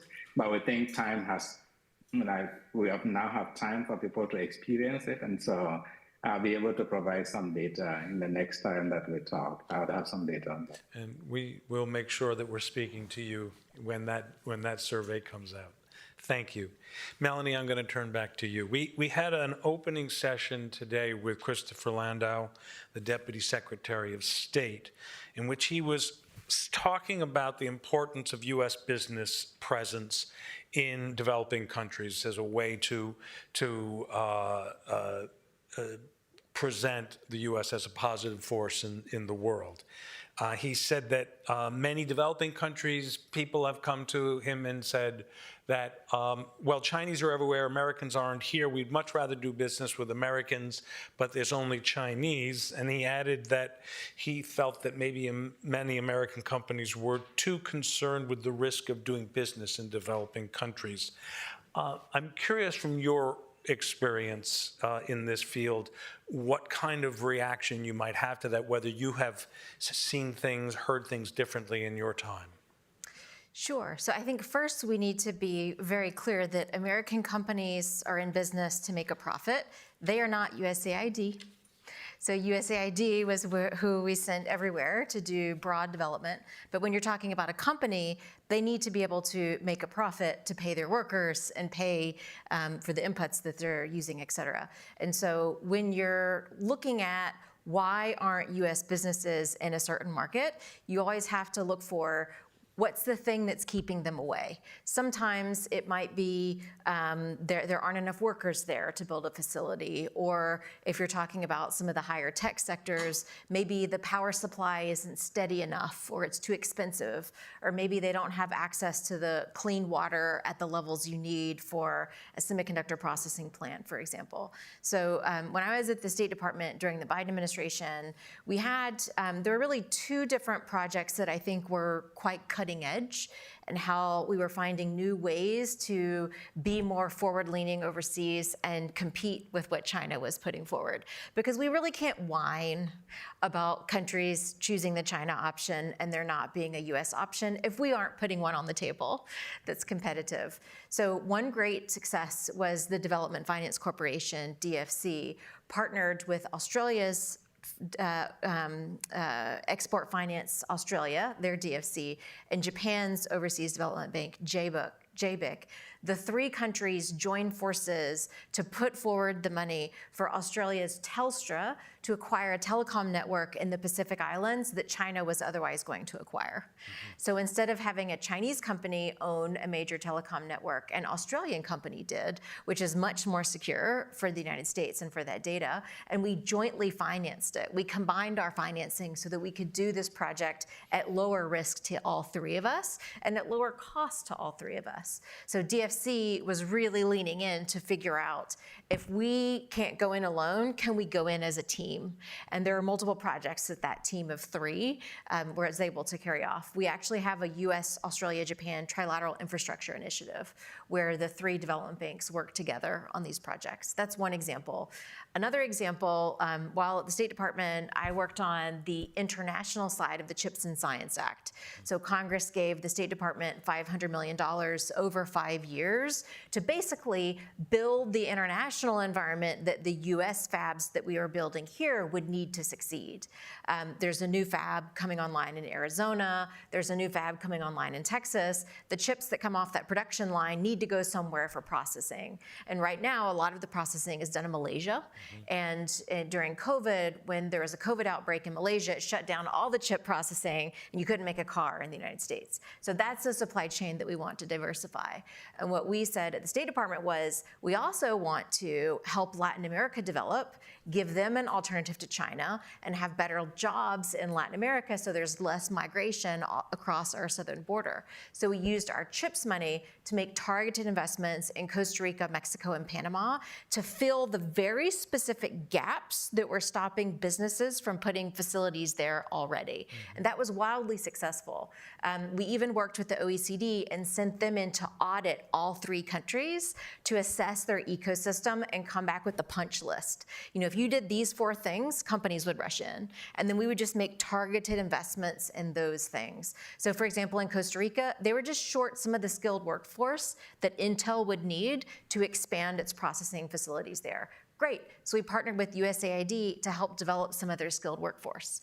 Mexico right now is looking to develop their chemical industry to provide the chemical ingredients to make pharmaceuticals that we currently depend on China for.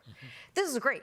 And what I found on working with the CHIPS Act is that across Latin America, if we show up with a ticket to enter a US-centric high-tech supply chain, they start beating down the door because they can do a lot better being anywhere on the chip supply chain centered on the United States than they would on a lower value-added China-centric supply chain. Unfortunately, the current administration has canceled that work and fired all of the people who were leading it, but I'm hoping that they'll get back to doing that kind of targeted strategic investments that put a competitive offer on the table so that other nations, they're not just looking at what China can offer, they're looking at what the US can offer too, and doing so in ways that actually reduce our reliance on China as well. Thanks. You've just answered my follow-up question. What happened to the CHIPS and Science? Okay.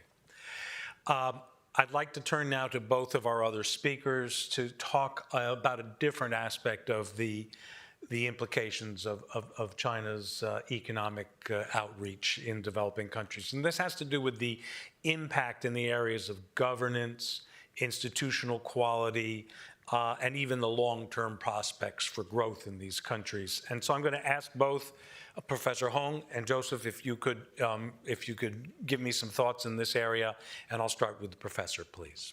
Yeah, thank you. That is a very important question. Overall, I think as Joseph mentioned in the African views on China, that more infrastructure is better than no infrastructure, regardless of the quality and the long-term sustainability of the loan and things like that. And you look at the kind of development that China lead to in the developing world is in many ways similar to the development model in China, and then we have the same advantage and disadvantage. And in China, if you were in China in the 1980s, you remember the infrastructure is very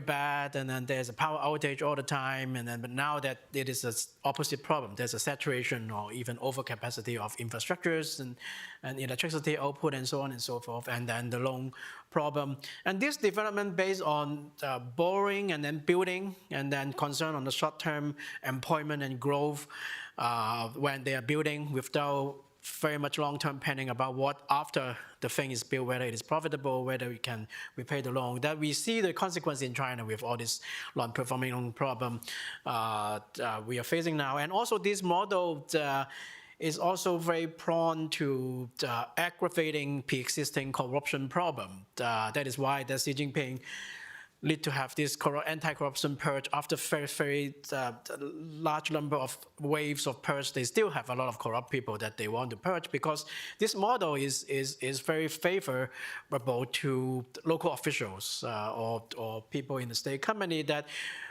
just want to have the project and then borrow the money. They don't need to worry about the long term. And then when it is built, so there's a local growth, there's a local employment, they get a cut of it. But after it is built, they don't need to worry about what comes afterwards. So this kind of short-term behavior is very much encouraged by this model. So we see similar thing in the projects that China funded. For example, recently there's a report about like Pakistan borrow a lot of money to import coal plant from China, and at the same time there's also parallel borrowing to import China solar panel. But the two things actually compete with one another. Then on aggregate, that it create some problem in the long run. So this kind of problem also you can see in these Chinese projects in the developing world. And in the end, whether developing countries can benefit or hurt by this model is depending on very much on local institutions. There's a lot of research being done comparing like Cambodia and Indonesia, or Chile and Peru, Brazil and Argentina, that they interact with China in a kind of a similar way, and China lend money to them, but it creates very different developmental outcome because, like for example, one country has stronger institutions and the state capacity is higher, so that they can have more control about where to funnel this money to, and then and corrupt official has less room to cut a corner and things like that. And there's also free press to keep track on the project and things like that. And so it is in the end that it is not a kind of a deterministic in terms of whether this lending is promoting or hindering development, and it all depends on local institutions whether they can take advantage of this Chinese lending and development finance, or that they don't have the capacity to do it, and then they let this kind of external finance from China aggravate their pre-existing problem of corruption and inefficiency and so on and so forth. Thank you. And Joseph, please, your thoughts.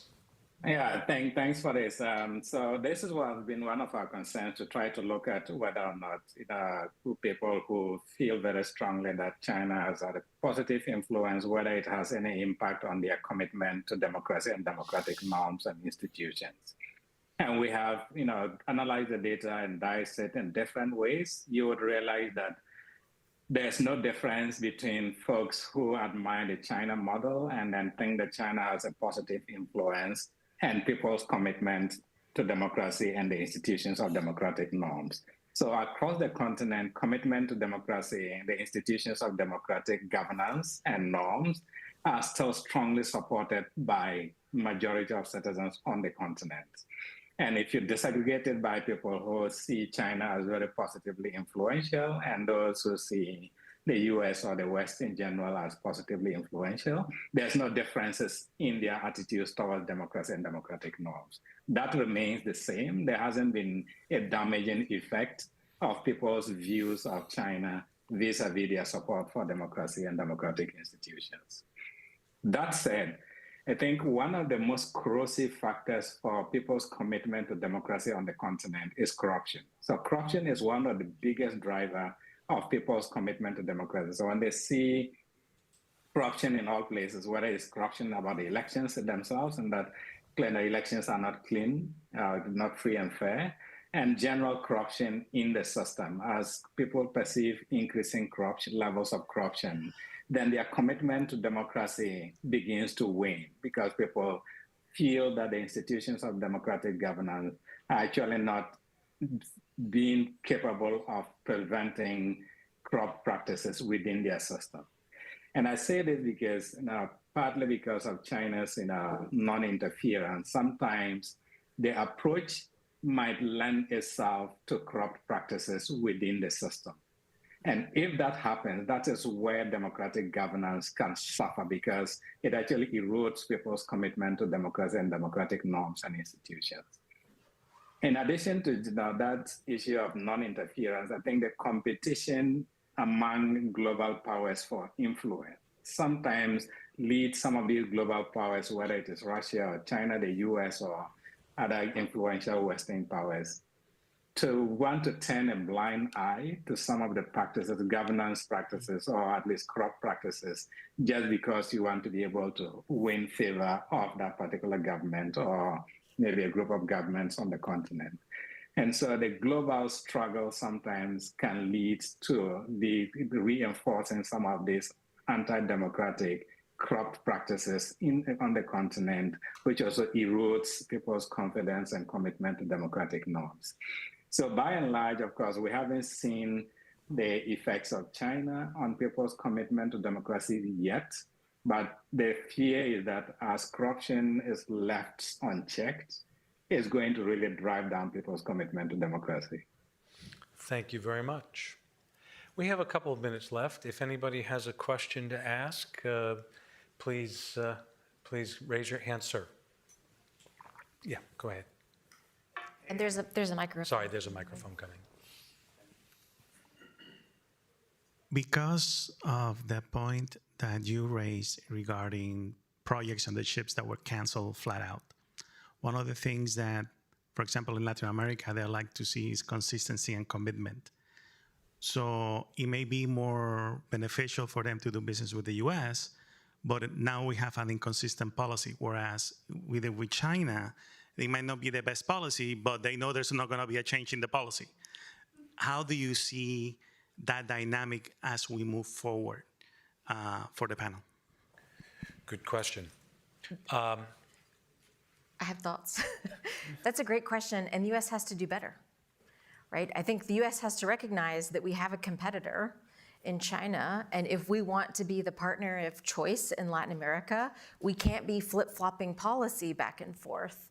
I think we always thought of Congress as our steady state, and the CHIPS Act was a bipartisan congressional initiative, and all of our investments in Latin America were explicitly supported by both parties in Congress. So it was very disappointing to see them canceled. I have hope that they will come back online. But as you know, for businesses and for nations in Latin America, you have to have predictability. And once they've been canceled once, even if they come back, you're going to be nervous. How long is this going to be? So I deeply respect your question, and I think it's a challenge for the United States. We have to do better on this issue, and we have to figure out how to be a more steady partner in the region. Yeah, I would like to add a quick point that for the good of the world, maybe I'm naive, but I still think that multilateralism is still worth saving. That in terms of international finance, we talk a lot of China lending in terms of this bilateral lending, and US also have the DFC now to bilateral lending. But let's don't forget we have some multilateral institution. When China lead the starting of the AIIB, the Asia Infrastructure Investment Bank, that many people panic and saying that it is competing with IMF, World Bank, and traditional. But then when you look at how it evolved, actually it is developing into a kind of interesting model that I look at for example, loan portfolio of first, it is no longer Asia. It is lending to a lot of different places outside of Asia. At the same time, there's a lot of co-lending between AIIB and traditional multilateral banks, ADB, Asia Development Bank, and World Bank. So they have a risk sharing, and also the AIIB have some practical reason to rely on the traditional multilateral bank to do the auditing, to assess the risk after they greenlight it, and then they join in. So it is a kind of interesting model because in terms of this kind of a multilateral lending, it is more transparent, it's relatively more democratic than bilateral lending. You don't know what is going on. Though in terms of the size of the loan, bilateral lending coming out from China is still bigger than China contribution to the AIIB. But then this kind of a multilateral setting that I think it is still worth looking at and even promoting and further developing. And can I add, this is a really good point. And to your question about U.S. trustworthiness as a lender, it may be that as we seek to repair our overseas programs, that we may need to team up with allies and partners. I think maybe Latin America would be more welcoming of U.S., Australia, Canada, UK, multiple countries, U.S., Taiwan, multiple economies coming together to back a single project so that you're not just reliant on one country. I think that would be very attractive in the region. I think we've got time for one more question, if any. Sir, coming right behind you. Okay, thank you. John Myers, and I do a boutique advisory around impact blended finance. My question is for Joseph. You mentioned early on some of the polling numbers in general, very favorable for the continent-wide in Africa for China. Can you give maybe 2 examples of the top 2 countries that are favorable for China and favorable for the US, and then the bottom 2 countries so we have a better sense of what the outliers are at the top and at the bottom?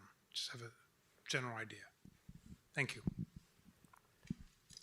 All right, thanks for that. I just want to pull together a few countries. So when you look at favorability for China, the countries where China fares very badly, in their most recent survey, there are 4 countries, so Ghana, Madagascar, Sierra Leone, and Zimbabwe. This is where China has fared very badly, and much of it is driven by the social frictions of Chinese workers on the continent and also participating in the retail business as well as the mining sector. So this is where China fares quite badly. There are some countries where they actually tie. So in Sierra Leone, the United States and China actually tie. So the European Union and the United States, together with China, all tie at the same time for in terms of their negative favorability, thinking of them as how negatively they influence the country. But if you look at the top sides, countries like Liberia, that's where, so let me put it this way, that within the Anglophone speaking countries in particular, this is where you have the United States being seen favorably. So what you're talking about, Liberia is one of them. That's where the US is seen as very favorably. When you go to the Francophone area, especially the Sahelian countries, this is where China comes out tops among the most favorable rating. And so it's whether it's Mali, Burkina Faso, Niger, these are the countries where we see China being rated much more highly than the United States. But by and large, across the 38 countries, we have 28 countries where China is rated highly above the United States. And then in 8 countries, including the 4 I mentioned, where we have the United States coming up on top. Really interesting. Thanks for that question. And Joseph, thank you for that. Thank you for joining us today. I know it's getting a bit on the late side for you. I think we'll probably have to stop here. Oh, we got time for one more question. And can I say, Joseph, the Afrobarometer survey, that's publicly available, is that correct? And it's very, very cool. Do you want to tell these guys where they could find it? Yes, it's available on our website, afrobarometer.org, and there's actually an online data analysis tool. You can just go into it and create a heat map or a table or a graphic on some of these questions that we've discussed today. Okay, well, I think we're going to have to stop there now. We have another session behind us. Thank you all for joining us. Joseph, thank you for joining us. Professor Hong, Melanie, thank you for your insights, and look forward to doing this again sometime.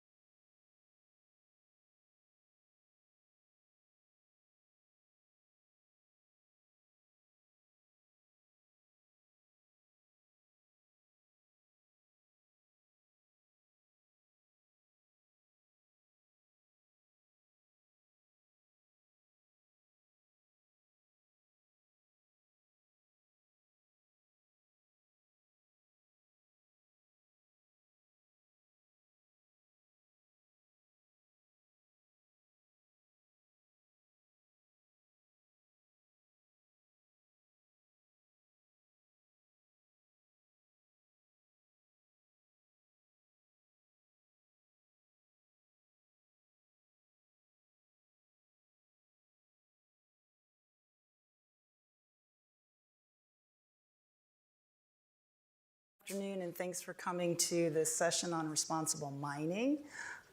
It's an interesting title, and we'll get more into what that means. I know that there's been a lot of discussions on critical minerals. It's an area that is interesting to me because I've recently joined actually a company called Fulcrum Ventures, where we're basically connecting buyers and producers of critical minerals from around the world. I'd also like to introduce our esteemed panelists. This is Tom Hazlitt. He's the Director of Energy and Critical Mineral Supply Policy at DFC. And then Alan Carroll, who's the Deputy Director of Government Affairs at Cobalt Metals, which has been in the news quite a bit with large investments from major players that you can talk about as well. But the focus of this conversation, there's been a lot of conversations on critical minerals about some of the gaps in upstream and downstream, as well as some of the policy issues in terms of tariffs and price floors. But this conversation is kind of pivoting towards what are the actual positive benefits of mining, particularly to the local communities in which we're working with and our partner countries in which we're investing. And so, I think mining has kind of had a bit of a soiled reputation because of things like poor labor practices, environmental degradation, negative effects on the communities in which we're working. And so we want to kind of show a different side to the critical minerals sector. So with that, let me just start with opening it up to the panelists. I mean, there's been so much conversation about critical minerals, particularly in Washington and the US in the last several years. What is this drive for the acceleration and the urgency in this conversation? I think I'll start with you, Tom. Sure. Well, thanks for having me. And for folks who don't know, Kay was actually my first boss in the U.S. government when I started my big boy career at Millennium Challenge Corporation many years ago. So I'm really excited to be on the stage with her and appreciate being here for this topic. So I think if you look at, I've been working with DFC in this position for a little over 3 years. And I think if you look at the increased focus on critical minerals investment that came up during the Biden administration, it was strongly aligned to goals that were associated with action on climate change, so EVs, batteries, et cetera, et cetera. And that, I think, mimicked a broader trend in the economy to recognize the need for significant growth in minerals that are going to support energy technologies, that are going to support advanced technologies like AI, like data centers, that are going to support defense industries. And at the same time, and I think this has been the greater focus under the current administration, a recognition that the US was in a very poor position as a result of decades of underinvestment that had allowed China, which was investing at a very strong clip, to develop an industry which put the US economy and the economies of all of our allies at risk. And so I think we've had a real confluence of different drivers which have led successive strong bipartisan support for engagement in the critical minerals space to address any number of challenges and really shore up the US and allied economies for future growth, both by increasing supply and creating a more secure supply chain. Thanks, Tom. And I think based on what Tom said about the urgency and the confluence of events in the last several years, I'd like to direct the question to Alan and kind of talk about what has Cobalt Metals done in the last several years and kind of how have they optimized on this momentum, this sense of urgency, US government policy and investment as well as private sector interest. Yeah. Well, Cobalt is a critical mineral exploration firm, and to take what Tom said and sort of speak at it from the other angle, there is this increased demand, and that demand will only grow in the years to come. But sort of Cobalt's raison d'etre and really where we intend to make our mark is that when you look at new discoveries for deposits over the last 30 to 40 years, they've actually declined in size and quality rather than grown to meet demand. So there's something wrong with the way exploration is being done traditionally, because that should be inverse, right? And so where Cobalt is trying to make a difference or is doing something different is to look in new and different places, deeper using new and novel technologies, AI, machine learning, and novel sensors to find new and better deposits in order to meet that growing demand. So we've had success in Zambia with the discovery of Mingomba, which is a world-class copper deposit that is superb in size and quality, and have a global exploration portfolio in Canada and the United States, Sweden, Finland, DRC, Australia, and will continue to grow as we continue looking for the materials to meet the demand that Tom identified. Great, very helpful. Back to you, Tom. I mean, DFC has an interesting mandate. You know, as mentioned in a previous session, it's described as a bank in that you do need to have some kind of financial return, but you also have a development mandate. And so can you kind of talk about those two mandates and where they can be complementary and where they sometimes can come into conflict? Sure, yeah, and I'd add to that you know, DFC also has a dual mandate to support U.S. foreign policy objectives, which, you know, can align with the objective of achieving development impact and the objective of ensuring a healthy or at least a reasonable financial return to the U.S. government. But yes, there are some times where those points come into tension, but just wanted to mention that we complicate things even further for ourselves. So I think that we are focus on finding projects that as much as possible do try to square the circle of those different issues. A lot of times mines that are successful, that are financially viable, are going to deliver a lot of benefits to local communities in the form of jobs, in the form of infrastructure investment, in things like, you know, water or schools or other aspects of that the community can use, or, you know, roads that might be used by the mine, but also might be used by local communities as well. In addition, they tend to be significant revenue generators for the national government. Now, you know, I know there are always questions about how those revenues are used, and I think that's something where it's important to have continued work on governments that are acting in the public interest. But again, the mining projects do tend to do that. And so I think what we find is that if a mine is going to be successful from a financial standpoint, it is likely to be also good for the local community. Of course, that gets into the fact that you need to make sure that it does no harm in addition to the benefits, and we can talk about that a little bit more later, I think. But, you know, I worry a little bit less about the dynamics in terms of development impact and financial viability. I think on a strategic level, you know, what we're trying to do is invest in mines and projects that are not typically as attractive to the private sector, at least without government support.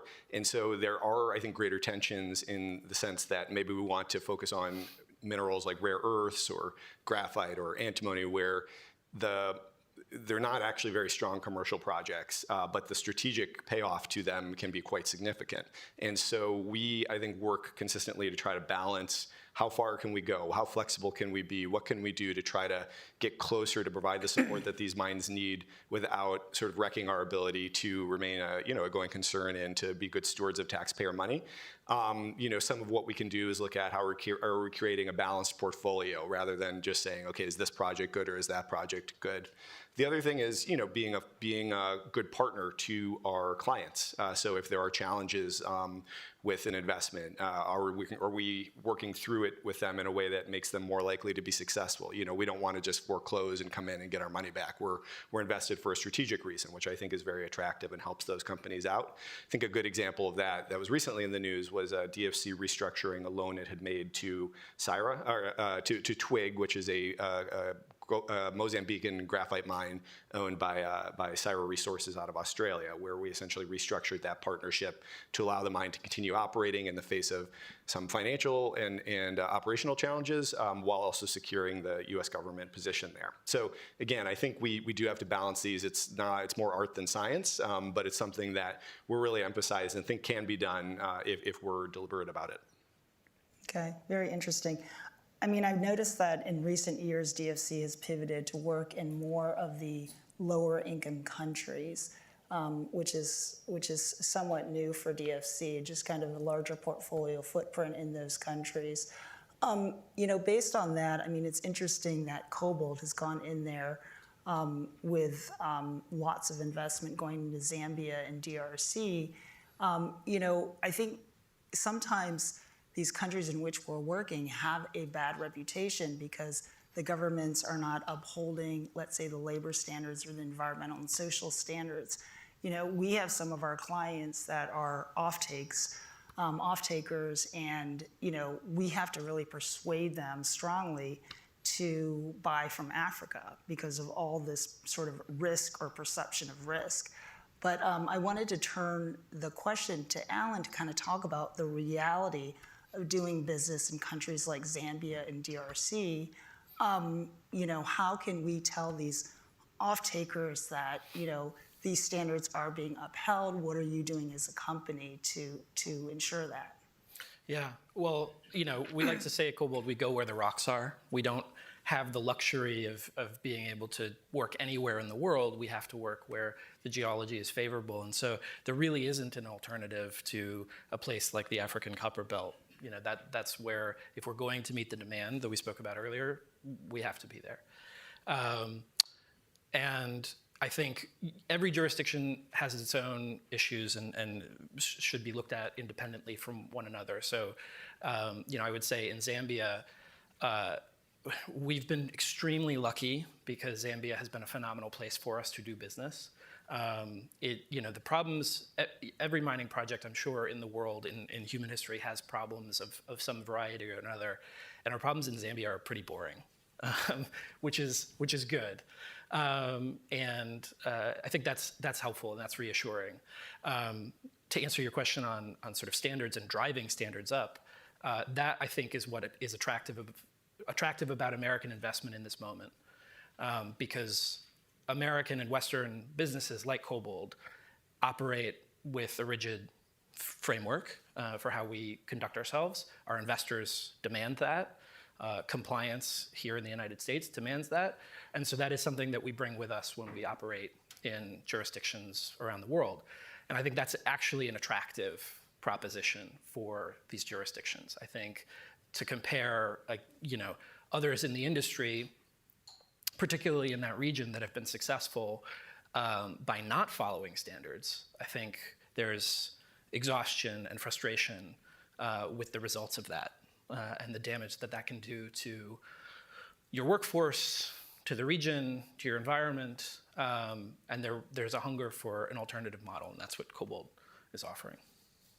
Yeah, it's interesting actually talking to some of our clients in Africa, some of the producers that, traditionally the Chinese have been there for decades, investing and off-taking the key minerals. And so it's an easy win for them, but there is a strong push to pivot to Western countries, particularly the United States. And I think that there's appeal about how American companies treat the local communities, try to adhere to the standards, try to respect the sanctity of the contract and things like that.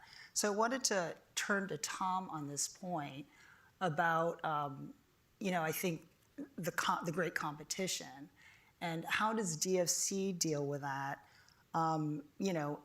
ensuring that their investments are attractive to our partners, but they might be slower because they have higher standards.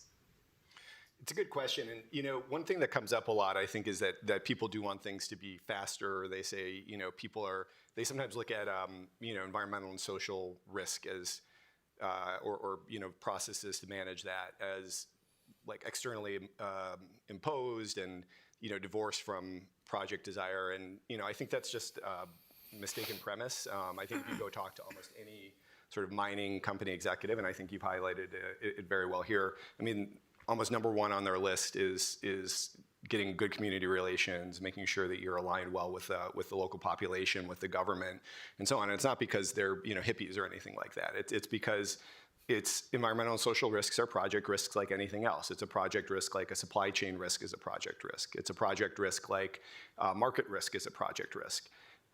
If you are not following the right processes, you're exposing yourself to legal procedures downstream, even in countries where maybe you feel comfortable because there's a dictator. Sometimes those people change and then they open things back up and maybe you're put on pause for a while. If you create a problem with the local community, whether, poisoning the water or firing a bunch of them without cause, then you are putting yourself in a position where they may come up and blockade the mine later. If you're creating environmental damage, you're opening your company up to liability. You're opening up potentially your financiers like DFC to liability. And for us, that's even leaving aside the basic reputational risk and the fact that, again, as responsible stewards of taxpayer dollars, we do not have a mandate to go out and invest in projects that are going to do a bunch of harm. That's not what we were established for. That is not what people want out of us. And I think sometimes, yes, the reality is there are places and there are markets, including the US, where permitting processes are not clear or they're too slow and you're taking a lot of time on steps that maybe don't need that amount of time. But you got to take the time to do the things that you have to do, and form can follow function. And we really do have, I think, a pretty rigorous set of processes that are attractive to the countries where we want to work. As Kay mentioned, there are a lot of places that are very interested in finding alternatives to Chinese investment, but they'll say, this is all that's been available to us for a while. If you give us something different, we're ready to look at it. And if you're planning ahead, I think it's something that you can manage. One of the big issues that we have to deal with right now is the US and its allies are so far behind the ball that there's a sense of panic, and there's a sense that we really do, maybe we do have to skip steps. Maybe we do have to do these things faster than what the way they should be done because we're in such a bad position. I still don't think that's correct, but certainly over the longer term, so 5 years from now, 10 years from now, we're not in exactly the same position. We need to begin building now, and we're doing that, and you can really take the time you need to do things in exactly the right way and make sure that everybody is benefiting, the right risks are captured and mitigated, and again, have good outcomes for everybody. So again, I think this is something that we need to do today, and it's something that we need to do for the future, because these are, again, are also long-term relationships. You're invested in a project for 20, Mingomba, maybe 40 years, longer.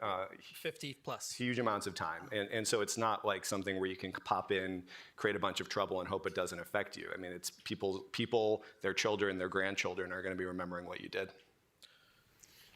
Just on that, talking about Mingomba in Zambia, Alan, we had a discussion about what you guys are doing at the community level to ensure that you're mitigating some of these risks in terms of, social tension or environmental degradation.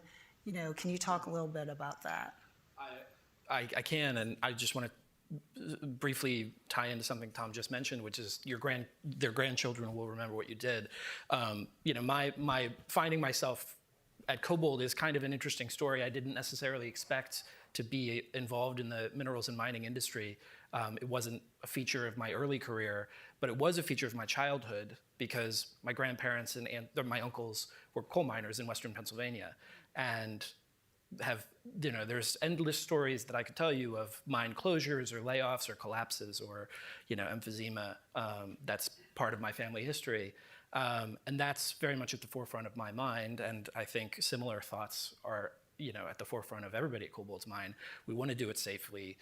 We want to make an effective mine that produces, but we also want to be good neighbors. And so we've made pretty significant investments even before we've made $1 from production.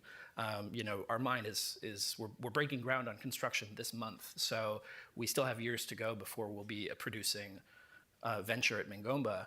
And already we've built a secondary school in the local community that did not have a secondary school building. It had a primary school, and the secondary students had to meet under a tree or find classroom space wherever they could. We're preparing as part of our groundbreaking to open a maternity ward at the local level 1 hospital that will serve probably up to somewhere between 100 to 150 women a month. And these are really early. It's a really early time to make these significant investments, but I think we're aware of the fact that, one, we will be in this neighborhood for a very long time. We want to be good neighbors, and we want to make sure that we have earned the trust before we're well down the line. So this is something that animates every aspect of what we do. And to add a sort of another layer of this competition that we've been discussing really throughout the day, is that the workforce model that Cobalt offers, and I would say most American ventures would offer, is one where local employment is really the value, right? Our workforce at Mingomba is remarkable, and they're all Zambian, right? And that is something that I think others in the industry, particularly in this part of the world, other foreign investments in the industry, that's not a model that they offer. And even when they hire local, the treatment and the training and the conditions are not at the standard that we would be proud to work in and work alongside our Zambian colleagues with. So that's something that we take very seriously, and it's something where we see a genuine competitive advantage for us and for the jurisdictions that we operate in. I thought that was particularly interesting about Cobalt because oftentimes, even if you're employing people at the sort of more junior level, you bring in sort of the executives that are international or American. But in the case of Cobalt, your CEO, right, is Zambian as well? Yeah. We're an American company based in California, but the CEO of Cobalt Africa is a Zambian. Everyone in our executive leadership team in Lusaka is Zambian. It is a Zambian company, and the same pattern is repeating itself in the DRC. We've hired a director general for our operations in DRC, Benjamin Katabuka, and he's building a local team that is second to none in the country. And that's how we're going to do business wherever we go. Very interesting. I also wanted to talk about the technology aspects of mining.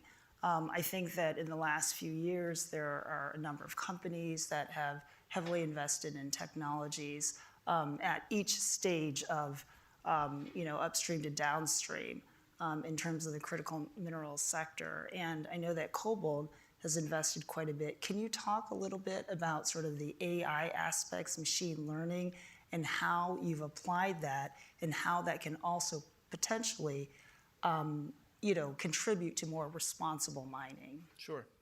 I would say the most responsible mining, there are business activities that any business can do that make you a better business, a better member of your community, things like the investments I mentioned earlier in the school and the hospital and other things. But when it comes to specifically mining and how to be a responsible miner, I think a good way of framing it is an efficient miner, right? You can make discovery decisions faster and be more economical and build a stronger foundation when you find a superb deposit, right? That's, the quality and size of Mingomba is one of the factors in why we're able to make these early investments, because we know that it's economically viable to do so, right? And that gives us breathing space, the quality of the discovery of the deposit. And so when we invest in machine learning that helps us make our exploration decisions faster and find better deposits, that really, as a knock-on effect, serves the people we work with and the communities we're in. So the industry itself, I think, is catching on to the idea that improving the way you do exploration and investing in exploration technology, which is something we're leading. We like to claim that we are the #1 investor in critical minerals exploration technology. And I think that's probably true. It might have been truer a couple of years ago than it is today, which is a good thing. We're glad that other people are following in our footsteps. But by leveraging those new technologies to move faster and be more efficient, then we have more breathing space to do other things. Okay, yeah. Very interesting. There's been a lot of discussion just in terms of the application of technology, in terms of recycling. So instead of digging mines, can we actually use recycled materials and extract the key minerals for that usage? So I was just curious, in terms of DFC, have you been investing in sort of those technological advancements that can help, be a little more environmentally sustainable again, another aspect of critical minerals and mining that can help turn the page on, what otherwise would be sort of a story of degradation. Sure. So first, I'm going to go ahead and point out that I believe that the mining investments that we do make are going to be environmentally sustainable, and that's a key part of what we do. So I'm just going to put that out there first. Okay. But yes, definitely agree that recycling is a part of the solution. And I think we're very excited. I know our Chief Investment Officer has spoken quite a bit about his interest in working on critical minerals recycling projects. The reality is we've had relatively limited engagement with that to date, in part because in order for a recycling plant or facility or approach to work, you need the source materials. And a lot of critical minerals are, they might be mined in, let's say, the DRC, but they're used in the US or Japan or Korea or Europe or China. And we have not been able to work in high-income countries, and so therefore it has prevented us from looking at those types of projects. There are some things that I think are coming down the pike that could be quite interesting. Morocco, I think in particular, is setting itself up as a recycling hub. I think they want to do it the right way. There are real concerns about the dumping of e-waste and scrap in some countries that then leads to situations that are not actually beneficial. Maybe it's good for people in developed countries because they get material more cheaply, but it's not good for the system as a whole, and that's not kind of what we're supporting. But high quality, high standard recycling built on their proximity to Europe, their ability to access large amounts of power, and so on. And I think even more and this is one of the things that I think has been inspiring to me in the time working in the critical mineral space, because it was kind of an issue that was under the radar for a long time, there was not as much brain power and capital that was being applied to the issue. And I think the fact that it has now become more of a focus area means that there's going to be ways to find new technologies, new business models, because it's not just about, can you break down a battery and get the materials out. It's like who owns the battery is like a big question in EVs. How do you get the batteries back? All these different things. So again, I think that there are going to be a lot of exciting opportunities coming out, and some of those may, filter down to emerging markets, but also we'll pursue them in more advanced markets. But the last point I'll make is, not all critical minerals lend themselves to recycling. And in some situations, I think if you look at, rare earths, we're not going to be at a critical mass of material that can be recycled for a while, because sort of the revolution in how a lot of those minerals are moving into the economy is still relatively early stage. And so, we're still going to need to do mining. We're still going to have to do it the right way. But yeah, eventually you hope to have a system that relies more on cheaper sources and has, again, the business models and technologies to go along with it. Okay, very helpful. So a lot of times we talk about sort of the need for speed in mining, because this is a critical moment, and so I think that tension between speed and doing things the right way, as we've talked about, often come in conflict. If you could look at what the mining sector looks like 10 years from now, 2036, what are sort of one or two key things that could help contribute to the speed and the efficiency, but also being responsible, benefiting the communities in a positive way, again, adhering to environmental and social standards? So, yeah. Alan, if you want to take that. I think cobalt gets a little lonely in the part of the world where we operate, as there are graphics we use that show sort of where cobalt is active with an American flag, and then we look at our neighbors that fly other flags. And I think one of the things that will address that is getting other Americans investing in the part of the world where we are. It is, creating an ecosystem that can work together collaboratively of Western investment particularly in Africa, in Zambia and DRC, would do wonders, I think, in both quality of life for the folks who are working there, or working with us, but also in shaping attitudes towards, if we're discussing reforms in a given jurisdiction, the use case or the benefit needs to be shown by active investment. Why do we need to make this change? Well, it will attract this and this and this investment, and there's momentum that can build if that's generated. So looking ahead 5-10 years, I think that getting other Western and American businesses that are sitting next to us or down the road or what have you is going to be key for solving that problem. Great, thank you. Tom, what are your thoughts? Those are I think, great points. And again, I think the point about kind of de-risking and destigmatizing the mining sector is really important. I mean, my wife still will say like, when I talk about sort of mining work, and I say, well, throw out your phone, we'll get rid of the car. You do have to have this industry. And I think that a couple things that I hope that happen. One is I think increased education for the public in the U.S. and other advanced markets to understand both the importance of mining and the fact that it can be done well. And especially if there's demand for that, it can and will be done well. Because again, even this sometimes comes up where people say, we're going to cut China out of the supply chain by introducing high environmental and social standards. Chinese can do that stuff too if they have an incentive to do it. And so, hopefully, again, raising sort of the bar across the board will both increase the quality of mining operations globally, but also bring more people in who have felt uncomfortable with that in the past. I think in terms of more efficiency, one of the things that I would like to see is, and there is some discussion, is around standards. So, we use, for example, the IFC performance standards for our projects, but there are things like RMI, IRMA, Copper Mark, all these different standards, some of which are mineral specific, some of which are more generic in terms of the mines that they can apply to.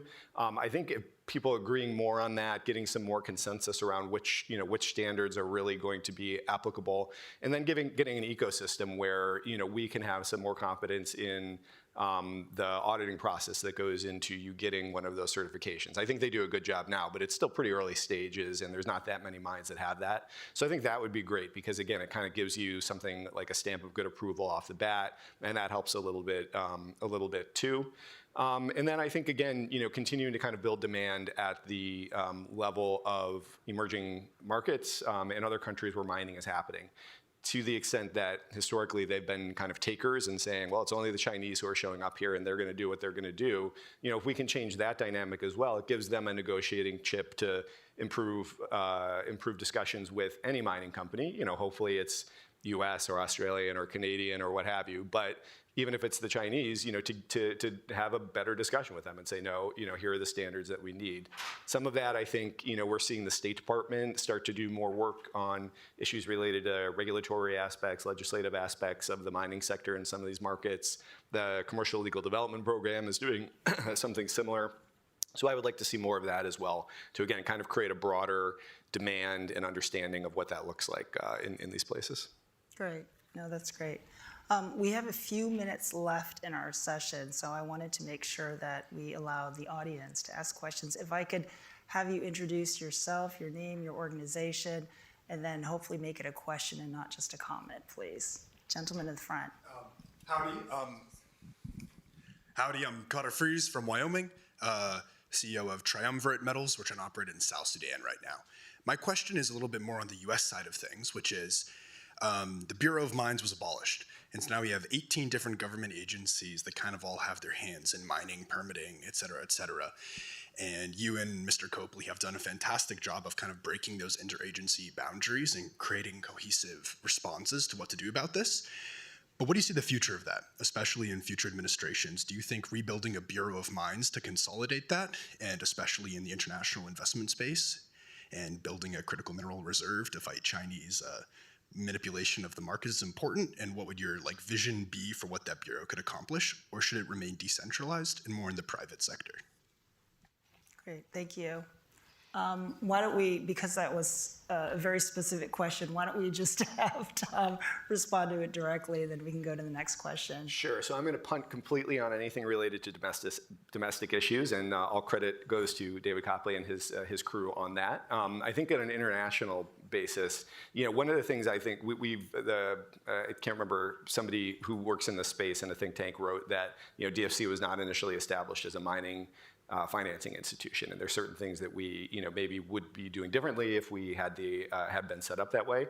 I think look, we are trying to be flexible, and we're trying to work with other folks like EXIM, like the State Department, like USTDA, to make sure that we're offering a full suite of products that can really meet companies where they need. So that includes for feasibility study work, that includes political risk insurance to protect their investments, that includes debt to really drive, meet capital costs, but it also includes just the presence of us in an investment to help mobilize additional capital. We are, I think, doing a lot more coordination, some would say, myself included, too much coordination with the interagency to try to make that better. I think it's still not something we're as successful as we could be. We've talked about common applications. We actually have an internal listserv now that kind of allows different agencies to send opportunities that they're getting to make sure that it's reaching the most appropriate agency. And so I'm hoping we'll see more of that. Institutional change in the U.S. government is really hard, especially if it requires an act of Congress. So I think I always view it as more possible. What can we do with what we have right now? And I think that's what we'll continue to pursue. Great, thank you. There's another hand in the back. Hi, my name is Maria, and I am a renewable energy researcher at UVA. My question is that a lot of countries that are very resource rich, they do not have very strong regulatory structures, they don't have strong institutions. So you already talked about benefiting the local communities. In case there is a mismatch of priorities between local communities and their national governments, how do you deal with such situations? Because it can also pose risk in case the US invests in those communities where the mines are and they turn against the mining companies. Thank you. I think actually either of our panelists could respond to this question. You could talk about sort of the tangible examples in Zambia. Yeah, I would say with a note of caution, we haven't, I don't think, encountered a situation where there's this significant discrepancy, right? I would say that the first principle is that we're going to follow the law, right? And so there are, that's at the forefront of our mind no matter what.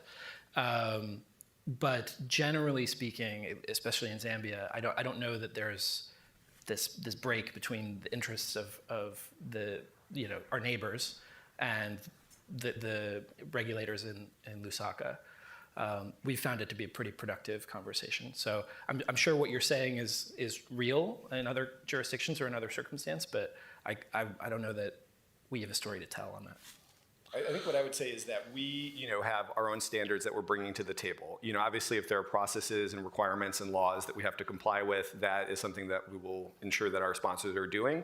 But we're setting a floor under what we're going to accept. And while we don't know if we can, we can't necessarily affect change at the national level if they're going to be, if the national government is going to let other companies, other projects go forward under conditions that we wouldn't accept, we're realistic that we can't necessarily solve that. And there's other parts of the US government that might get involved. The projects that we work on are going to meet our standards. And if they don't, then we are not going to invest there.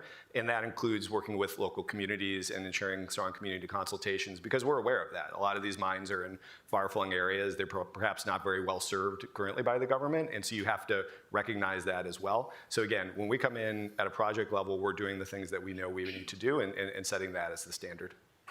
That's great. We are past time, so unfortunately I'm going to have to end this conversation. It's been very thought-provoking. Thank you, Alan. Thank you, Tom, for coming to this discussion. I hope this is the beginning of this type of discussion on responsible mining in Washington, and we can kind of continue thinking about ways to improve the sector for the benefit of the local communities and our host country nationals. Thank you so much.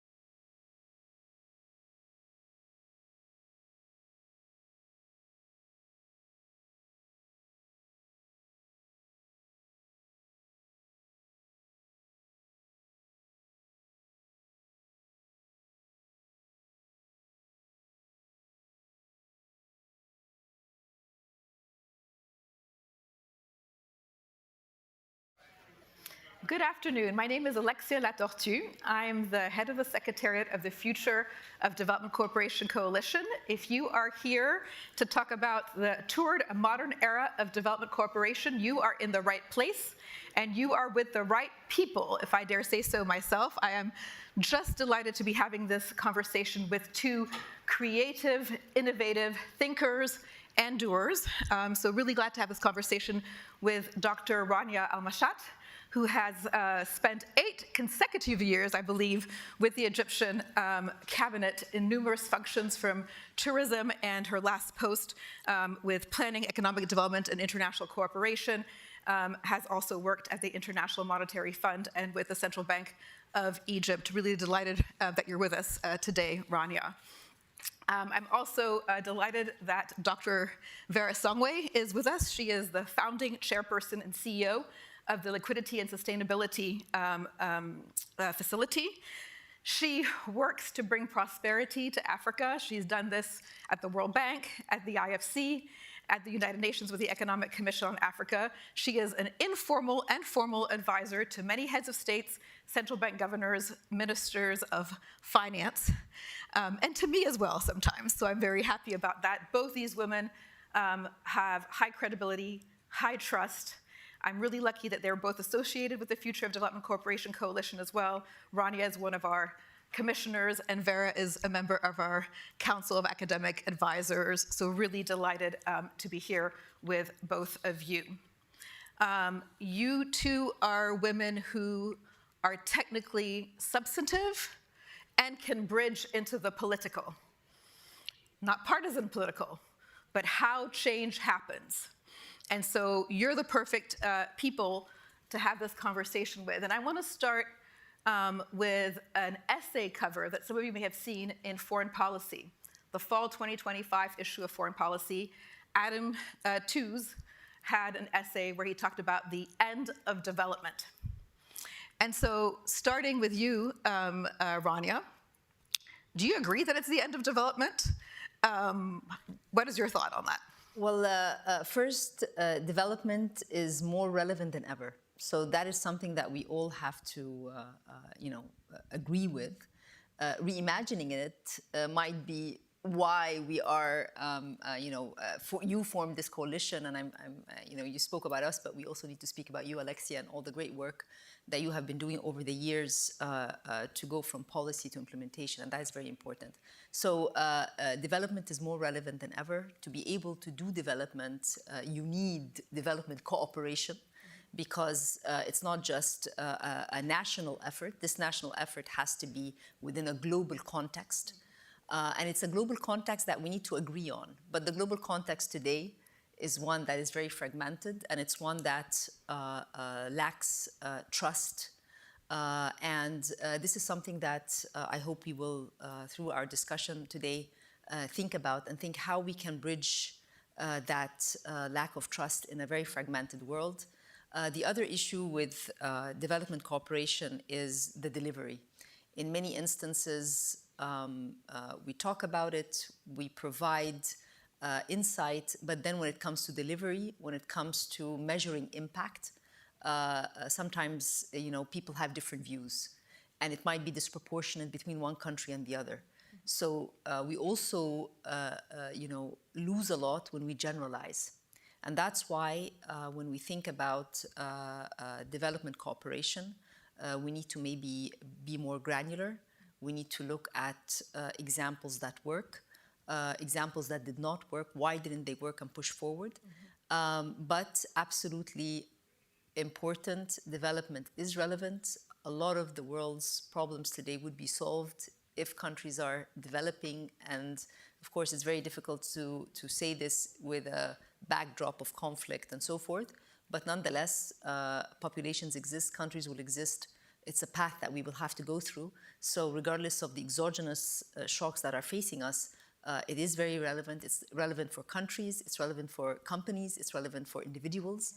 So it goes all the way. So again, I would say that through the coalition, which I'm very happy to be a commissioner with, and this was announced day before yesterday, that we will, together with a very impressive group of distinguished experts, try and not reimagine, but not rethink, but really reimagine how we can do all of this together and create that trust and create that multi-stakeholder engagement that's going to push development at country level, but also, once again, development at country level means that we need to have development cooperation where all of us come together.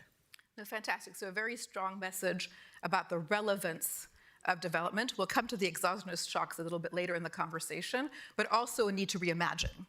And indeed, many people are saying development is in a crisis. So Vera, I would love your views on, is it in a crisis, development? If so, what are the drivers? I think, Rania, you talked about some of them from your perspective, the lack of trust, delivery not being exactly where it needs to be, not being granular enough. Vera, what's your perspective? First of all, thank you. Thank you so much for having this conversation. I think it's a really important conversation. It's true that it's happening at a time when reimagining not only development but the world is a little bit of a difficult thing. But it is precisely at these times that it becomes important that we try to think about what could be after the turmoil. Let me put it that way. And I think I don't know that it's in a crisis per se. Your question is development in a crisis, development cooperation. I think a couple of things have happened. There is maybe an unmasking. I now use this word of the unmasking of the old development architecture, which was in some sense an architecture that we all kind of knew was suboptimal. We all kind of knew was not delivering. But we all wore the mask in the morning, we went on and we played the game. And I think today we have sort of taken away that mask. And the question then is, what was it that the mask was sort of covering? And I think it's the faulty architecture. And so the reimagination is really, I think, a challenge to us to reimagine what is the new architecture, what should that new architecture look like. And I just maybe want to use 3 examples to explain a little bit what I mean. The first one is a little bit the architecture around the creditor landscape. When we talk about development, we talk essentially about who is funding development and who is going to fund growth and prosperity and deliver the investment that should create jobs. And for a very long time, it was kind of the G7, and if you extend it a little bit, it was the MDBs through the G7 that we're doing this. So it was a very sort of orderly process around, you went to the World Bank, you went to the IMF, you got your little credits, if you were in Africa, you went to the African Development Bank, if you were in Asia, you went to the Asian Development Bank. It was all very orderly. And then, fast forward into the 2000s, and then we started, seeing popping up private creditors, and then, ECAs, and then, bilaterals, and private commercial banks in developing countries themselves, and sometimes actually developing countries themselves were funders of development. And this kind of sort of maybe disorderly landscape was beginning to sort of send a message. And what did we do? We immediately decided, some are good, some are bad, and as opposed to saying, let's open the tent, and the coordination that had worked so well, we could have taken that and said, yes, we're doing so well because we were coordinating each other.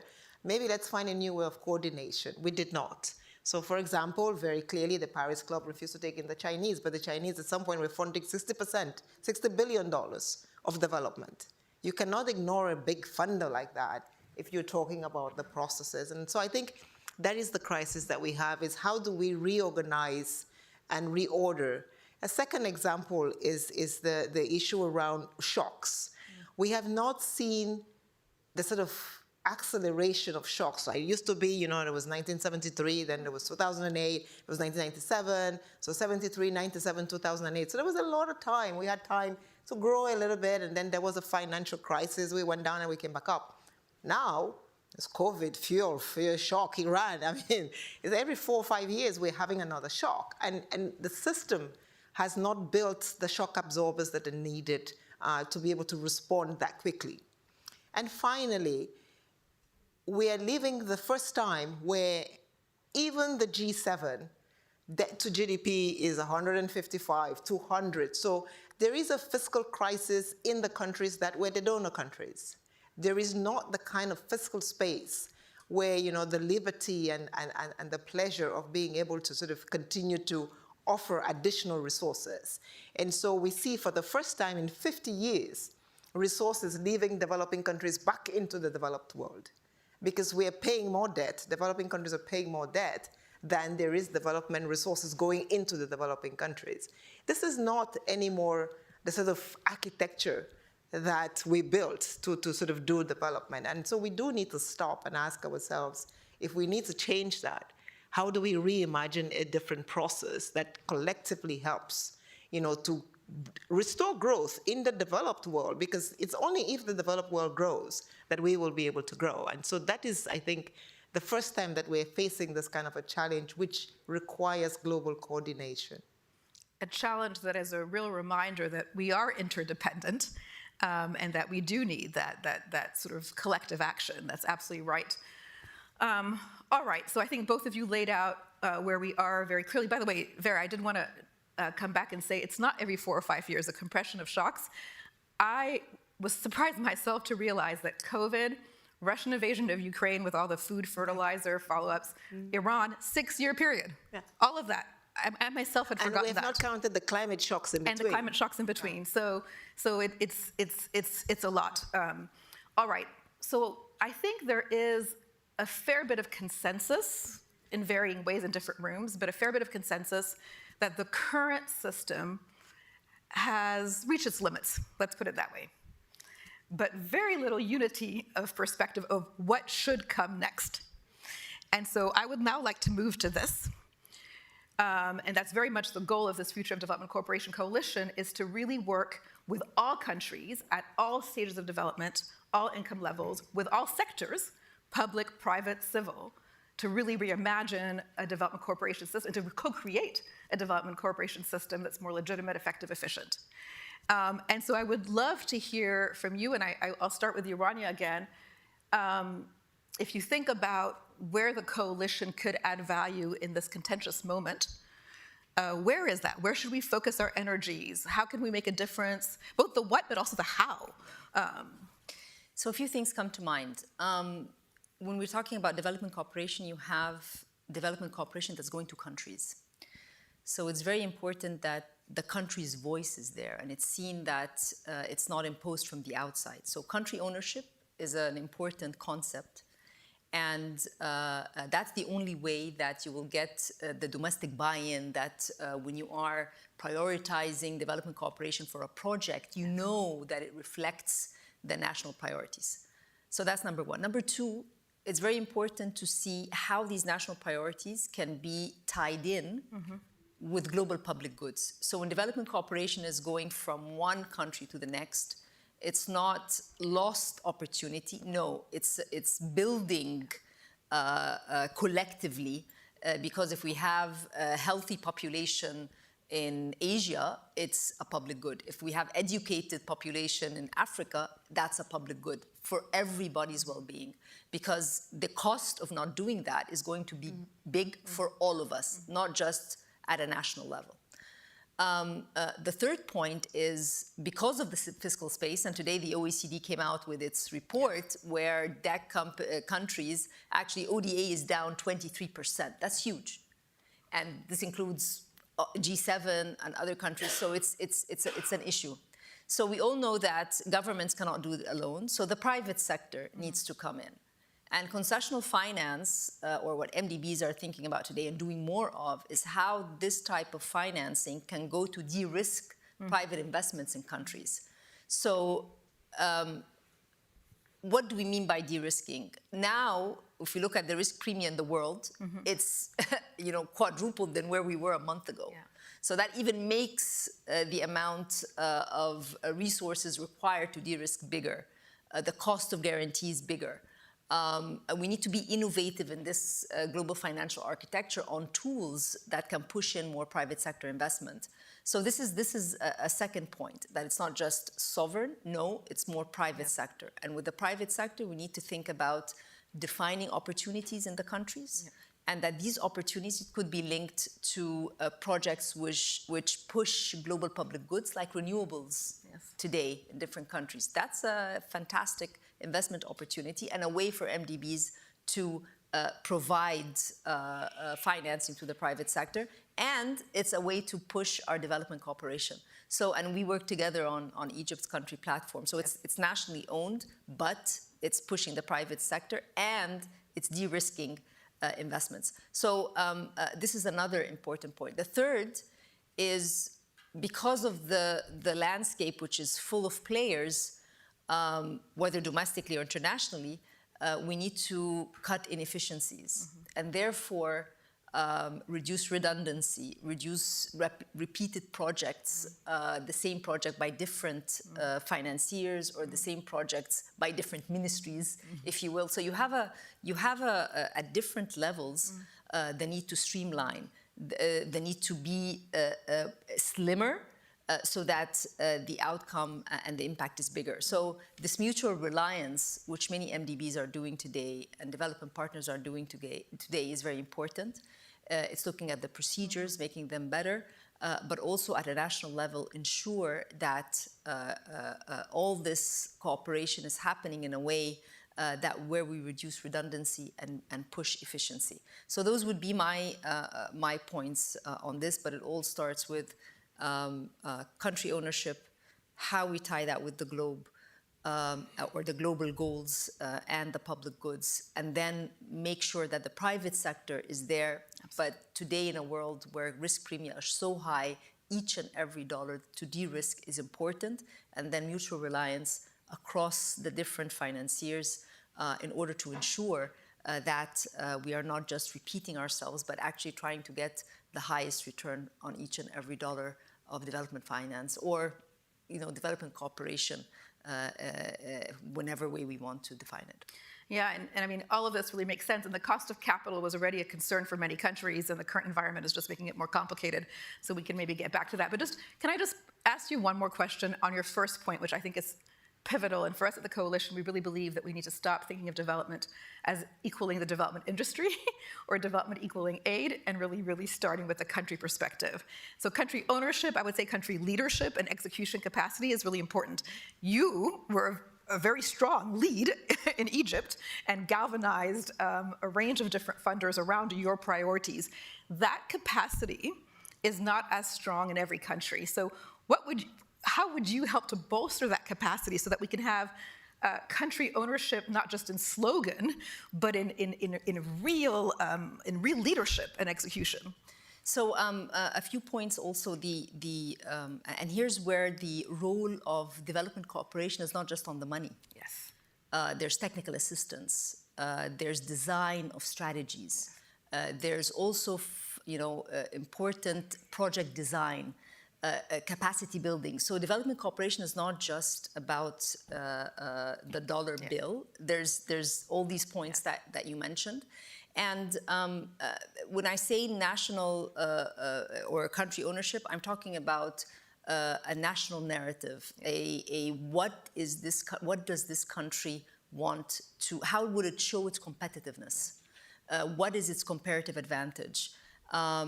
We see in the world today supply chains under a lot of strain. Yes. So what does each country? How can each country localize some of that and be part of the supply chain? So I would say that every country, regardless of where it is, has a parliament, and the government has to present its strategy to Parliament. And within that, there are different priorities, and the international world in different institutions provides insights, provides capacity building. If you're doing a country program with the World Bank, it has to reflect your priorities. If you're doing an IMF program, it says homegrown program. So there is a lot of national ownership there, but we just need to, as you mentioned, make it sustainable. Yeah. So it's not just a snapshot, but it's something that lasts, and performance-based budgeting is something that helps with that. Well, thank you, that's wonderful. And yes, the long-term view is really important to us at the Coalition. We want to plan for 2 decades ahead, informed by the moment, but not captured by it. So Vera, you laid out some real challenges. Again, where can the Coalition help? And perhaps specifically also on the point around around shocks and how to prepare for that. I was talking to the head of the Accra Reset the other day, the secretariat, and he said, the one certainty in life is shocks there will be. And so we need to build that into how we plan. No, thank you. I think two things. The first thing to start with is there is a lot of conversations around development finance, but unfortunately, development finance today is not financing development. It's financing debt. And so the first point of call is to make sure that development finance actually does finance development. And what does that mean? If you look at in the last 5 years, all the resources that have gone into the developing world have served to either help countries finance their debt, which essentially means paying for their debt service. And I take Kenya. I think everybody can do the numbers. And FDL in Paris has just done a report. 4 years ago, debt to GDP was 68%. They raised about $5 billion. Debt to GDP today is 67.8. Yeah. So essentially, all the resources that they raised went to finance debt service. Same thing for Cote d'Ivoire, more or less, and at 9.5%. And so essentially, what we need to do is begin to see whether we can actually sequester some of the development finance resources to actually do development, and ask that all the resources, particularly from the MDBs and the guarantee projects, that they actually should deliver a road, a railway, an energy project, a school, and a healthcare service. So that's the first thing. I think the second thing to your question is in terms of what is it that is the cost of financing and what can we do around that? And one of the very important issues, because of the shocks that we're getting, because the shocks come in different levels. We're just looking at the numbers recently with the war on Iran, and immediately the war happened, US interest rates 10-year went up 44 basis points.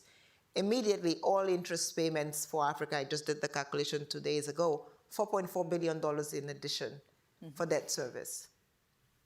And so if a country went to bed in the night thinking, I can make my payment tomorrow morning, you wake up with an average of 320 million more in debt. And Egypt is a case in point, and many others, that because of the way that we're borrowing. So one of the things we do need to look at in this new dispensation is to see whether, at least for social projects, they can be done in local currency financing, so that immediately manages the shock. The second thing that we can do is something that we are now doing more and more, and you also, Minister Rania has done a lot of work on this. We've all done a lot of work on this. Is debt contingent clauses, so that if there is a shock, if there's a systemic shock, 2%, 1.5% across 20 African countries, then maybe we can agree that we reschedule payments, so that you're not going into default and you're not obliged to pay immediately, but we can then almost a sort of automatic DSSI. I think we have now agreed that we can do it for climate shocks. We should begin to agree that we should do it for all systemic shocks. This actually is part of the IMF mandate, and I think this is something that is not difficult to do. We can model it. We can once we establish that it's systemic, we can actually roll it out as something that is doable. So that's the second thing. I think the third thing, and the final thing, but probably the most important, builds up a little bit on what you said, but I'm going to push it a little bit to. I like country platforms. I prefer country reforms. Countries need to do reform. There is no shortcut. And I think a little bit in the development space, maybe sometimes we have forgotten a little bit the need for fiscal discipline, for fiscal rules that actually bite, that are actually binding, that make sure that people make difficult decisions. And if you are not able to sort of have that contestability in your budgets, even if you had the cheapest amount of financing, we'll probably still run into problems. So it's really important that we have that. Can I just, one comment on that? Country platforms in many instances include or have to include the reforms you do in order to push renewables, pricing between private sector, for instance. So it implicitly has that. But explicit reforms are also come in the form of policy-based lending. Yes. And what we are going to see after the events in the region now is that more countries, in order to avoid international market borrowing, are going to go to the development finance institutions and request fast dispersing policy-based lending, correct? Because it's cheaper, but it's going to be linked to reforms. And you're going to be doing these reforms at a very tough time when growth is not, and the growth and jobs sort of dynamics is not as smooth as it was just a month ago. So I think, our role would be to how can we, help and contribute, prioritizing reforms, ensuring that when we're talking about reimagining development cooperation, it's one which is also sensitive to the moment, sensitive to the shocks, sensitive to what the countries are doing. So when I say country ownership, it's two ways. Absolutely.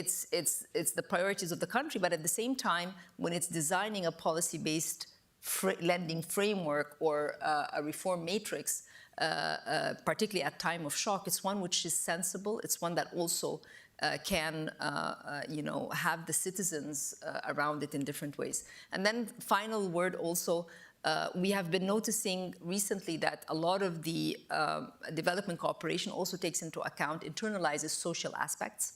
And that's important and much needed now. Yes. So I think, how we define this social support or social programs at a time when a shock is as big as it is now. It's a price shock. It's a fuel shock, electricity shock. It's actually multidimensional, multifaceted. It affects everybody. So when it affects everybody, also the development finance that's going to go one way or the other is going to be quite dramatic.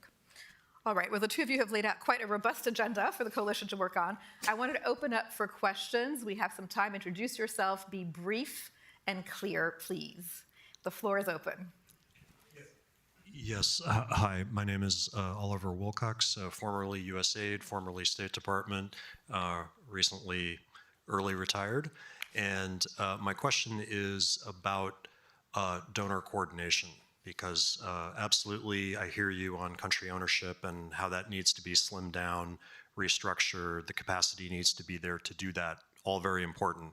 But the donors themselves need a lot more, I would say the word is really coordination, not cooperation among the donors. And one sort of missing piece in this, I think, from certainly a US perspective, but also I would to a lesser extent, a Western European perspective, is the role of the Gulf states.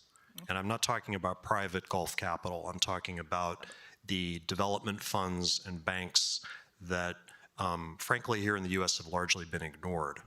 Got it. And Got it. We got it, Oliver. Great questions. Anybody else? Okay, in the front. Right, and women are allowed to ask questions as well. John Simon with Total Impact Capital. In this modern era of development cooperation, it seems to me there are two elements that you've mentioned, and I just would like a little bit more exposition on them. One is much more country ownership, which I think is something the old development era tended to disregard. And the other is to move from a grant-driven model of development to more of an investment-driven model. And I'd like to hear more about your thinking about how that could work in this new era. Excellent. Right behind you. And then we're going to do our last question in the front. Thank you. I'll try to keep it very brief. I'm Orestes Anastasia. I'm with AERA Sustainability Advisors and the newly formed Institute for American Leadership, and it would be great to coordinate with you. I think it's a fantastic panel, and I love that you started by talking about focusing on the interest of the developing countries, of the emerging economies, and making development, forming development from their perspective.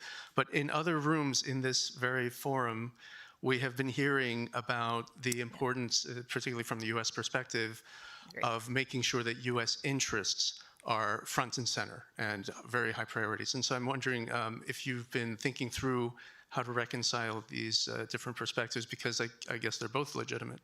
Fantastic. And our last question, please. Yes. Savon Baptiste, I'm just wondering if you can speak a little bit about the role of remittances within this framework and what you think needs to be done. fantastic. So grants to investment model, remittances, the role of Gulf public money, donor coordination, and national interest, mutual interest. Where are we? On the donor coordination, I hate the word donor. I call it partner, development partners, coordination, because it's supposed to, as I mentioned, that's why when I mention national priorities linked to global goals or global public goods, it means that we're partners. This is getting better, but it also depends on the country. When the country has itself in order, the development community sits together and is able to finance. For example, in our case, we had for one project by the private sector, a guarantee from MIGA, BII there, EBRD there, EIB there, so they're able to work together to deliver. So I would say there needs to be mindfulness from the development community, but really most of the pressure lies on how nationally you are able to put everyone in their spot and allow for more coordination. So there's no one answer, and it depends on which country and what level of development and so forth. Also on the investment, today, if you take a developed economy, an emerging economy, everything is rotating around growth and jobs. So I very much like the message from the World Bank that eradicating poverty and prosperity is really creating growth in countries and jobs. And that's also a way to think about development. And to create the jobs, you need more investments. You need more private engagement. You need less risk premia. So you need to do the reforms, which are tough ones, for credibility. So investment in that sense is what would push forward. So it's not against. So development finance is not at all either or. It's not either this or investment. No, no, no. And when we say more development and concessional goes to the private sector, it's basically to increase investments in countries and therefore create the jobs and be able to create I always say that we're trying to move from the impossible trinity of a fixed exchange rate, free capital flow, and independent monetary policy into a continuous circle of you're doing macroeconomic stability, which means flexible exchange rate, fiscal, a proper fiscal model. Then you're doing your structural reforms because the world is changing and you have to keep on doing reforms and opening up and this and that. And that is going to create more investments and therefore development and then more macroeconomic stability. So it's a continuous loop rather than having an impossible trinity. So to me, this is key. Remittances always go into the balance of payments. And therefore, what we're talking about is how to finance the gap. When countries need to finance their gaps, their financing gaps, bring in resources for the financing gap. So remittances are already in there. They're supposed to be in your balance of payments. They're a source of income along with the tourism receipts or exports and so forth. So development cooperation fills in a gap that countries cannot finance themselves. And that's why the type of financing that a country gets depends on its level of development. You're an IDA country, that's a type of assistance that you get. If you're a middle-income country, that's a high middle income, lower middle income. So all of these, definitions matter when it comes to how much countries get. And most recently, countries today do what is known as integrated national financing frameworks, INFFs. And these include all sources of, so remittances are there, FDI is there, concessional finance is there, debt swaps, and here comes the question on the Gulf. When we're thinking about innovative ways of financing going forward or alleviating some of the debt, not some, the big debt burden that countries are facing today, debt swaps come in. And we had a very big debt swap with UAE. We've had other debt swaps from the Paris Club in the 90s, and we used to do those with Italy and Germany, and we still are doing tranches with Germany, and they come into the climate space or the social space or the health and education space. Vera, we're tight on time, but I want to hear your quick responses to those questions. No, very quickly, I think investment is the key. At the end of the day, all of this conversation is at the end about investment. there are three challenges that we're going through, and very quickly. One of them is the cost of capital is so high that the ability to be able to invest and make a return on the capital that you're investing is so difficult. And so we end up with this conversation about lack of bankable projects is because the cost of capital is too high. One of the things that reimagining development must do, which is what I spend a lot of my time doing now, is building capital markets, local capital markets, because that is the only way you bring down the cost. 400 basis points plus of additional cost of capital does not make any project viable in the developing world. And so you need to do that. And I think that is really, at the end of the day, the crux. We are fighting it on the prudential regulation side. We need Basel regulation to move a little bit on that. We do need countries to build the capital markets infrastructure, repo markets, GMRAS, netting out. You're still netting out at T+5 in 80% of the African countries. It cannot work. So you need to fix that. And I think this is an area in development, in the developing world, where it has been neglected for so long. We cannot continue to neglect capital market development. Remittances, I'm very happy that you brought in remittances, because for me, remittances allows me to talk about AI, technology, tokenization, and a sort of a better, more efficient way of getting local savings. Once you have inflation, because you have successive crises, the poor lose money the fastest and the quickest. And if you can find other ramps in which you can save your resources because you can tokenize and maybe put it in some digital currency, that creates a store of value that today in countries that do not have good macroeconomic management, the poor don't have. The rich can save abroad. You can have offshore accounts, but if you're poor and you get a 40% inflation or a crisis, a war starts, it doesn't work. So remittances help for that because they are a store of capital that you as a private agent can work on. That's on the Gulf. The Gulf is a little bit, I think we just had 2 Gulf operations recently. One Nigeria total return swap, Senegal total return swap. I think that what we do need to do is the coordination point.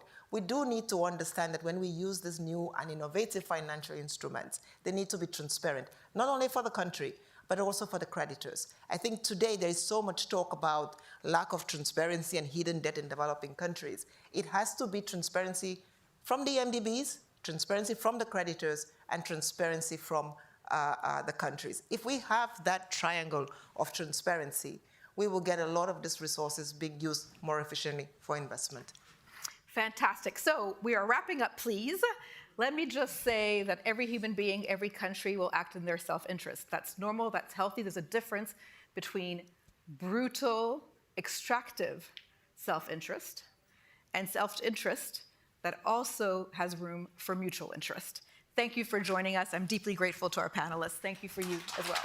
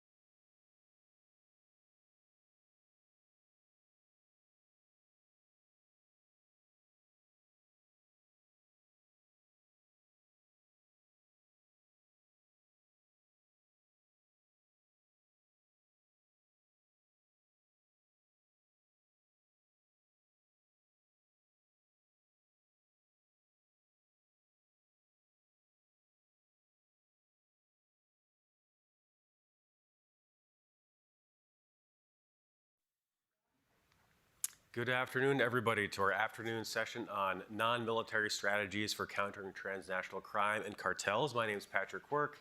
I am Senior Advisor in the Atlantic Council's Freedom and Prosperity Center. For this session, I'll offer a few framing remarks, introduce our esteemed panelists, and then we'll get right into the discussion. Hopefully have time to come to all of you in the audience, as well as online for your questions. To kick us off then, cartels, as we all know, are a scourge on the prosperity of people across the hemisphere, and frankly, a dire national security threat to the American people.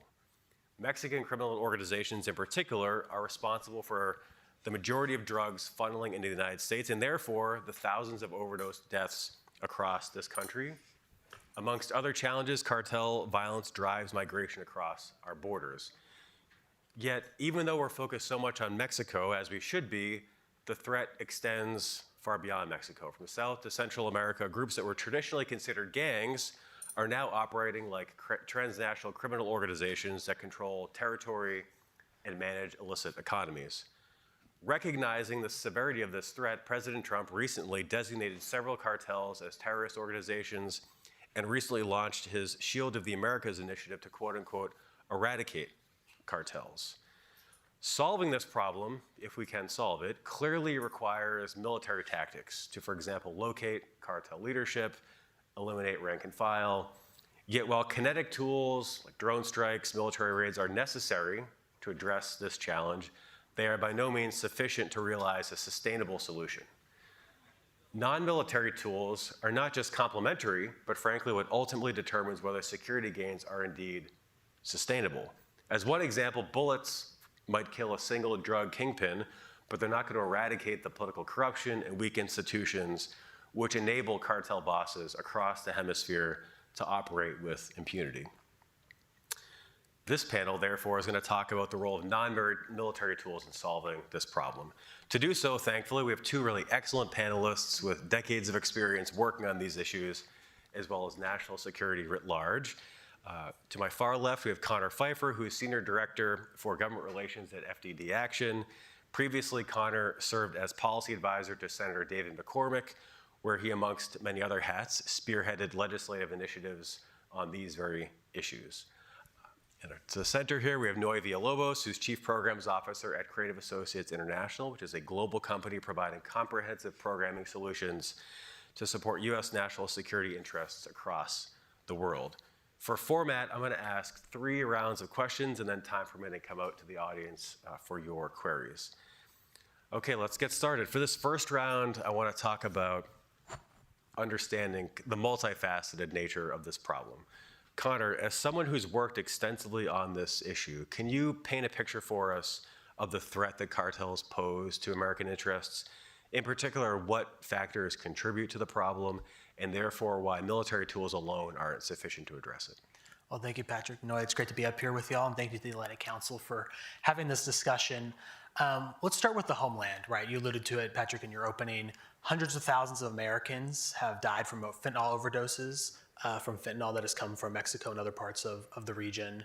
The DEA assesses that cartels and other criminal groups have a presence in all 50 states of the union, right? So these are criminal networks that are not only moving drugs, but doing arms trafficking, creating other types of criminality that really affect American communities.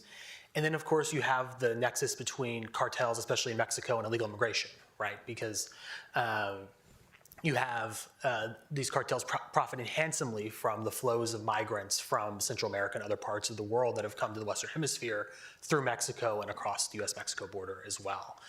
Then when you zoom out to the region more broadly, look, these groups destabilize countries all across the region, right here in America's backyard. And that's a huge problem for the United States, right?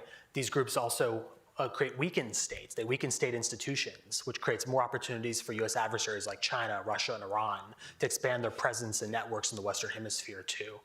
And then finally, the violence not only terrorizes the people in these countries, but it also creates security challenges for American businesses, for American expatriates, for other American interests that are directly on the ground in these countries. And so I think that's kind of one way to look at the different threats posed by these groups to the United States, both on the homeland and within the region. Now, in terms of what factors are driving this, right? Obviously, you have rising demand globally for narcotics. Part of that's the United States, but you've also seen a massive expansion of those markets for the cartels in South America, especially in Europe, Asia, and Africa.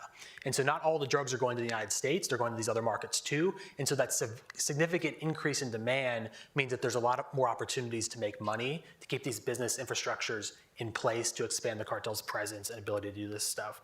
And then you're also seeing a failure of governments to exert territorial control over their own territory, right? You have a situation in Mexico and Colombia, for instance, where the government doesn't have full control over as much as 30 or 40% of their actual national territory. These are areas where maybe there's some government presence, maybe there's no government presence. The cartels could be the ones calling the shots, different transnational criminal groups. And so even though you might have state structures in place, you might have mayors and other officials, really they're not the ones in control of the territory. Candidates, for instance, in the Colombian election aren't able to campaign in those areas. So that creates a lot of problems as well. And then finally, what I mentioned is you have this transition, especially in South America, from guerrilla groups that were primarily ideological motivated, right? The FARC, Shining Path, other groups that had their origins in the Cold War, where maybe they were doing drug trafficking to make some money to support those efforts, but that wasn't their primary goal. Now you're seeing many of these groups focused on this nexus between narcotics trafficking, they're designated terrorist groups by the United States, even some before the Trump administration. So this narco-terrorist nexus has really taken over from groups that in the past you saw primarily guerrilla activity, where it was ideologically motivated. So that's also been an important factor. So Noe, coming to you, Creative has had operations globally, to include in many of the countries that deal with this problem. How have these organizations evolved, and what factors have enabled them to expand? Yeah, thank you. Thank you, Connor. Thank you, Patrick. It's lovely to be here with you guys today. Yeah, definitely we've worked in all of these places, especially in the Western Hemisphere. And I would say that what we've seen across the region is this evolution into these transnational criminal ecosystems. And where gangs and groups before in Central America, for example, were just gangs that were either regional and just maintained relationships just with their United States counterparts, are now becoming part or a node in a very large system that I would say is actually a full cartel supply chain.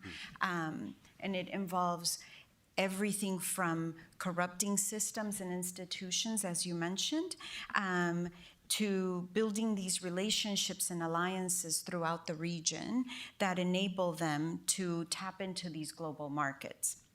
And so these nodes, they control territory locally, which is one of the key aspects that local territorial control is key for them. And they diversify their market by working themselves into licit and illicit markets and conflating both of them. So what we're seeing right now is that some of these groups, and they've been designated as TCOs, are working in real estate, mines, all these licit economies and markets, but they're conflating them by money laundering and processing that would be illegal.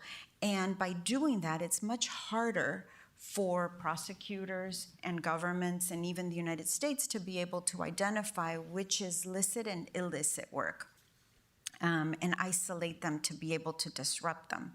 So when we think about it as a system, I would say that what we've seen is a couple of factors that make the system work well.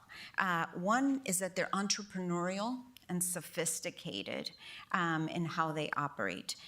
Again, they're embedding themselves in governments, they're embedding themselves in markets, and they're doing so with increasing sophistication. They've even sent their kids or proxies into universities, and they're becoming prosecutors, they're becoming judges, they're becoming the people on the administrative side to manage a lot of the permits that are necessary for businesses to operate. And so they're using these mechanisms to blend themselves into complex financial systems and to corrupt those systems. I would say they're also adaptive. They're incredibly adaptive. They're so fast. They're faster than the bureaucracies of the governments that are trying to attack them by leagues. And in that, in their ability to be adaptive, they're also capable of reconfiguring themselves, subcontracting that work, and they also can regenerate quite quickly. So when you see one head being taken off, quickly somebody else is in charge, or they've found another person. They've set themselves up to have succession plans. And then another thing I would say is that what's enabling them is the weak institutions, the weak systems in our countries. There's lack of governance, and so you have weak judicial systems, police and law enforcement that is penetrated and distrusted by the communities that they serve, municipal governments that cannot provide services. And when those factors, and you can think of all of the governance factors, come together, these groups can become really durable and they can take hold because that's what they need in order to access the resources to be able to scale.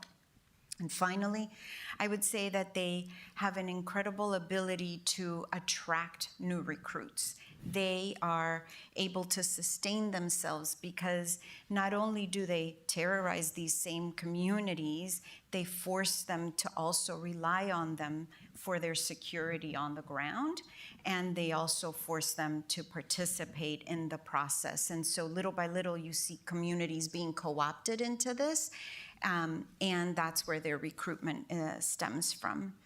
I think I'll stop there. That's great. I mean, both of you clearly are well-established, bona fide experts on the really complex nature of the problem, but you're also experts and specialists on how to solve it. So for the second round, let's talk about solutions.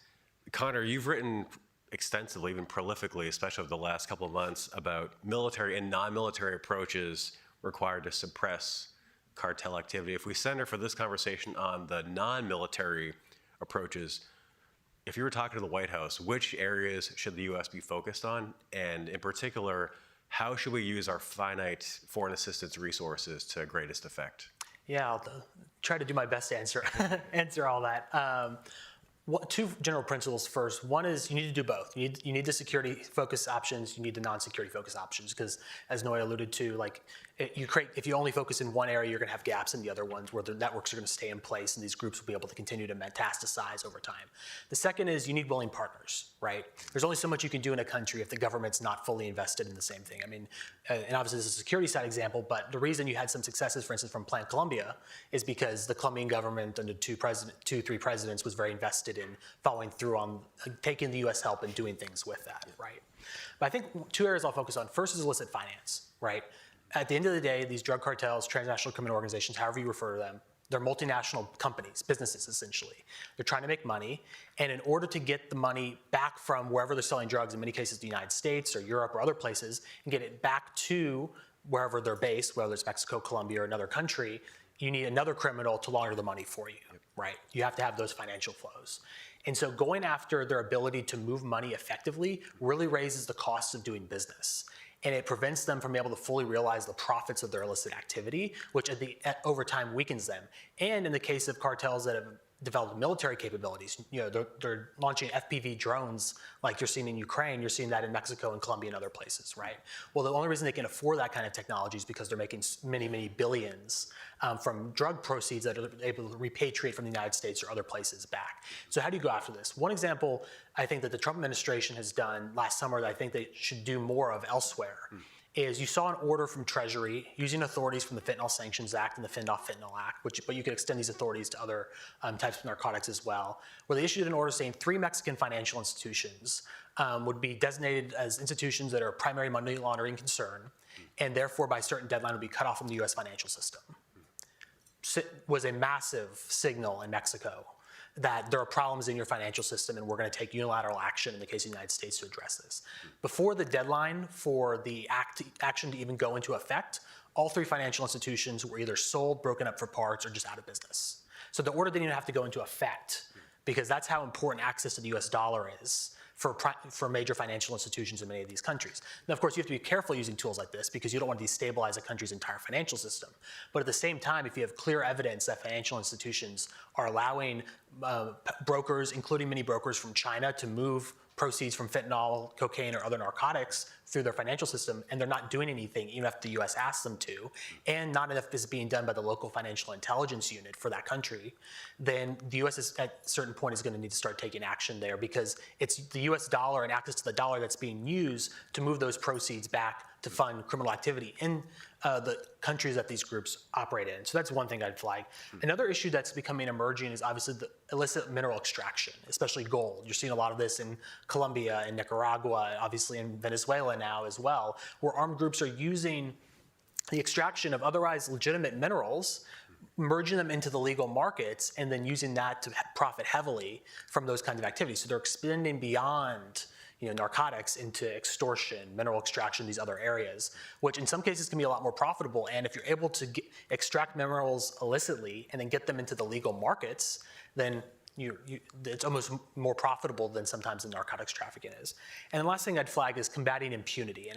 And within that broad category, I put efforts to strengthen judicial systems, police forces, prosecutorial systems, because you have many countries in the Western Hemisphere where impunity is over 90%. That means of all the crimes committed in a country, 90% of them don't result in prosecution or a final judgment of some kind. In many cases, 80% of that is crimes just aren't reported because people know that they bring crimes to local police forces and prosecutorial offices, nothing's going to actually happen. And then of the subset of 10 or 15% that are actually investigated, investigation resources aren't there, so they can't prosecute them. And even though the ones they do prosecute, not all of them are able to get through the judicial system. And so the U.S. has a long history through INL and other offices of providing assistance with improving judicial systems, improving police forces. Now, the long-term results of that, because of problems with commitments from local actors, isn't always consistent, right? We poured billions of dollars into Mexico's judicial system, for instance, and now they have a system where they're electing judges, many of whom have ties to the cartels, right? So we had some setbacks in that area, but that work still remains important, because until you get rid of impunity in these countries, you're not going to be able to stop the long-term presence of these criminal groups. Well said.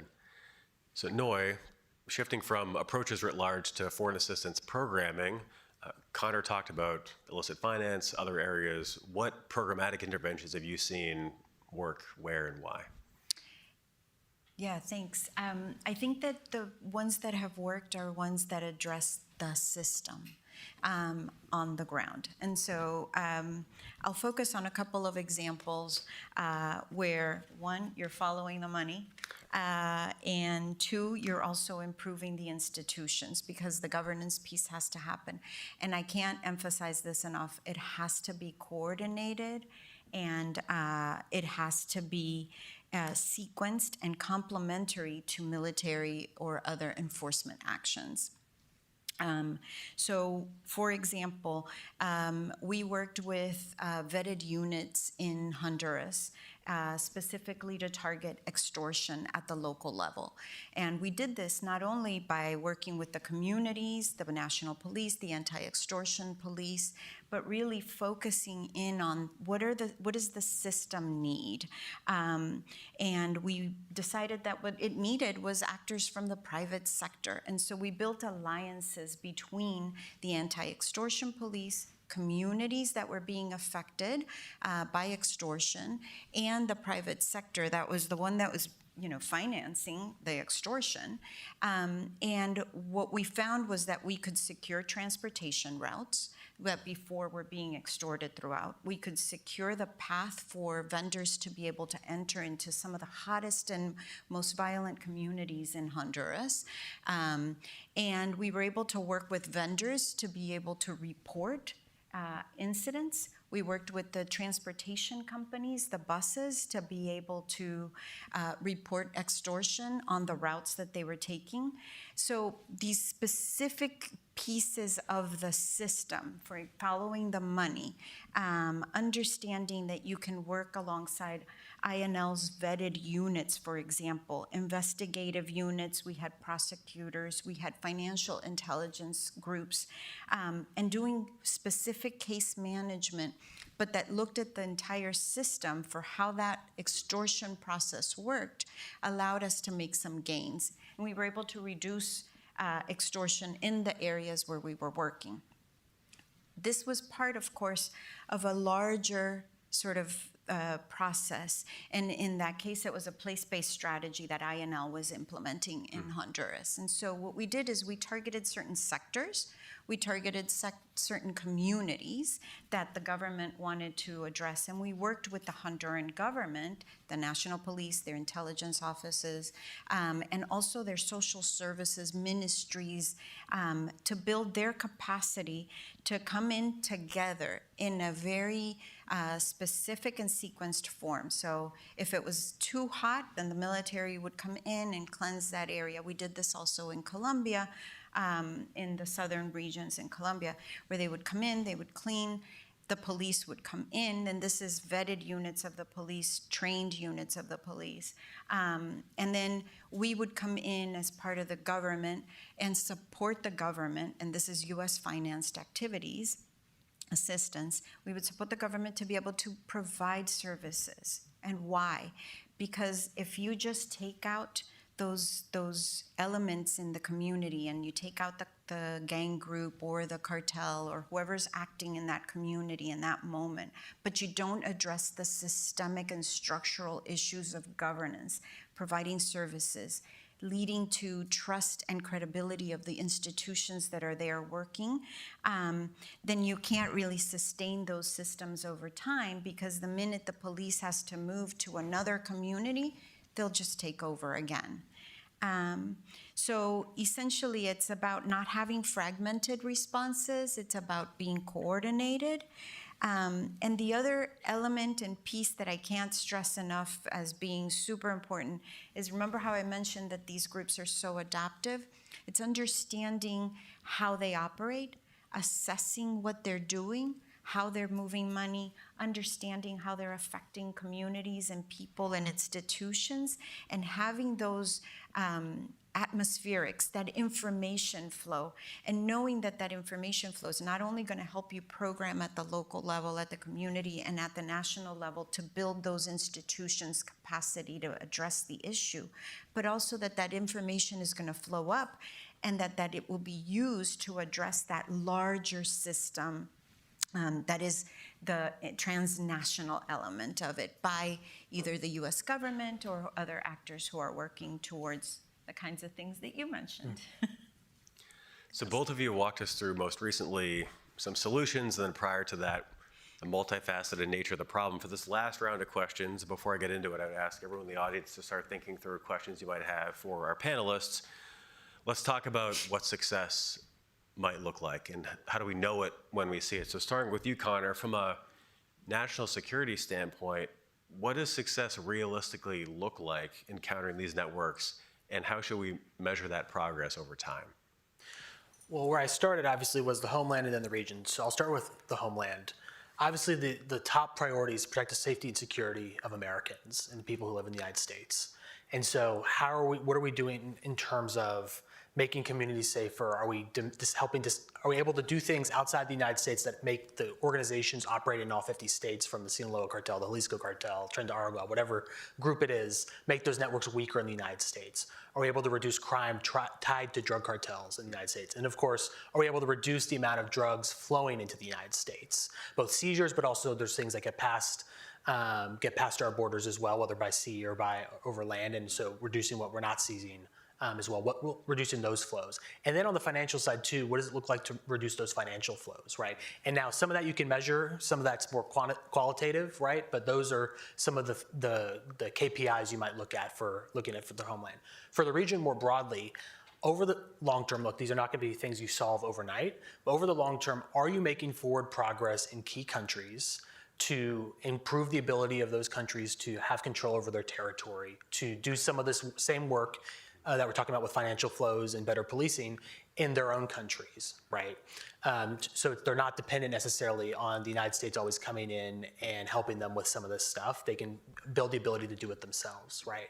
And so those are a couple things that I think that people should be watching. Some of that you're going to see improvements from a change in government, a new initiative, those sorts of things. Those things might take place quicker, but in other areas it's going to be the project of years and maybe even decades at times. But you want to be making forward progress. But as I mentioned earlier, you need partner governments that are willing to work with you. For going back to Mexico, for instance, we've seen a significant change from under President Lopez Obrador and going to President Sheinbaum, where under President Lopez Obrador, there was a policy of hugs, not bullets. And so the security situation significantly deteriorated in Mexico. And while President Sheinbaum's from the same party, and was her mentor, she's taken a different approach to security. Now, is it perfect? No, there's a lot more we need to be doing there, but there has been an improvement from where things stood, and that just took a change in government, right? So you can't, from the United States' perspective, we can't always control what's gonna happen in other countries, right?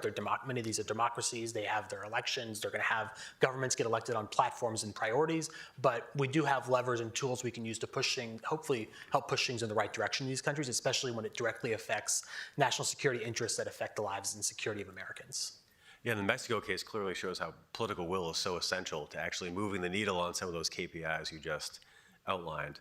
Noy, building on this, from your experience working on the ground, executing these projects across the globe, what indicators or changes signal that those types of programs are working in practice? So agree that it has to look like criminal control is receding and not by the numbers of heads of people that you've taken out, right?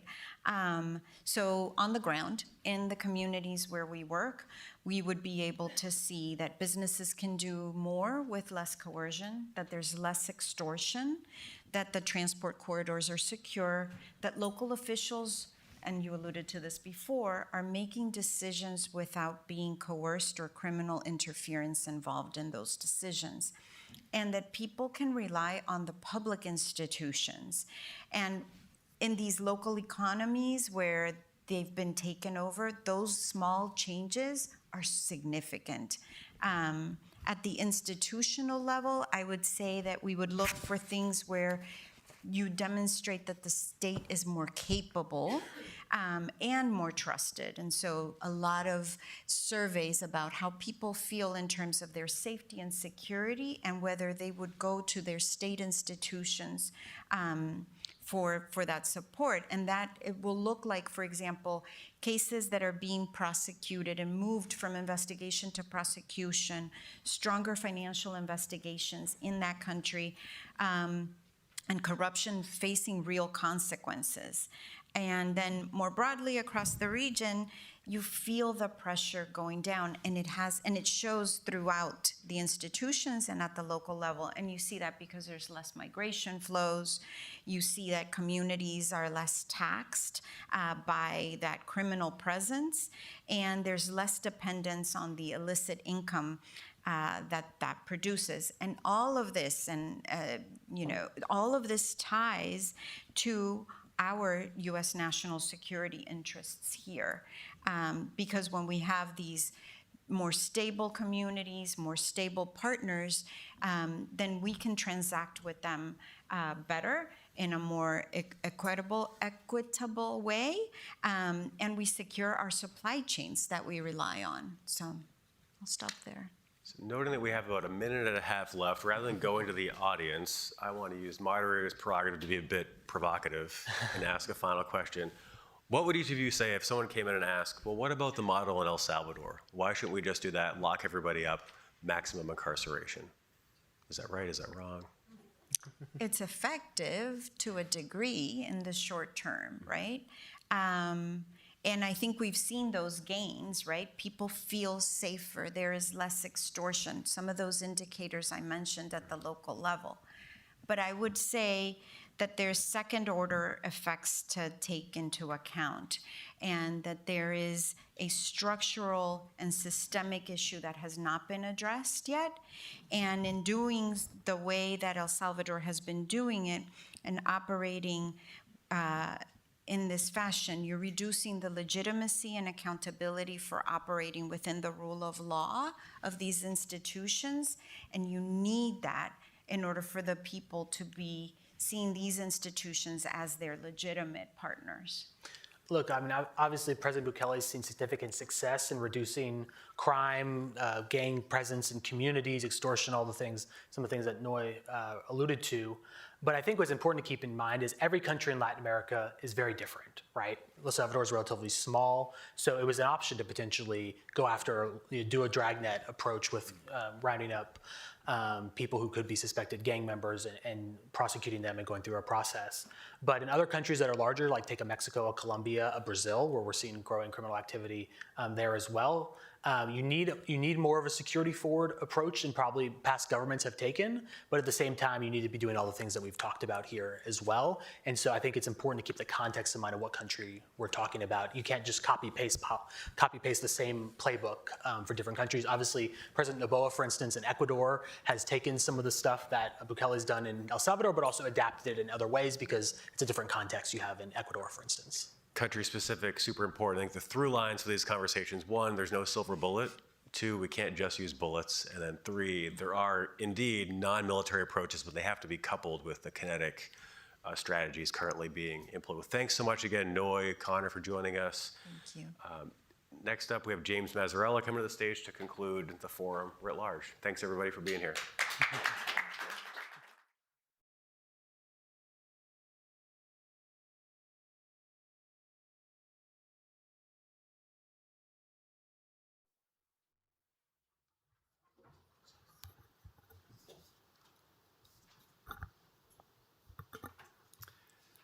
Good afternoon, good evening, I guess. I want to thank everybody. It's been a long day since I was up here last. It seems like a long time ago. I'd like to thank everybody for coming and participating in the forum. I'm immensely proud of what the Atlantic Council team has been able to accomplish today. And before we break, I'd like to reflect very briefly on what we did do today. This morning, Michael opened by asking a fundamental question: what actually makes countries more prosperous? And we've been exploring that in nearly 20 panels throughout the day. We've talked about the shift from aid to investment, the importance of strategic finance and economic statecraft, the role of entrepreneurship and policy reform, and a clear pattern has emerged. Prosperity is not driven by resources alone. It's driven by systems, by economic freedom, by the rule of law, by institutions that enable investment, that support entrepreneurs, that create real opportunities. And here at the Freedom and Prosperity Center, our goal is to generate the research and data that proves this. We do that through our indexes, the Freedom and Prosperity Indexes, which you've been able to play with on the screens outside, but you can also go to our website. Through our annual atlas that we publish, where we do deep dives into countries, and the policy environments of those countries, and we may have run out, but you can go to the website and get those too. And now we're doing that through the Entrepreneurial Policy Initiative that we launched today with the Templeton Foundation. Another theme that's emerged is that prosperity needs partnership. Partnership across governments, across the private sector, philanthropy, and civil society, all of whom were represented here today on stage and in the audience. So my invitation after that is simple. Stay engaged with us. Partner with us. Help us turn today's insights into real-world impact. As we close, I must thank again our founding chairman, Michael Fish, for his vision and his leadership. It makes everything we do possible, as well as our panelists today, starting, of course, with Fred Kemp and Deputy Secretary Chris Landau, and all of our speakers and moderators who brought us depth, honesty, and a varied perspective to each of these conversations. And of course, I have to thank my Freedom and Prosperity Center team, a small and mighty team who I think hates me right now. And as does the amazing Atlantic Council engagement team, who have done just an incredible job keeping everything running smoothly, making sure we're organized, fed, hydrated. It's been a lot, and they've performed really well, so thank you. Finally, I'd like to thank all of you for your time, your engagement, and your commitment to these issues that we've had today. It truly makes a difference. So with that, I invite you to join us for a reception outside. Thank you very much.